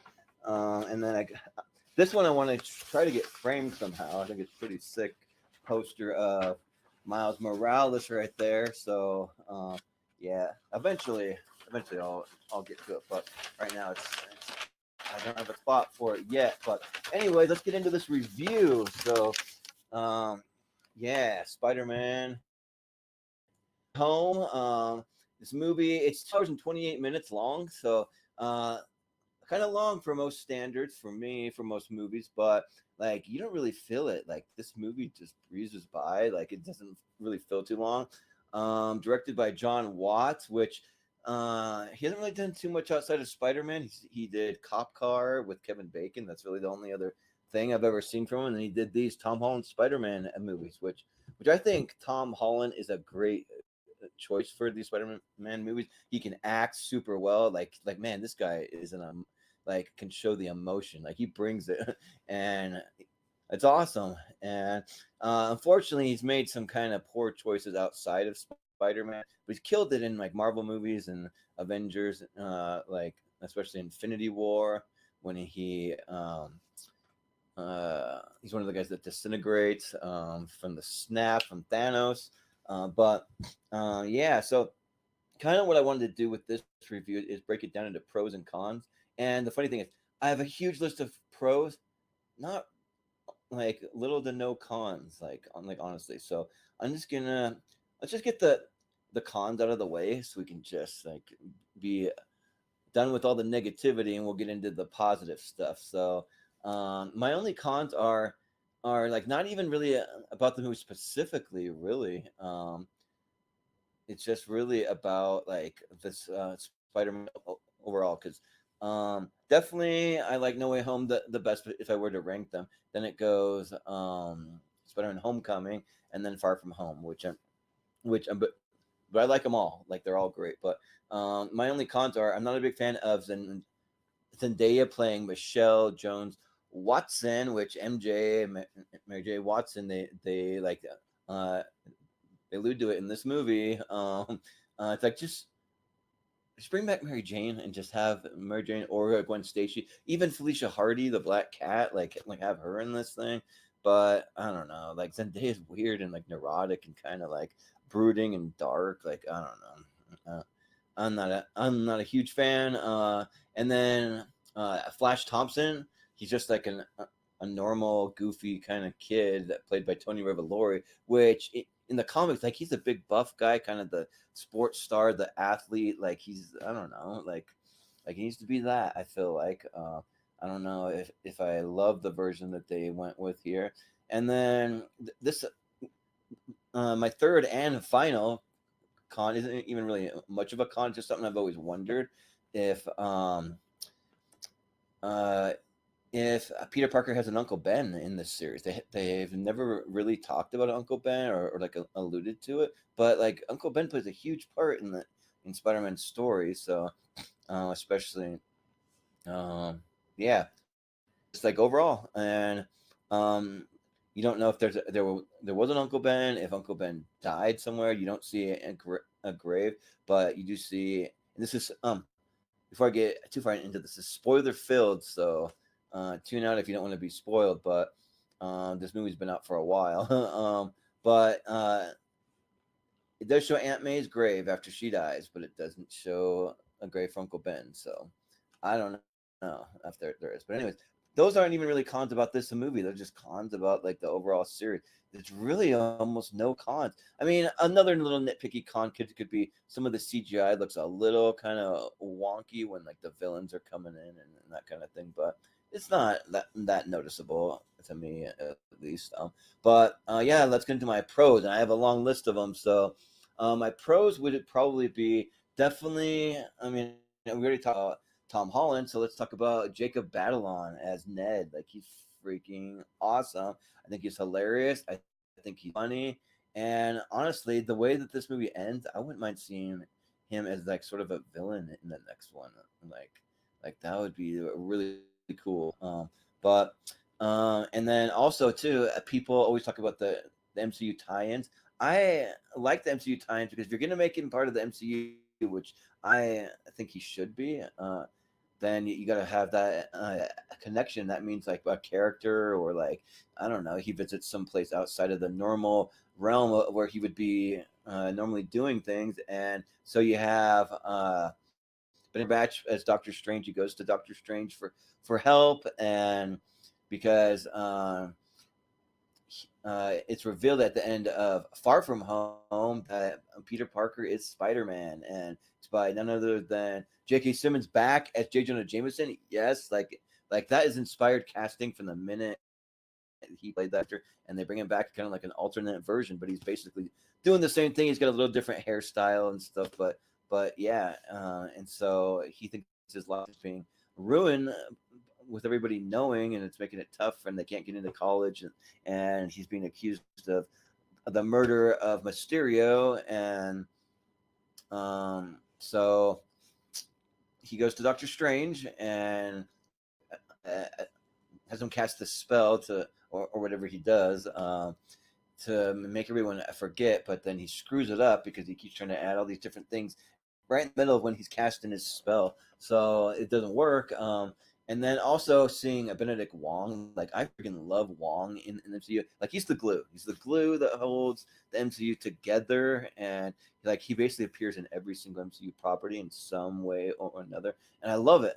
Like I think like Benedict Wong's got so much charisma. He's fun. He's awesome. So, and the fact that they reveal that he's the Sorcerer Supreme in this is a cool thing that they do. But yeah, and then I was just gonna talk about just kind of back and forth with some of my favorite scenes, some of my favorite characters, that kind of thing. So that's just to start. But a couple of my scenes that I love from this movie. I love when Peter Parker as Spider-Man has to go toe to toe with Doctor Strange, and they get into the to like portal realm or wherever he goes through a portal, and there's some kind of like weird like alternate universe, and where everything's changing the way Doctor Strange does, and he like manipulates matter or like whatever it is, he's changing things, and kind of like Inception style. and yeah, he has a pretty cool battle, and that's where he steals Doctor Strange ring thingy that he calls it or whatever that allows him to make portables portals, and Ned gets a hold of that, and that's how he's able to bring back some of the other Spider-Men.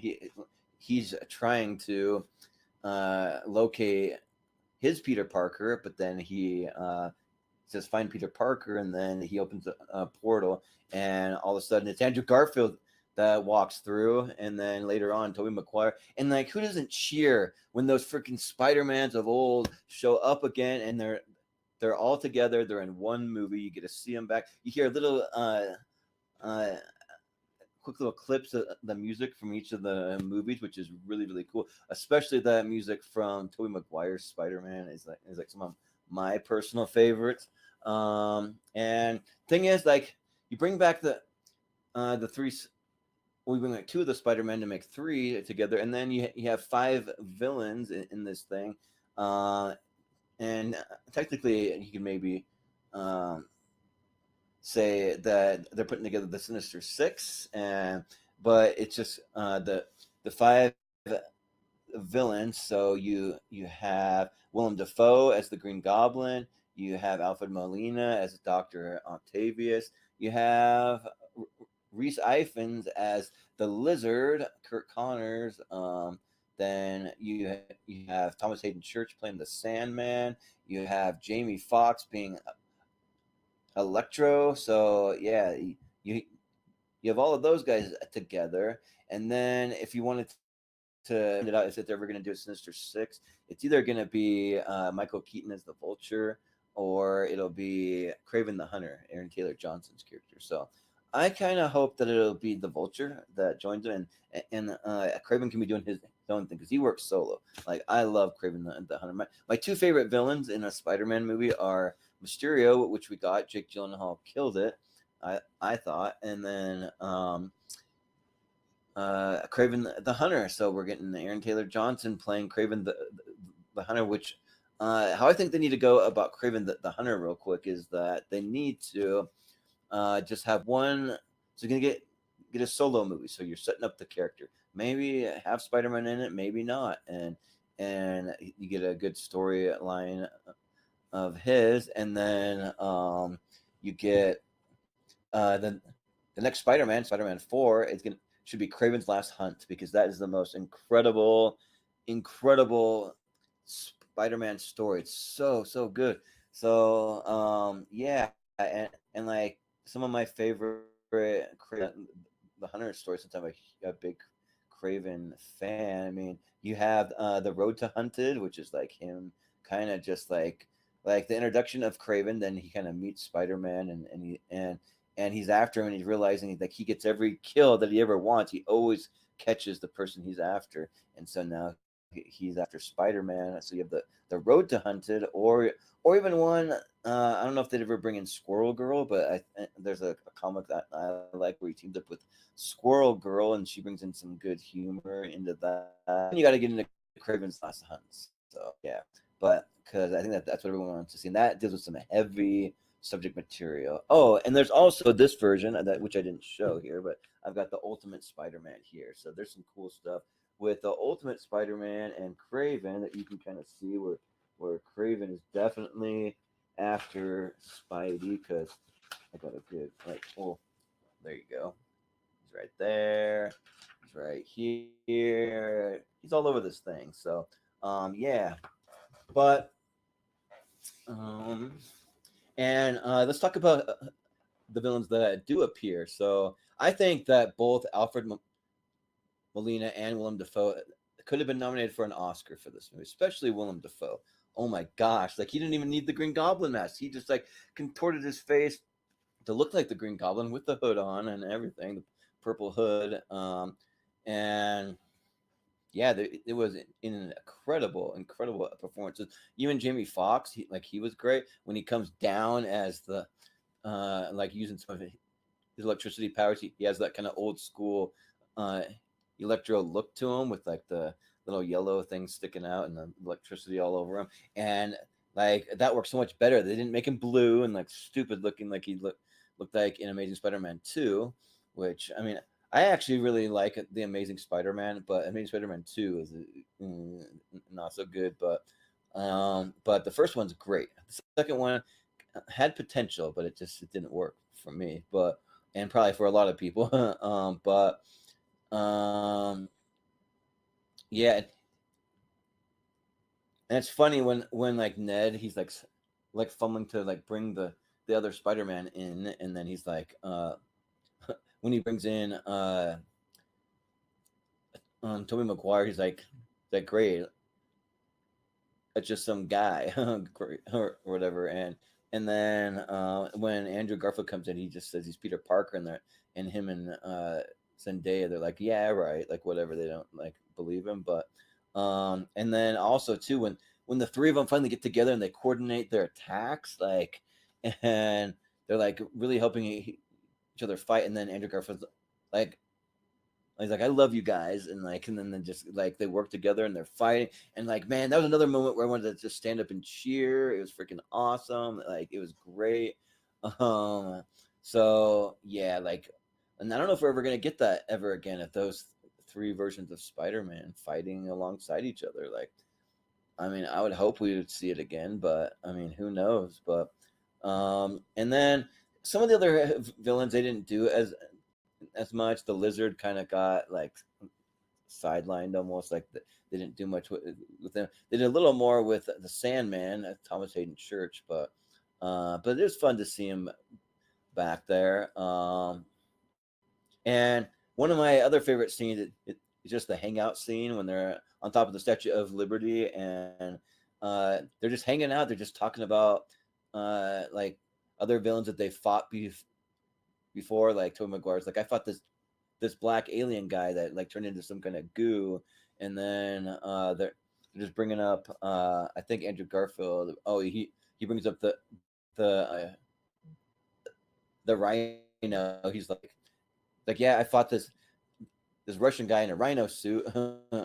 So they did that, and then Tom McGuire gets his back cracked by Andrew Garfield, and then they're just talking about how they get their web fluid. So they're like, so does that web fluid just like come right out of you, or like what? Like they're talking to Tobey Maguire's like, yeah, I don't want to talk about that, and like they're kind of like poking fun at him a little bit. They're like, yeah, like we have to make ours. Like it's a real tedious like process. Like it's a pain. And so yeah, so that's fun. And then there's just little fun scenes with all of them together where like Ned it's like, hey, Peter, and then they all look at the same time, and that kind of thing when they're in the lab, kind of working alongside each other. It's fun. And then, of course, there's Aunt May. She dies in this thing, and I actually like that she dies because it actually shows that there's big stakes in the movie. You don't have an Uncle Ben that's gonna die, so you have an Aunt May, and yeah, like I'm glad it actually happens. And especially Tom Holland's reaction to it is like, man, like he knows how to play emotion super well, and like that scene, like I get emotional and teary eyed every single time. There's literally two scenes where I get emotional in this movie is Aunt May's death scene, and then afterwards he just goes nuts on the Green Goblin, just starts just like punching him in the face over and over and over at Willem Dafoe, and just like you can see the emotion, and just like, oh, like he is pissed and sad, and like just like feels all these things all at once. Then the other one is when Andrew Garfield's character saves MJ, and he's like, "Are you okay?" And you can really see the emotion there because we all know what happened to Gwen Stacy. They couldn't save her, and so she died, and so it's like he was almost having kind of flashbacks and PTSD, but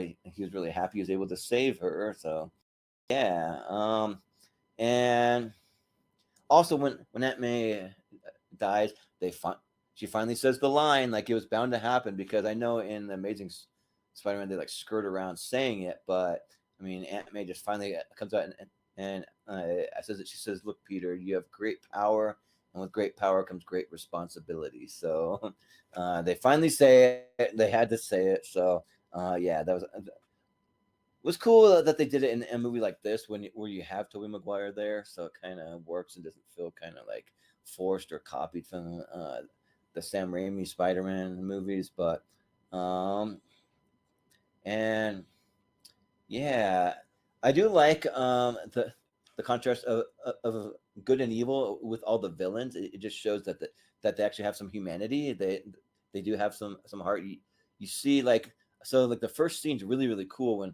when Doc Ock first appears and like, "Hello, Peter," and he's like what happened to the other Peter, and when I harnessed the power of the sun and like all that stuff, and you see a really cool fight scene between those two. You see him controlling his arms. He gets the little whatever it is device that controls it, and he's controlling it. And then, but then later on, they're able to detach him from his arms, and you see like that the Otto Octavius is actually a nice like good guy that just wants to, I don't know, like just be a normal dude, you know. It's like he doesn't want to really necessarily be a villain, but he does become that. And then same with Willem Dafoe, like you see some real humanity out of him until the Green Goblin takes over. You see that with the Sandman. You see it with the Lizard. You see it with Electro. You see it with like all of them. They all have those moments of like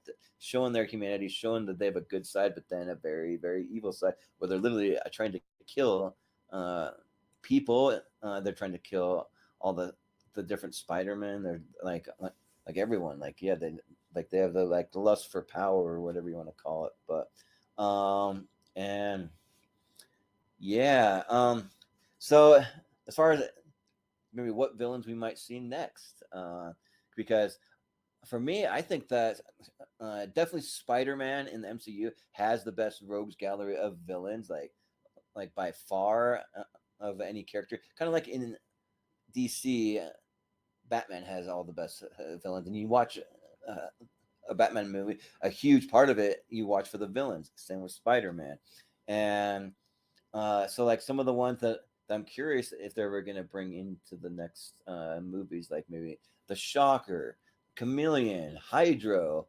the Scorpion, the Hobgoblin, which we got a glimpse of that with James Franco slightly in the Sam Raimi Spider-Man. There's Morbius. There's bringing in the Kingpin and making him more central. There's the Black Cat. There's Tombstone. There's Mr. Negative. You can see more of Carnage. The Jackal, or like maybe they do the Rhino, and if they bring back the Rhino, I would say give Paul Giamatti another shot, but don't make him in some big like mechanical suit. Just make him like just the Rhino from the comics, where he's literally like basically a real Rhino kind of, and he did a little bit of a suit on, but he kind of has those powers to like slam through walls and all that. And like give Paul Giamatti another shot, but do it better. Kind of like they upgraded the uh, Jamie Foxx's character, Electro, him much better than what he was in Amazing Spider-Man 2. And yeah, so those are kind of some ones. Oh, and then I'll even throw in a couple other kind of like maybe ones they probably won't do, but maybe there's Alistair Smythe. He's a guy that kind of looked like a gargoyle in the animated series. Because I grew up with the animated series from the 90s. Spider-Man, Spider-Man, and they have the like techno stuff in the background. And then also there's the doppelganger, which is like the six-armed Spider-Man. That could maybe happen, because if you look, there's a scene where they're all coming through the portal, and you see some kind of outlines of different characters. One looks like maybe Craven, another looks like the six-armed Spider-Man. There's a couple of other ones in there. I think one kind of looked like the Scorpion. Yeah. Yeah. And so one of the things that I like is all the different suits that he has. I think that's pretty cool. He's still rocking with the iron suit, but then he also has his homemade throwback, the black suit that looks pretty cool. Which eventually I want to see where like Spider-Man gets infected with the symbiote and then gets a black suit that way, which we saw the kind of that in Spider-Man 3. I mean, we definitely saw it, and I don't know if it works so well with Tobey Maguire going around dancing and all that stuff. But I think Spider-Man 3 gets a bad rap. There's a lot of cool stuff in that movie, but there's a few weird things like why did you use what's his name from Topher Grace from that 70s show as Eddie Brock? Like that was a weird choice, but and then you literally the end of the movie, you have him in a suit that looks like something from the OG comic books. It's almost kind of similar, I want to say, to this one here. That's suit right there. So, I mean, that's the best like look that I have at it. Sorry if it's hard to see that right there, but and yeah, and yeah, that's basically most of my pros though. There's a couple of things that I'll kind of wrap up with because I got to talk about the ending, how this movie ends, and I love how this movie ends because at the end he has Doctor Strange do his little like his hand moving spells and all that stuff, and he has him make everyone forget that he is Spider-Man, and so everybody forgets him. They forget who he is. Like nobody remembers him. Nobody knows, and so you see him go into the cafe where MJ works, and you see MJ in there. I think you see Ned walk in, and like they're friends, but they don't know him, and so now it's up to him to kind of build his new life. And I think in the next movie, like we're finally going to get the miserable Spider-Man. Spider-Man needs to be miserable. He needs to be struggling to pay rent, living on his own, like having relationship issues, like struggling to fight crime and to balance that life. But then nobody knows that he's Spider-Man, and he still saves MJ. He saves Ned, or like whatever it's going to be, and like watches over his family from afar, but he doesn't reveal his identity in order to keep everybody, to keep the people that he loves and he cares about safe. And like we need the miserable Spider-Man that's just like at his wits end, and like Tom Holland can bring the emotion, he can bring it, and so like I really want to see that miserable Spider-Man that just like is just ready to lay down his life for his friends and for the people that he cares about, people in the city, like all of that stuff. So yeah, and we kind of got some of that within the Tobey Maguire Spider-Man. So I hope we get to see more of it here. Like I'm actually really excited for it. So I think it's gonna be awesome. I'm like, yeah, Spider-Man 4, I guess, whatever they're gonna call it. It's gonna be something about home. Whatever they decide to do. You got Homecoming, Far From Home, No Way Home. It's going to be Spider-Man Home Invasion or whatever. I don't know, but I think he's going to be back to just being the neighborhood Spider-Man. We'll probably see him in like another like Avengers movie or something, because I don't know what the contract is. I know he renewed it, and I know he has like one or two more times of doing being Spider-Man for Sony, and I think one or two more times doing it for Marvel. I don't know, like don't quote me on that. Like I just know. Spectacular, spectacular, Spider-Man. Spectacular, spectacular, Spider-Man. Spectacular, spectacular, Spider-Man. Spectacular.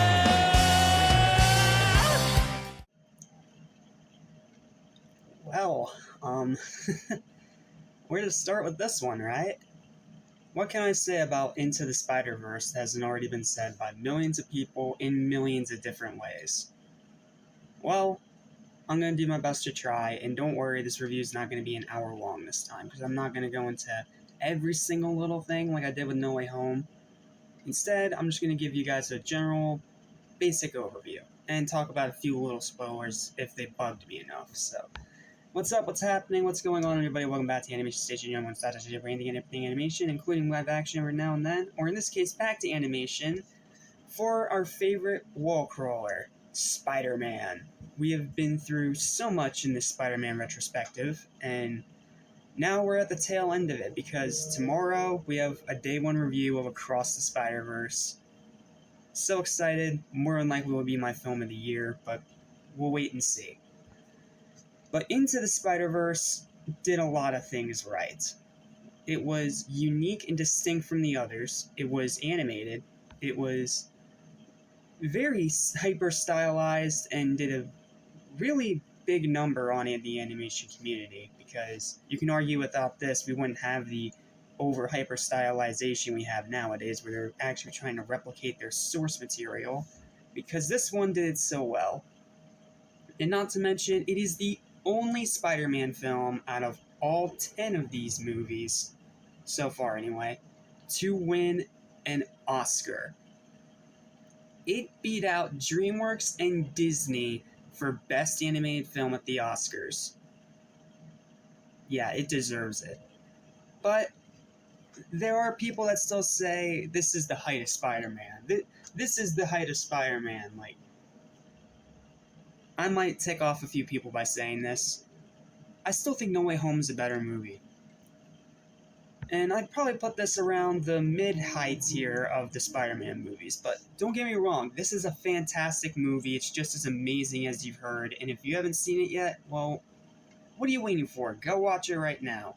I'm pretty sure it's on Netflix or Disney Plus, or it's on some kind of streaming service, or of course, you can be like me, buy the DVD for super cheap.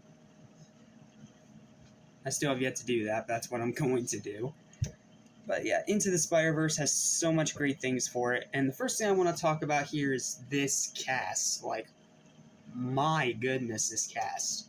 Shameik Moore, Jake B. Johnson, Haley Steinfeld, Mahershala Ali, Brian Tyree Henry, Lily Tomlin, Luna Lauren Velez, or Velez, however you say that, Zoe Kravitz, John Mulaney, Kimiko Glenn, Nicolas Cage, Kathryn Hahn, Liev Schreiber, Chris Pine, Natalie Morales.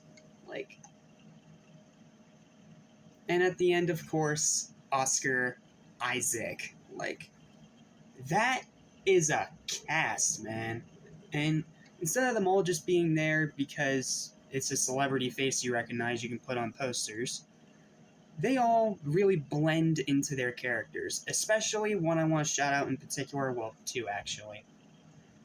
Those being Shameik Moore as Miles Morales himself, who is extremely distinct and unique from every other Spider-Man that we've had in a very long time.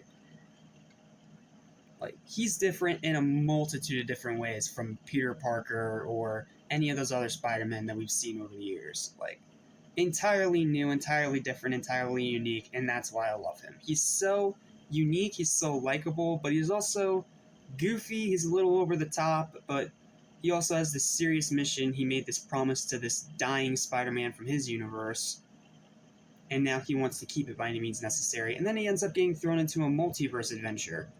And yeah, you can argue that this is the movie that also started the multiverse trend. So, yeah, there's that too. Even though the MCU did exist before this movie, but this is arguably the movie that made it so mainstream. And Shameik Moore does an amazing job as Miles. And not to mention, he was a YouTuber before he was ever casted for this. And he's such a likable personality and such a likable guy.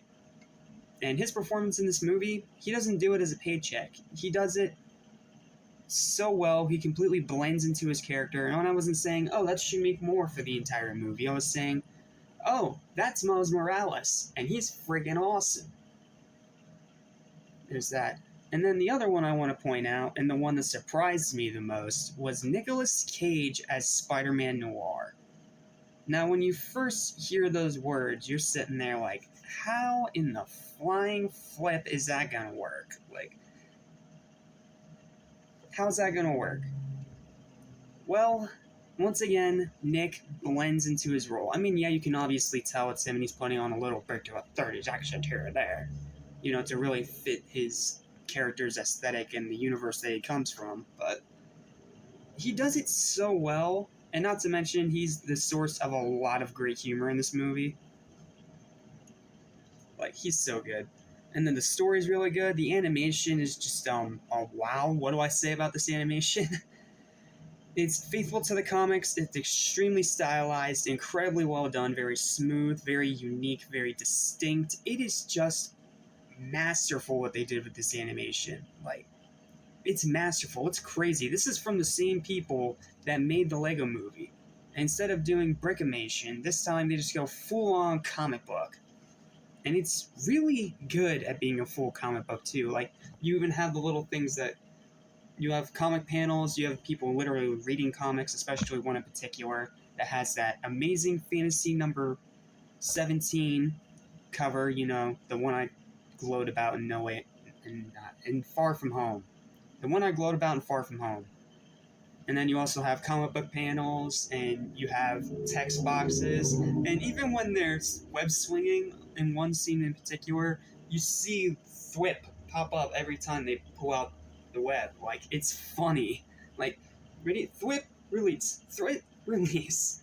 I also love Miles' attachment and connection to Peter B. Parker, and not to mention, this Peter Parker is also different from everything we've seen before because he's a screw up, he lost his wife, and he's kind of become a bigger recluse. But in this movie, as he's trying to help Miles, Miles is also helping him come out of his shell and help him realize, you know that whole shebang. And then there's Spider-Gwen, who's just become a symbol of DeviantArt. Okay, I'm sorry, that was a low blow. But she's a great character in here too. Love her design with the white and the pink contrast. And then there's also the anime version of Spider-Man. Even though it's Penny Parker, it's a girl inside a robot. Yeah, that part was a bit weird. Like, as much as I love anime, that was a bit weird. And then there's Spider-Ham, who's literally a Looney Tunes character if he got bit by a spider and got to become Spider-Man. And then you also have some pretty great villains in here. The Prowler, straight out of the Miles Morales comic books. Or Ultimate Spider-Man, excuse me. You got Prowler. You have an alternate reality version of Dr. Octopus, Liv, who's voiced again by, where was she? Catherine Hahn. Catherine Hahn did such an amazing job in this role. And then you have Scorpion, who is Spanish for some reason. Like, I haven't read that deep into the comic books, but I don't remember a Spanish Scorpion. Like, is that just me? I'm sorry, I don't know if that's just me. I don't really remember that part very well. And then the action scenes are just nuts, and it also has a great moral in the end. I'm not going to spoil it. But it's just an all-around phenomenal, fantastic movie, and if you haven't seen it yet, you need to.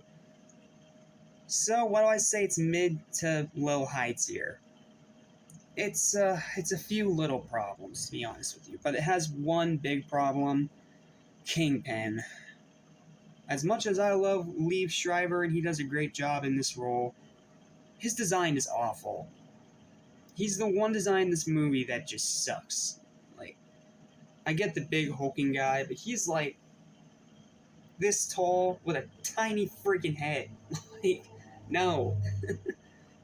That design was so stupid. Like, I don't know if that was intentional to make us laugh, but goodness, that design is bad. Like, ugh. I can't even say it without laughing. Like, seriously, Kingpin's design is bad, and as a villain, he's very by the books. But you take that away, honestly, Prowler's the real main villain in this movie. That just ends up working for Kingpin. And Prowler and his story and the connection that he has with Miles was really great, pulled right out of the comics once again, and is emotional when it needs to be.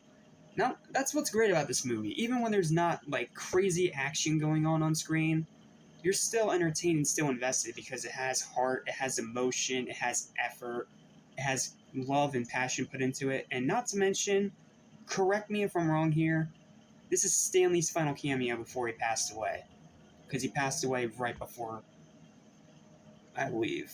It was either Endgame or Far From Home. I think it was Endgame. Yeah, he passed away before Endgame, so this is another movie that's dedicated to him, just like Far From Home was. It's dedicated to him and Steve Ditko.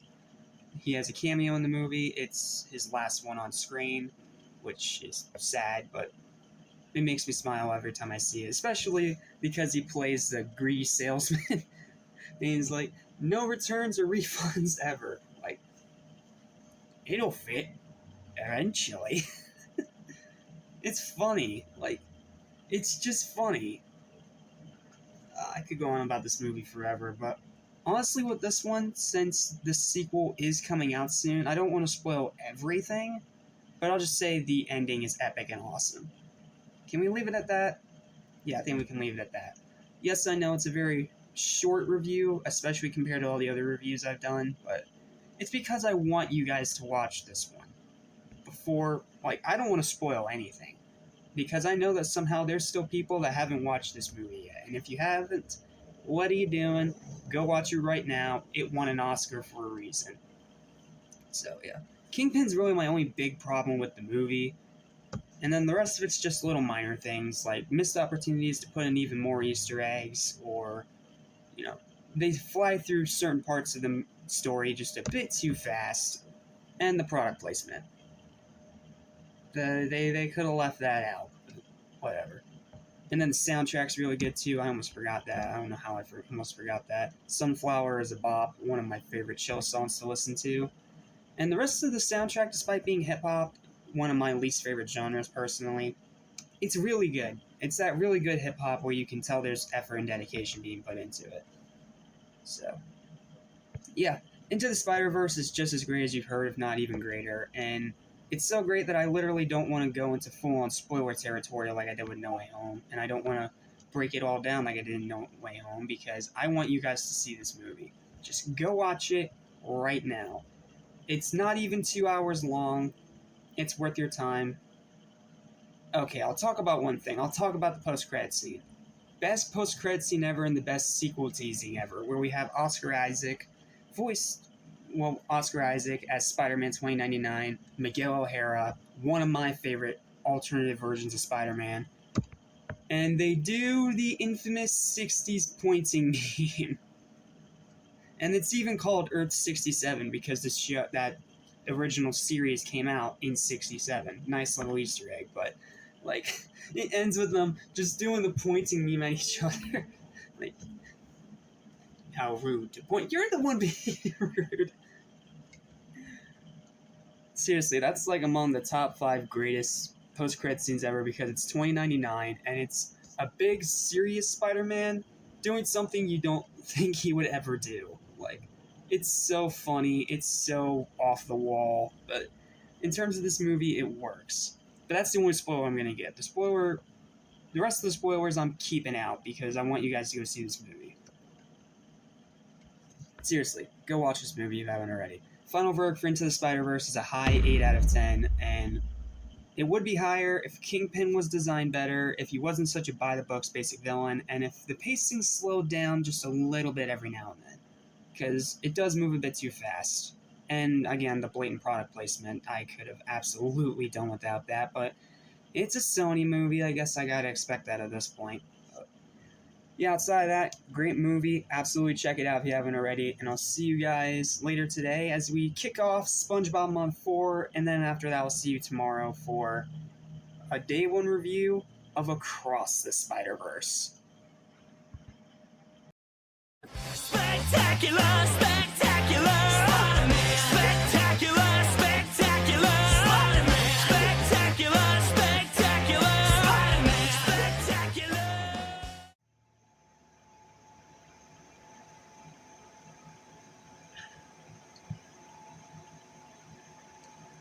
I don't even know where to start. So I think before we even begin this review, and don't worry, spoiler free. No spoilers in this review, don't worry. I'm not one of those people. So, no spoilers for this review, I promise. But before we begin, since Movie Hero Network decided to flex some of his Spider-Man collection on his review of No Way Home, I thought, well, why don't I show off some of my stuff as well before we start? That way you guys know how much of a big Spider-Man fan I am. So, let's start with this guy right up here. This is an old figure from my childhood. It was at my grandmother's for a while. It came with this like ATV thing. It was weird, but this is Tobey Maguire's Spider-Man. And he's positioned like this because he was supposed to like sit on the ATV like this, and then you'd hold onto the handlebars and you could put him up and it would spin around and do all kinds of tricks. But that ATV unfortunately has been lost to time, so now I just have the figure. So yep, there's that, and he sits right up here with Mario. And then, what do I want to show? Oh, I know what to show next. How about some comic books? Because why not? I have the Death of Spider-Man comic from the Ultimate Universe.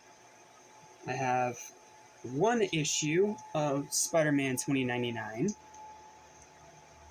One of my favorite Spider-Man. I'm going to glow all about him in this review, don't worry. But then I have two really interesting ones. First up, I have X-Force meets Spider-Man. It's a special sideways comic where it's read like this and not like this. It's strange, but it's a really good read. It's when he helps the X-Force takes down Juggernaut. And not to mention, this is one of Todd McFarlane's final Spider-Man comics before he moved over to Image. So, yeah, that's pretty cool. And then, my most recent edition, I got this for $3, so I'm like, what the heck, why not? It's an NFL superhero comic that Marvel did with the NFL, and this first issue features Spider-Man, and then a few of the others feature, like, Wolverine and Captain America. Like, it's pretty much a different hero almost every issue, so, yeah, that's a neat little relic. And then, of course, I gotta show this guy. I gave this guy his own review, and not to mention, it matters very much to this movie. I got $20.99 from the normal line, not the Marvel Legend, because I'm not paying that much money for a figure I don't even know is good. This is a good figure for the $5-10 I paid for it. And he even has this cool little red web like he does in the movie, so that's pretty cool. So he's going to sit right over here. Try and get him in the camera. Okay, that might not work. I'll set him there. So yeah, that's some of my Spider-Man collection. I also have some other mini figures sitting over there on my shelf, as well as some Lego Spider-Man. So yeah, I'm a huge Spider-Man fan, to say the least. So of course I'm gonna be excited for this movie. Then you tell me that it's one part of a two-part finale to make it a full trilogy. That's crazy. So, of course, I was hyped for this movie. Then they started showing off all the Spider-Men that were going to be in this movie. 2099, Spider-Gwen, Spider-Punk, the pregnant Jessica Drew, Baghead Spider-Man, Ultimate Spider-Man, Insomniac Spider-Man. Like, it went nuts with the number of Spider-Man to put in the movie, as my computer refuses to stay asleep. Sorry about that. So, needless to say, I was hyped about this movie. I loved the trailers, and the trailers actually did a pretty decent job hiding most of it. So I finally got to sit down and watch the movie today in theaters. I literally just got back. And, yeah, this might be my new favorite Spider-Man movie. Like, oh my goodness, this movie is phenomenal, it's outstanding, it's fantastic. It is just one of the greatest sequels ever made, plain and simple. It ups the ante on pretty much everything the first movie did, as well as stronger writing, a great story, surprisingly juggles a lot of multiverses, but yet does it in a way that doesn't feel, forced or clunky or fighting for screen time, that whole old cliche. And then the characters are still great here, Miles is great here, and Miguel O'Hara's 2099, oh man, where do I start with 2099? Where do I start with this guy? I have no idea where to start. I'll just say he's scary, he's brutal, allow me this one curse word, okay? He's badass, he is just amazing. And not only that, it is amazing how much personality you get out of him when he's in his full suit because of the way his eyes move. Like, that's so cool. And the animation, oh my freaking goodness, the animation. I thought the original Spider-Verse's animation was top tier. This is like beyond that. It is such phenomenal animation with a ton of different styles, a ton of different references and Easter eggs, and like you have one in pastels, one in a comic book, one that's very, it's so hard to explain just how amazing this animation is. You really just need to see it for yourself. It is phenomenal, it is outstanding, and it is some of the best animation I've seen in any animated film in my entire freaking life. Like, oh man, I could go on about the animation all day. And then the endless amount of spider people, the buttload of references, the crap ton of incredible writing, extremely talented voice acting, like Daniel Kaluuya as Spider-Punk. Just wow. And yes, I know there's people complaining in the comments like, oh, why did you race swap Jessica Drew? Why didn't you just do the one from the comic books? There's always going to be those people complaining, but in my opinion, I really liked this Spider-Woman. And Issa Rae did such an amazing job, hope I'm pronouncing your name right. You did such an amazing job voicing the character and making her sassy, but also kind of a bit relatable in a way. Like, it's so cool. Not to mention, first movie that we ever get that actual Jessica Drew pregnant Spider-Woman on screen. It wasn't in the live-action ones. It wasn't in any of the direct-to-DVD animated films, so this is the first time. It is a huge step forward, and I really liked her character. And then you have Ben Reilly, and the Indian Spider-Man, and Spider-Gwen still being amazing, and Peter B. Parker's back, and this time he has a kid. Like, oh my goodness, this movie is just outright insanity, and it works in such a phenomenal, outstanding freaking way. I don't even know where to begin with this. Like, holy heck. Sorry about that. Like, I don't even know. This is such a hard movie to review because I want to go into full spoilers, but at the same time I don't want to because I need you guys to go see this movie. This needs to be a hit. This needs to make a crap ton of money, and I want it to win another Oscar. Like, this deserves to be rewarded for the time, effort, and dedication that everyone put in here, from the cast to the crew to the animators to the storyboard artists to the writers to the voice direction to just everyone involved. It literally does every single thing you want from a Spider-Man movie. Everything. While also upping the ante from the already excellent Into the Spider-Verse. Like, it took the one problem I had with that movie, Kingpin being the bad villain, and completely fixed it. It is a phenomenal film. Like, seriously, just go watch it right now. This needs to succeed, and it needs to make more than the first one did. Like, the first one should have made far more money than it did. This one needs to be one of the highest grossing movies of the year. I literally have nothing more to say. Go out and watch this movie right now. It's just as phenomenal and fantastic and amazing and spectacular as you've already heard. Final verdict for this movie is an 11 out of 10. It is the best Spider-Man movie of all time, and I don't know how they're going to top it with Beyond the Spider-Verse in 2025 or 2024, whenever the next one comes out. I am just blown away, and this movie was phenomenal. Just, oh my goodness. I need to stop talking before I go into spoilers, seriously. Go watch this movie right now. I literally have nothing more to say. Thanks for watching. See you guys for the continuation of SpongeBob Month 4, and then tomorrow for the big Spider-Thon finale, the movie tier list. Peace. Stay spectacular. Stay amazing. Go watch this movie right now. Spectacular, spectacular, Spider-Man. Spectacular, spectacular, Spider-Man. Spectacular, spectacular, Spider-Man. Spectacular.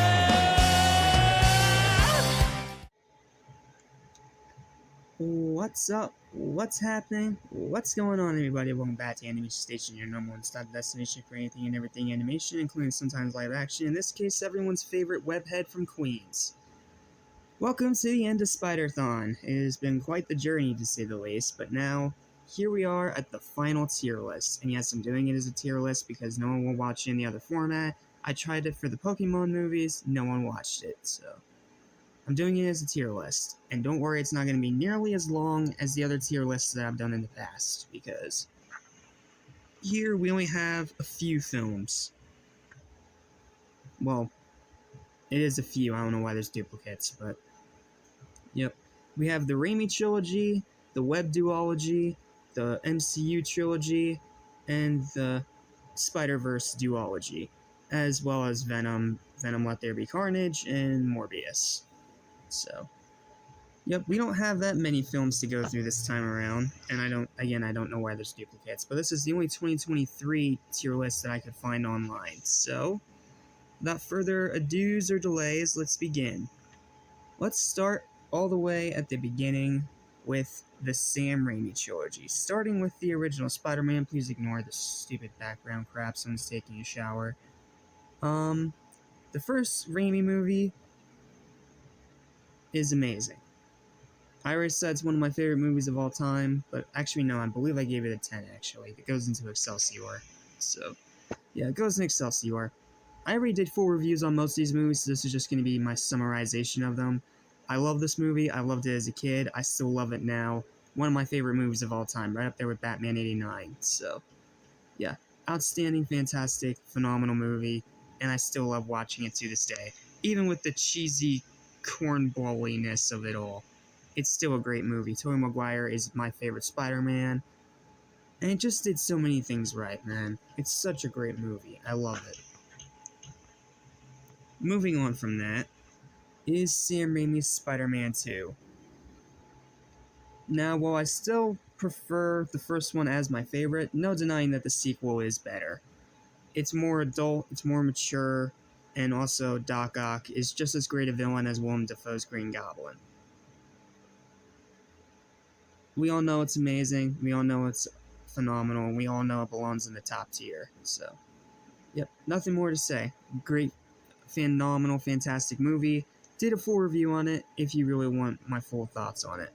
And also that train scene, and huge thank you to Isaiah Vila on Facebook who pointed out that I accidentally forgot to bring up the Evil Dead scene. You know, the one where Doc Ock's arms kill people and there's no music. Yeah, I'm sorry for forgetting that scene. I was so scatterbrained trying to get everything in there. And Aunt May's speech, of course. I can't forget that either. Like, phenomenal movie. Absolutely phenomenal movie. Then there's Spider-Man 3, which I know a lot of you are thinking, oh, that goes in the Shadow Realm. It's a piece of crap. But if you saw my 22-minute long, well, if you saw my super long collab review I did with Spider-Phantom on this one, you would know that him and I both found it spectacular. I think it's still a very good movie, just a very flawed movie. And I, again, just like I said in my review, I put more of the blame for this ending up the way it was on Sony and their corporate screwery rather than Sam Raimi, the cast, and the crew. So, yeah.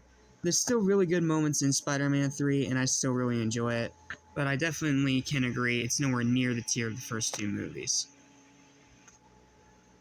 Then we get to the Mark Webb films, starting off with the first Amazing Spider-Man. This one was a first-time watch for me after seeing the mixed reactions to it online. And yeah, this one goes into the amazing tier. I loved this film when I watched it. I loved its down-to-earth realism. Andrew Garfield's a fantastic Spider-Man. I liked Emma Stone as Gwen Stacy. I loved their whole romance. And yes, while Lizard was a terrible villain, that's really my only problem. The rest of this movie is fantastically crafted, very well built, and just so much fun to watch. Like, I love Amazing Spider-Man. It's nowhere near the tier of the Raimi films, but it is a really good movie. I really enjoyed it. Now take all the things I just said and throw them off a cliff, because we have the one and only movie that's going in the Shadow Realm. Amazing Spider-Man 2 literally takes all those positives I just said about the first one, with the exception of Gwen and Peter's relationship and Andrew Garfield's performance as Spider-Man. Everything else blows. I did a whole video about it. I'm not gonna lose my cool over it again. It's a piece of crap. We all know it's a piece of crap. Moving on. Now for the MCU trilogy. And I already said before, I love this trilogy. And I believe I gave the first one, I think it was either a 7 or an 8. I gave it an 8, so it goes into amazing. This is a great refresh for Spider-Man. Tom Holland is a great Spider-Man after being introduced amazingly in Civil War. And here, yes, I know people give the Tony Stark Jr. argument, but in my opinion, especially seeing now how the whole story plays out, it is, in a way, Peter's unique own origin story. It's not like Raimi's, it's not like Webb's. It's just entirely new and entirely its own thing. So, that's what I love about it. And then you add in Michael Keaton's Vulture, one of the best MCU villains ever, and yeah, you have a fantastic movie. And then you add in the great dialogue and hilarious moments. Like, such a funny, fantastic, fun movie. And then Far From Home ups the stakes and really pushes it to their extreme. I gave it the same score I gave Amazing Spider-Man, but I don't think it's quite on the level of Amazing Spider-Man. Well, actually, I do think it's better, and it's because of the twist with Mysterio. I know a lot of people think, oh, that twist sucks, so it ruins the movie. No, it is a great twist, you just need to look at it from a certain point of view. And Jake Gyllenhaal's Mysterio was fantastic. I loved the reveal at the end that Maria and Nick this whole time were Skrulls. And Spider-Man's whole conflict of trying to deal with Stark's death following Endgame and numerous other things. So, yeah. Far From Home is a fantastic movie. I absolutely loved it. And it did a great job being a sequel to Homecoming while also being an epilogue to the Infinity Saga. So, yeah, excellent film. I already did a full review on it. Nothing more to say. Speaking of nothing more to say, no, this movie's been taught to death. I already did a whole big 1 hour long review of it with the Movie Hero Network, a new friend of mine, Jordan Anderson. And we both love this movie. I gave it an 11. I think he gave it an 8. I gotta rewatch his review again, but yeah, this is Spider-Man's best live-action movie by far. Brings all three Spider-Men together as well as a bunch of great villains. Fixes Electro's character. Sadly, Lesnar gets the shaft, but it's whatever. Very minor nitpick. And then the way it all crafts together while being an incredibly strong story on its own, even without all that crossover and multiverse shenanigans. It's fantastic. It's like it literally took everything that Spider-Man 3 and Amazing Spider-Man 2 got wrong when they tried to juggle too much, and completely fixed it. One of the best comic book movies of all time, period. Okay. I'm gonna leave my thoughts on the Venom movies brief as well, because I want to do a whole review on both of these, probably in October, but I'll just put it at this. The first Venom, yes, it is a bad adaptation of the source material. But, I'm sorry, I have a lot of fun with it. Like, I still think it's a good movie. It has some really funny moments. I think Tom Hardy did a great job as Eddie Brock, way better than Topher Grace. I like Venom's design, and it just feels like an ode and an homage to those goofy, campy, silly 2000s superhero movies that I grew up with. And because of that, I'm going a lot easier on this movie than most people. I really enjoy this film. Not as much as Spider-Man 3, but I still think it's a really good movie. I really enjoy it. Let There Be Carnage was a bit of a disappointment, I'm not gonna lie.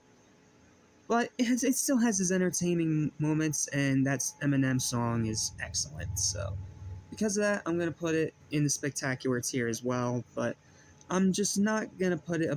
Actually, no, I'm going to move it down to okay, because it's PG-13 and there's no blood. Seriously, both these Venom movies should have been R-rated. Now let's just get this one out of the way. I already talked about this one on length in the worst of 2022 list. So, you want my full thoughts on this movie? Go watch my worst movies of 2022 list. Because I'm not going over it again here. But yeah, it's worse than Amazing Spider-Man 2. It is a terrible movie. It is a crap movie. And it is a pain in the rear end to sit through. Nothing more, nothing less. It's a pile of crap. It's going to sit right there. Alright, now let's finish off with Spider-Verse, starting with Into the Spider-Verse. I think I might have ticked off a few people with my review of it, giving it an 8 out of 10, where most people would give it a 9 or a 10, but me personally, Kingpin being such a terrible villain just really does not help in that regard. And because of that, I'm going to put it at the bottom of the amazing tier, but it's definitely above these 5. Like, it is still a great movie. It's still a really fun movie, and I had a blast with it. Like, Into the Spider-Verse is still a great film. I'm absolutely not doubting that. The animation, the story, the characters, the writing, the voice acting, the action, it's pretty much all great. If Kingpin wasn't such a terrible villain, sorry, Liev Schreiber, I absolutely love you, man, but this was not your role.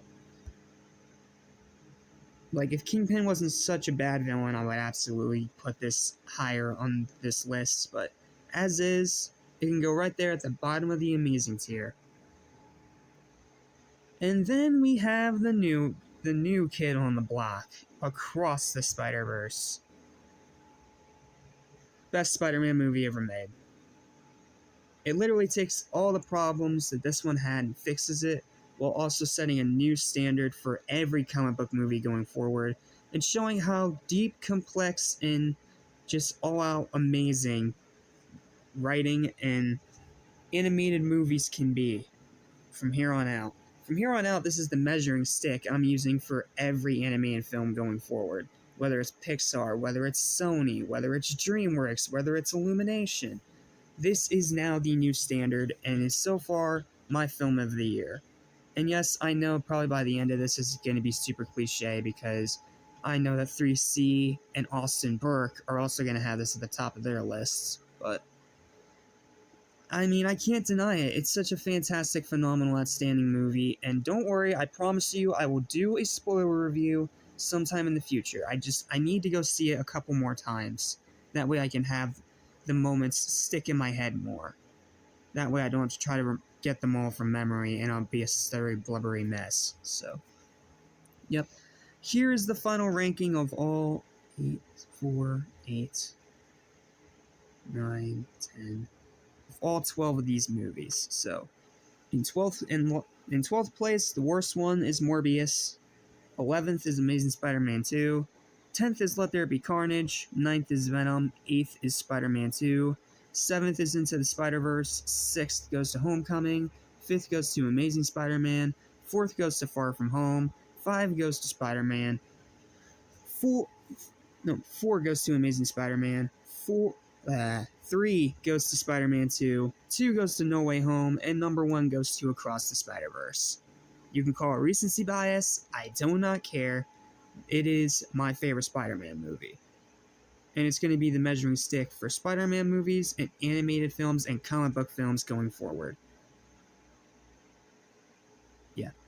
That's going to do it for Spider-Thon. Thank you guys so much for watching. Remember to like, share, and subscribe to this channel for all the content. And while this is the last video you're getting for today, don't worry, we'll be right back at the content tomorrow. But for those of you that are looking for some extra content, I also have a second channel, Cynical Saiyan 77. Check that one out if you don't mind cursing, and it's literally everything I can't do on Animation Station. That's more the live action stuff, that's the music stuff, that's the game stuff. Like, over there, you're gonna find a lot more content than here, to an extent. So, yeah. Also, if you do subscribe over there, you have 2 more reviews to look forward to today, as I'm going to be reviewing the first Transformers movie, because Rise of the Beast is coming up soon, so we gotta review them all. except the animated one because we don't have time. And since Flash is also right around the corner, we're also going to be looking at the entire DC EU, and I also threw in 3 extra films, starting by taking a look at the first 2 Superman movies to make up for the fact that I already reviewed the first 2 Shazam films. And just as a favorite, and just because I want to talk about it, I also threw in Batman 1989. So, yep. See you today for Transformers 1 and Superman 1. Until then, have a great day. Peace.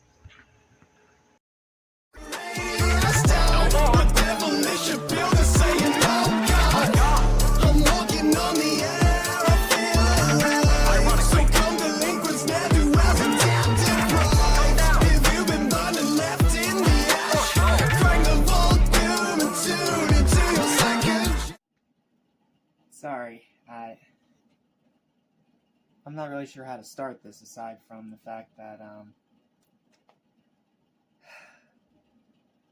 I'm just glad we have a Spider-Man cartoon again, man. It's been a while. I think the last one we had was, that terrible dumpster fire Marvel Spider-Man from 2017, that piece of garbage. But now we finally have another one. And this one technically counts as an Elseworld story because it's both kind of in the MCU, but also adjacent to it because it changes a few things. Now, I wasn't entirely sure what to expect going into this one, aside from, it's Spider-Man. It's a different take on Spider-Man that's kind of MCU and kind of not, so I wasn't entirely sure what to think. But me being the huge webhead that I am, Spider-Man's been my favorite superhero since I was a kid. It's been definitely quite intriguing, to say the least, to see that we finally have another Spider-Man show again. And not just a Spider-Man show, but a great one. Yeah, I'm just gonna come out and say it. I think this show's fantastic and you need to check it out immediately. Yes, it's no spectacular Spider-Man. No, it's not Spider-Man the Animated Series. No, but it's still amazing in its own right, and after that piece of absolute lazy garbage from 2017, we needed this. This was a good palate cleanser. So, I have a pretty long written review for this one, and I promise you I will keep spoilers to a minimum. I will talk about things that are mainly just from the trailer, and nothing more.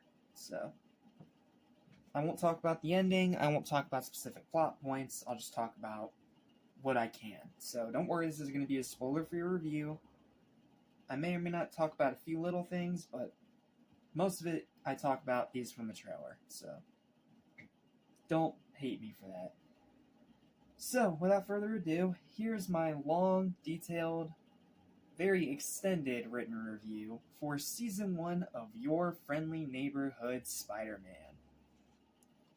I hope you enjoy. I don't care how much hate I may possibly get for this, but I'm happy to say it finally happened. After almost a decade of that boring 2017 disaster, we finally have another good Spider-Man cartoon again. Dare I say amazing, even. Now, I won't lie to you, I did have doubts with this one, with all the changes to the characters and how different the animation looked, especially compared to the Spider-Verse films. Not to say it looked bad, per se, like most people are saying. Like, people are saying, like, oh, the animation of this show is bad. No, it's not. It's just a very different style that you need to get used to. But the 3D CGI and the very bright colors were definitely a little off-putting, at first.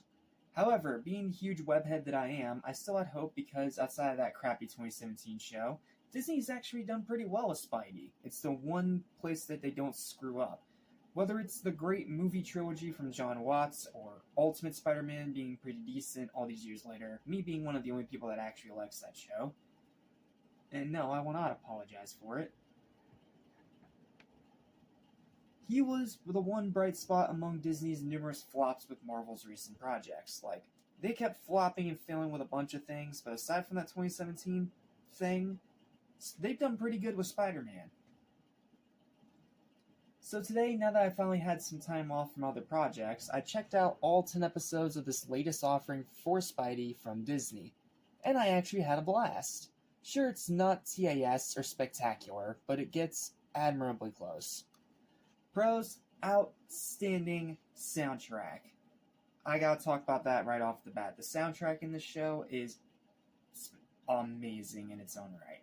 Especially the theme song, which is one of the best in years. It remixes the old 60s Spider-Man theme into a Danny Phantom-esque song, where, it is rap focused, but it does it in a way where it actually works and it's not cringe. So, yeah, and if you're wondering what the song's called, it's called Neighbor Like Me by the Math Club. Yes, it will be on the best rap songs list, because I haven't been able to stop listening to it for a week now. It is such a damn good song. You need to check it out if you haven't already. Spectacular voice acting from the entire cast, including Hudson Thames as the titular webhead. Yes, he's emulating Tom Holland, and yes, he's reprising the role from Marvel's What If, but he still puts his own spin on it, and his performance here is way better than it was in that show. And Eugene Boyd as Lonnie Lincoln, who really makes the character come to life, as well as some established legends as well, including Robin Atkins Downes as Doctor Strange, Charlie Cox reprising Daredevil, before Daredevil Born Again, and especially Sonic himself, Roger Craig Smith, in multiple roles at once. He plays at least 8 characters in this show. Why? I don't know, but it's kind of funny, because as I was watching through and listening to each of the character, I'm like, oh my goodness, Roger voices almost everybody. It's pretty funny. It is pretty freaking funny. Excellent storytelling that both differentiates and parallels the MCU in a really fascinating way. Awesome characters that, while drastically different from the established templates, are all likable. Especially Peter himself, with one of the most refreshingly unique origins I've seen in a while. People want to call the origin story of this show a glorified toy commercial, and maybe it kind of is, but personally I think it works, and it's way different than all the other origin stories of Spider-Man that we've seen before. And I think it's actually in a pretty unique and interesting way. Very good animation, that while jarring at first, replicates the comic art really well. It has that 60s vibe, which I do really like. I think it does that really well. And it gives the series a very distinct style that stands out from the previous shows. Like, this looks nothing like Spectacular, this looks nothing like Ultimate, and it looks nothing like TAS. This is something entirely different and new, and you can easily differentiate it from its peers. So, definitely huge props for that. Like, it may take a little bit of getting used to, but the animation in this show is really good.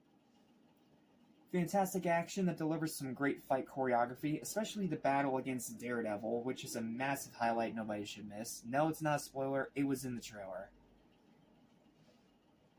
At least to my recollection. Great writing that feels authentic to the character, and simultaneously fleshing out the supporting cast around him, especially Lonnie, who had probably my favorite writing of the series so far with his character arc, and how he starts becoming Tombstone, which, yes, as big of a Spider-Man fan as I am, I didn't realize Lonnie was actually from the comics. I thought it was an original creation character. But no, I was wrong. Apparently he is from the comics, and one a lot of people were very excited about. And after watching the show, I do want to go read those comics now and find out more about his character and his transformation into Tombstone. Because already in the show, I really liked him. He was my second favorite character in the entire series. I really liked him. And this show definitely deserves props for actually fleshing out side characters rather than just focusing on Peter, which is so nice to see, because way too often we see shows like this that will put all the focus on the main character and maybe give like 1 or 2 episodes, if that, to the side characters. Whereas this show, it actually gives both Peter and his supporting cast development all throughout the show in every single episode. And it is very, very impressive how it's able to balance all that. So, huge props for that. Some really cool Easter eggs to Spidey's history. You have title cards recreating iconic panels. You have a surprise Spider-Man veteran appearing towards the end of the series. You have Spidey's many suit changes, which it's not a spoiler because apparently it was also marketing material, including the Future Foundation suit, the Wasp suit, the Dusk suit. Like, you have a couple different suits from Spidey's history. and they're all really cool. And most of them are used for visual gags, and pretty good visual gags at that. Like, this show can be really funny, and we'll talk about that in a minute. X-Men 97-esque cameos from other Marvel heroes like Strange and Captain America that flesh out the world without being intrusive. Parallels to the MCU, etc., etc. A surprisingly great, ballsy, darker tone shift in the final few episodes, including a really brutal defeat and actual on-screen blood.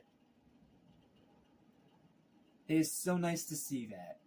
Like, this show is an adult-oriented, but it is nice to see it actually have the balls to go that direction.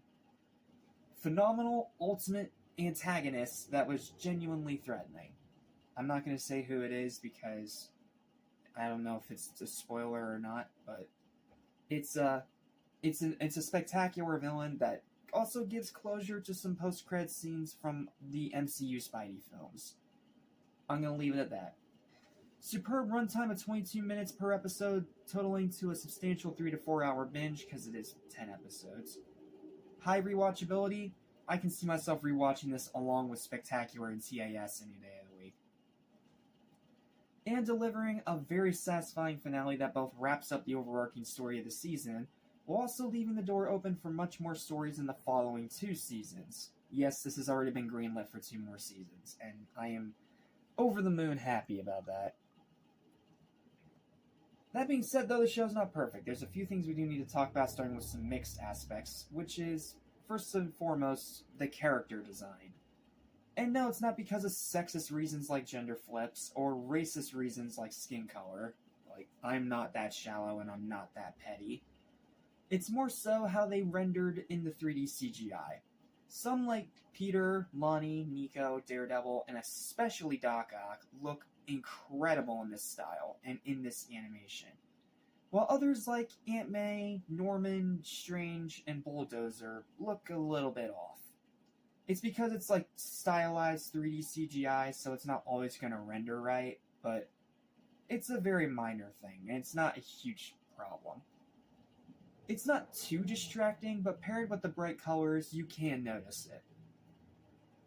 And as for the cons, they're mainly just nitpicks, but there is a few. Beginning is really slow. It does start out pretty slow, and it does take a while for the first episode to actually get to Spidey. Episode 10 is more of a glorified epilogue, since the penultimate episode 9 pretty much wraps everything else up.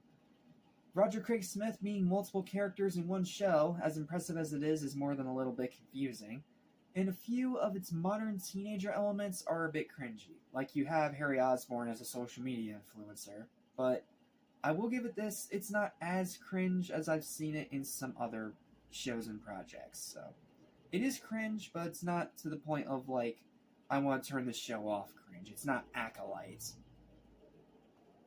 Conclusion. While it's not a straight-A student like its elder peers, it still aces the tests that matter most.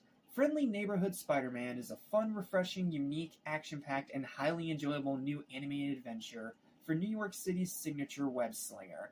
Sure, it's by no means perfect, and it isn't as great as Spectacular or TAS, but it's still more than amazing in its own right and certainly doesn't deserve to be labeled as a menace. I understand if you're apprehensive about it, but trust me when I say that it is more than worth checking out, especially if you are a huge Spider-Man fan. If you're a huge Spider-Man fan, you are going to really dig this show and what it does. It's a certified home run for Disney and a damn good modern cartoon. Highly recommended. I'm so happy it's been greenlit for 2 more seasons because a show this good absolutely deserves to tell more stories. Super excited to see where it goes next, especially with Spider-Gwen to be confirmed along for the ride. And her design is amazing. Like, I love her new design so much. But that's another topic for another day. Let's get to the final verdict. My final verdict for your friendly neighborhood Spider-Man Season 1, high, strong, well-deserved, 9 out of 10. If it weren't for the slow beginning and some cringy elements here and there, I could definitely give it a 10. It has that potential. But regardless, this is a fantastic new Spider-Man show that I can definitely see becoming a cult classic in the near future. A lot of people are talking about it. It's getting a lot of well-deserved praise. And I am so happy to have another great Spidey cartoon to put alongside the other greats that came before it. Fantastic, phenomenal, outstanding show. Absolutely love it. And I can't wait to see where it goes next. Congrats, Disney. You continue to prove that you're actually good at handling Spider-Man. You just need to handle the rest of your Marvel Universe correctly, and then you'll be set. But that's it for this review. Thank you guys so much for watching. Please don't forget to like, share, and subscribe for more videos like this almost every single day. Tell me your thoughts on this show in the comments down below. Do not leave any spoilers, please. I want to keep it spoiler-free so the people that watch this review that check out the show after aren't spoiled. So please, no spoilers in my comment section. But also, feel free to let me know if you'd also like to hear me talk about those other Spider-Man shows, like Ultimate, Spectacular, TAS, Unlimited, even that cheesy, goofy 60s show. Like, if you want me to talk about it, I'll find somewhere to talk about it. But for now, that's going to do it. Thank you guys so much for watching, and I'll see you in the next review. Take care, webheads. Listen, I don't soon forget. So listen and you won't regret. Be true to yourself, don't miss your chance. And you won't end up like the fool who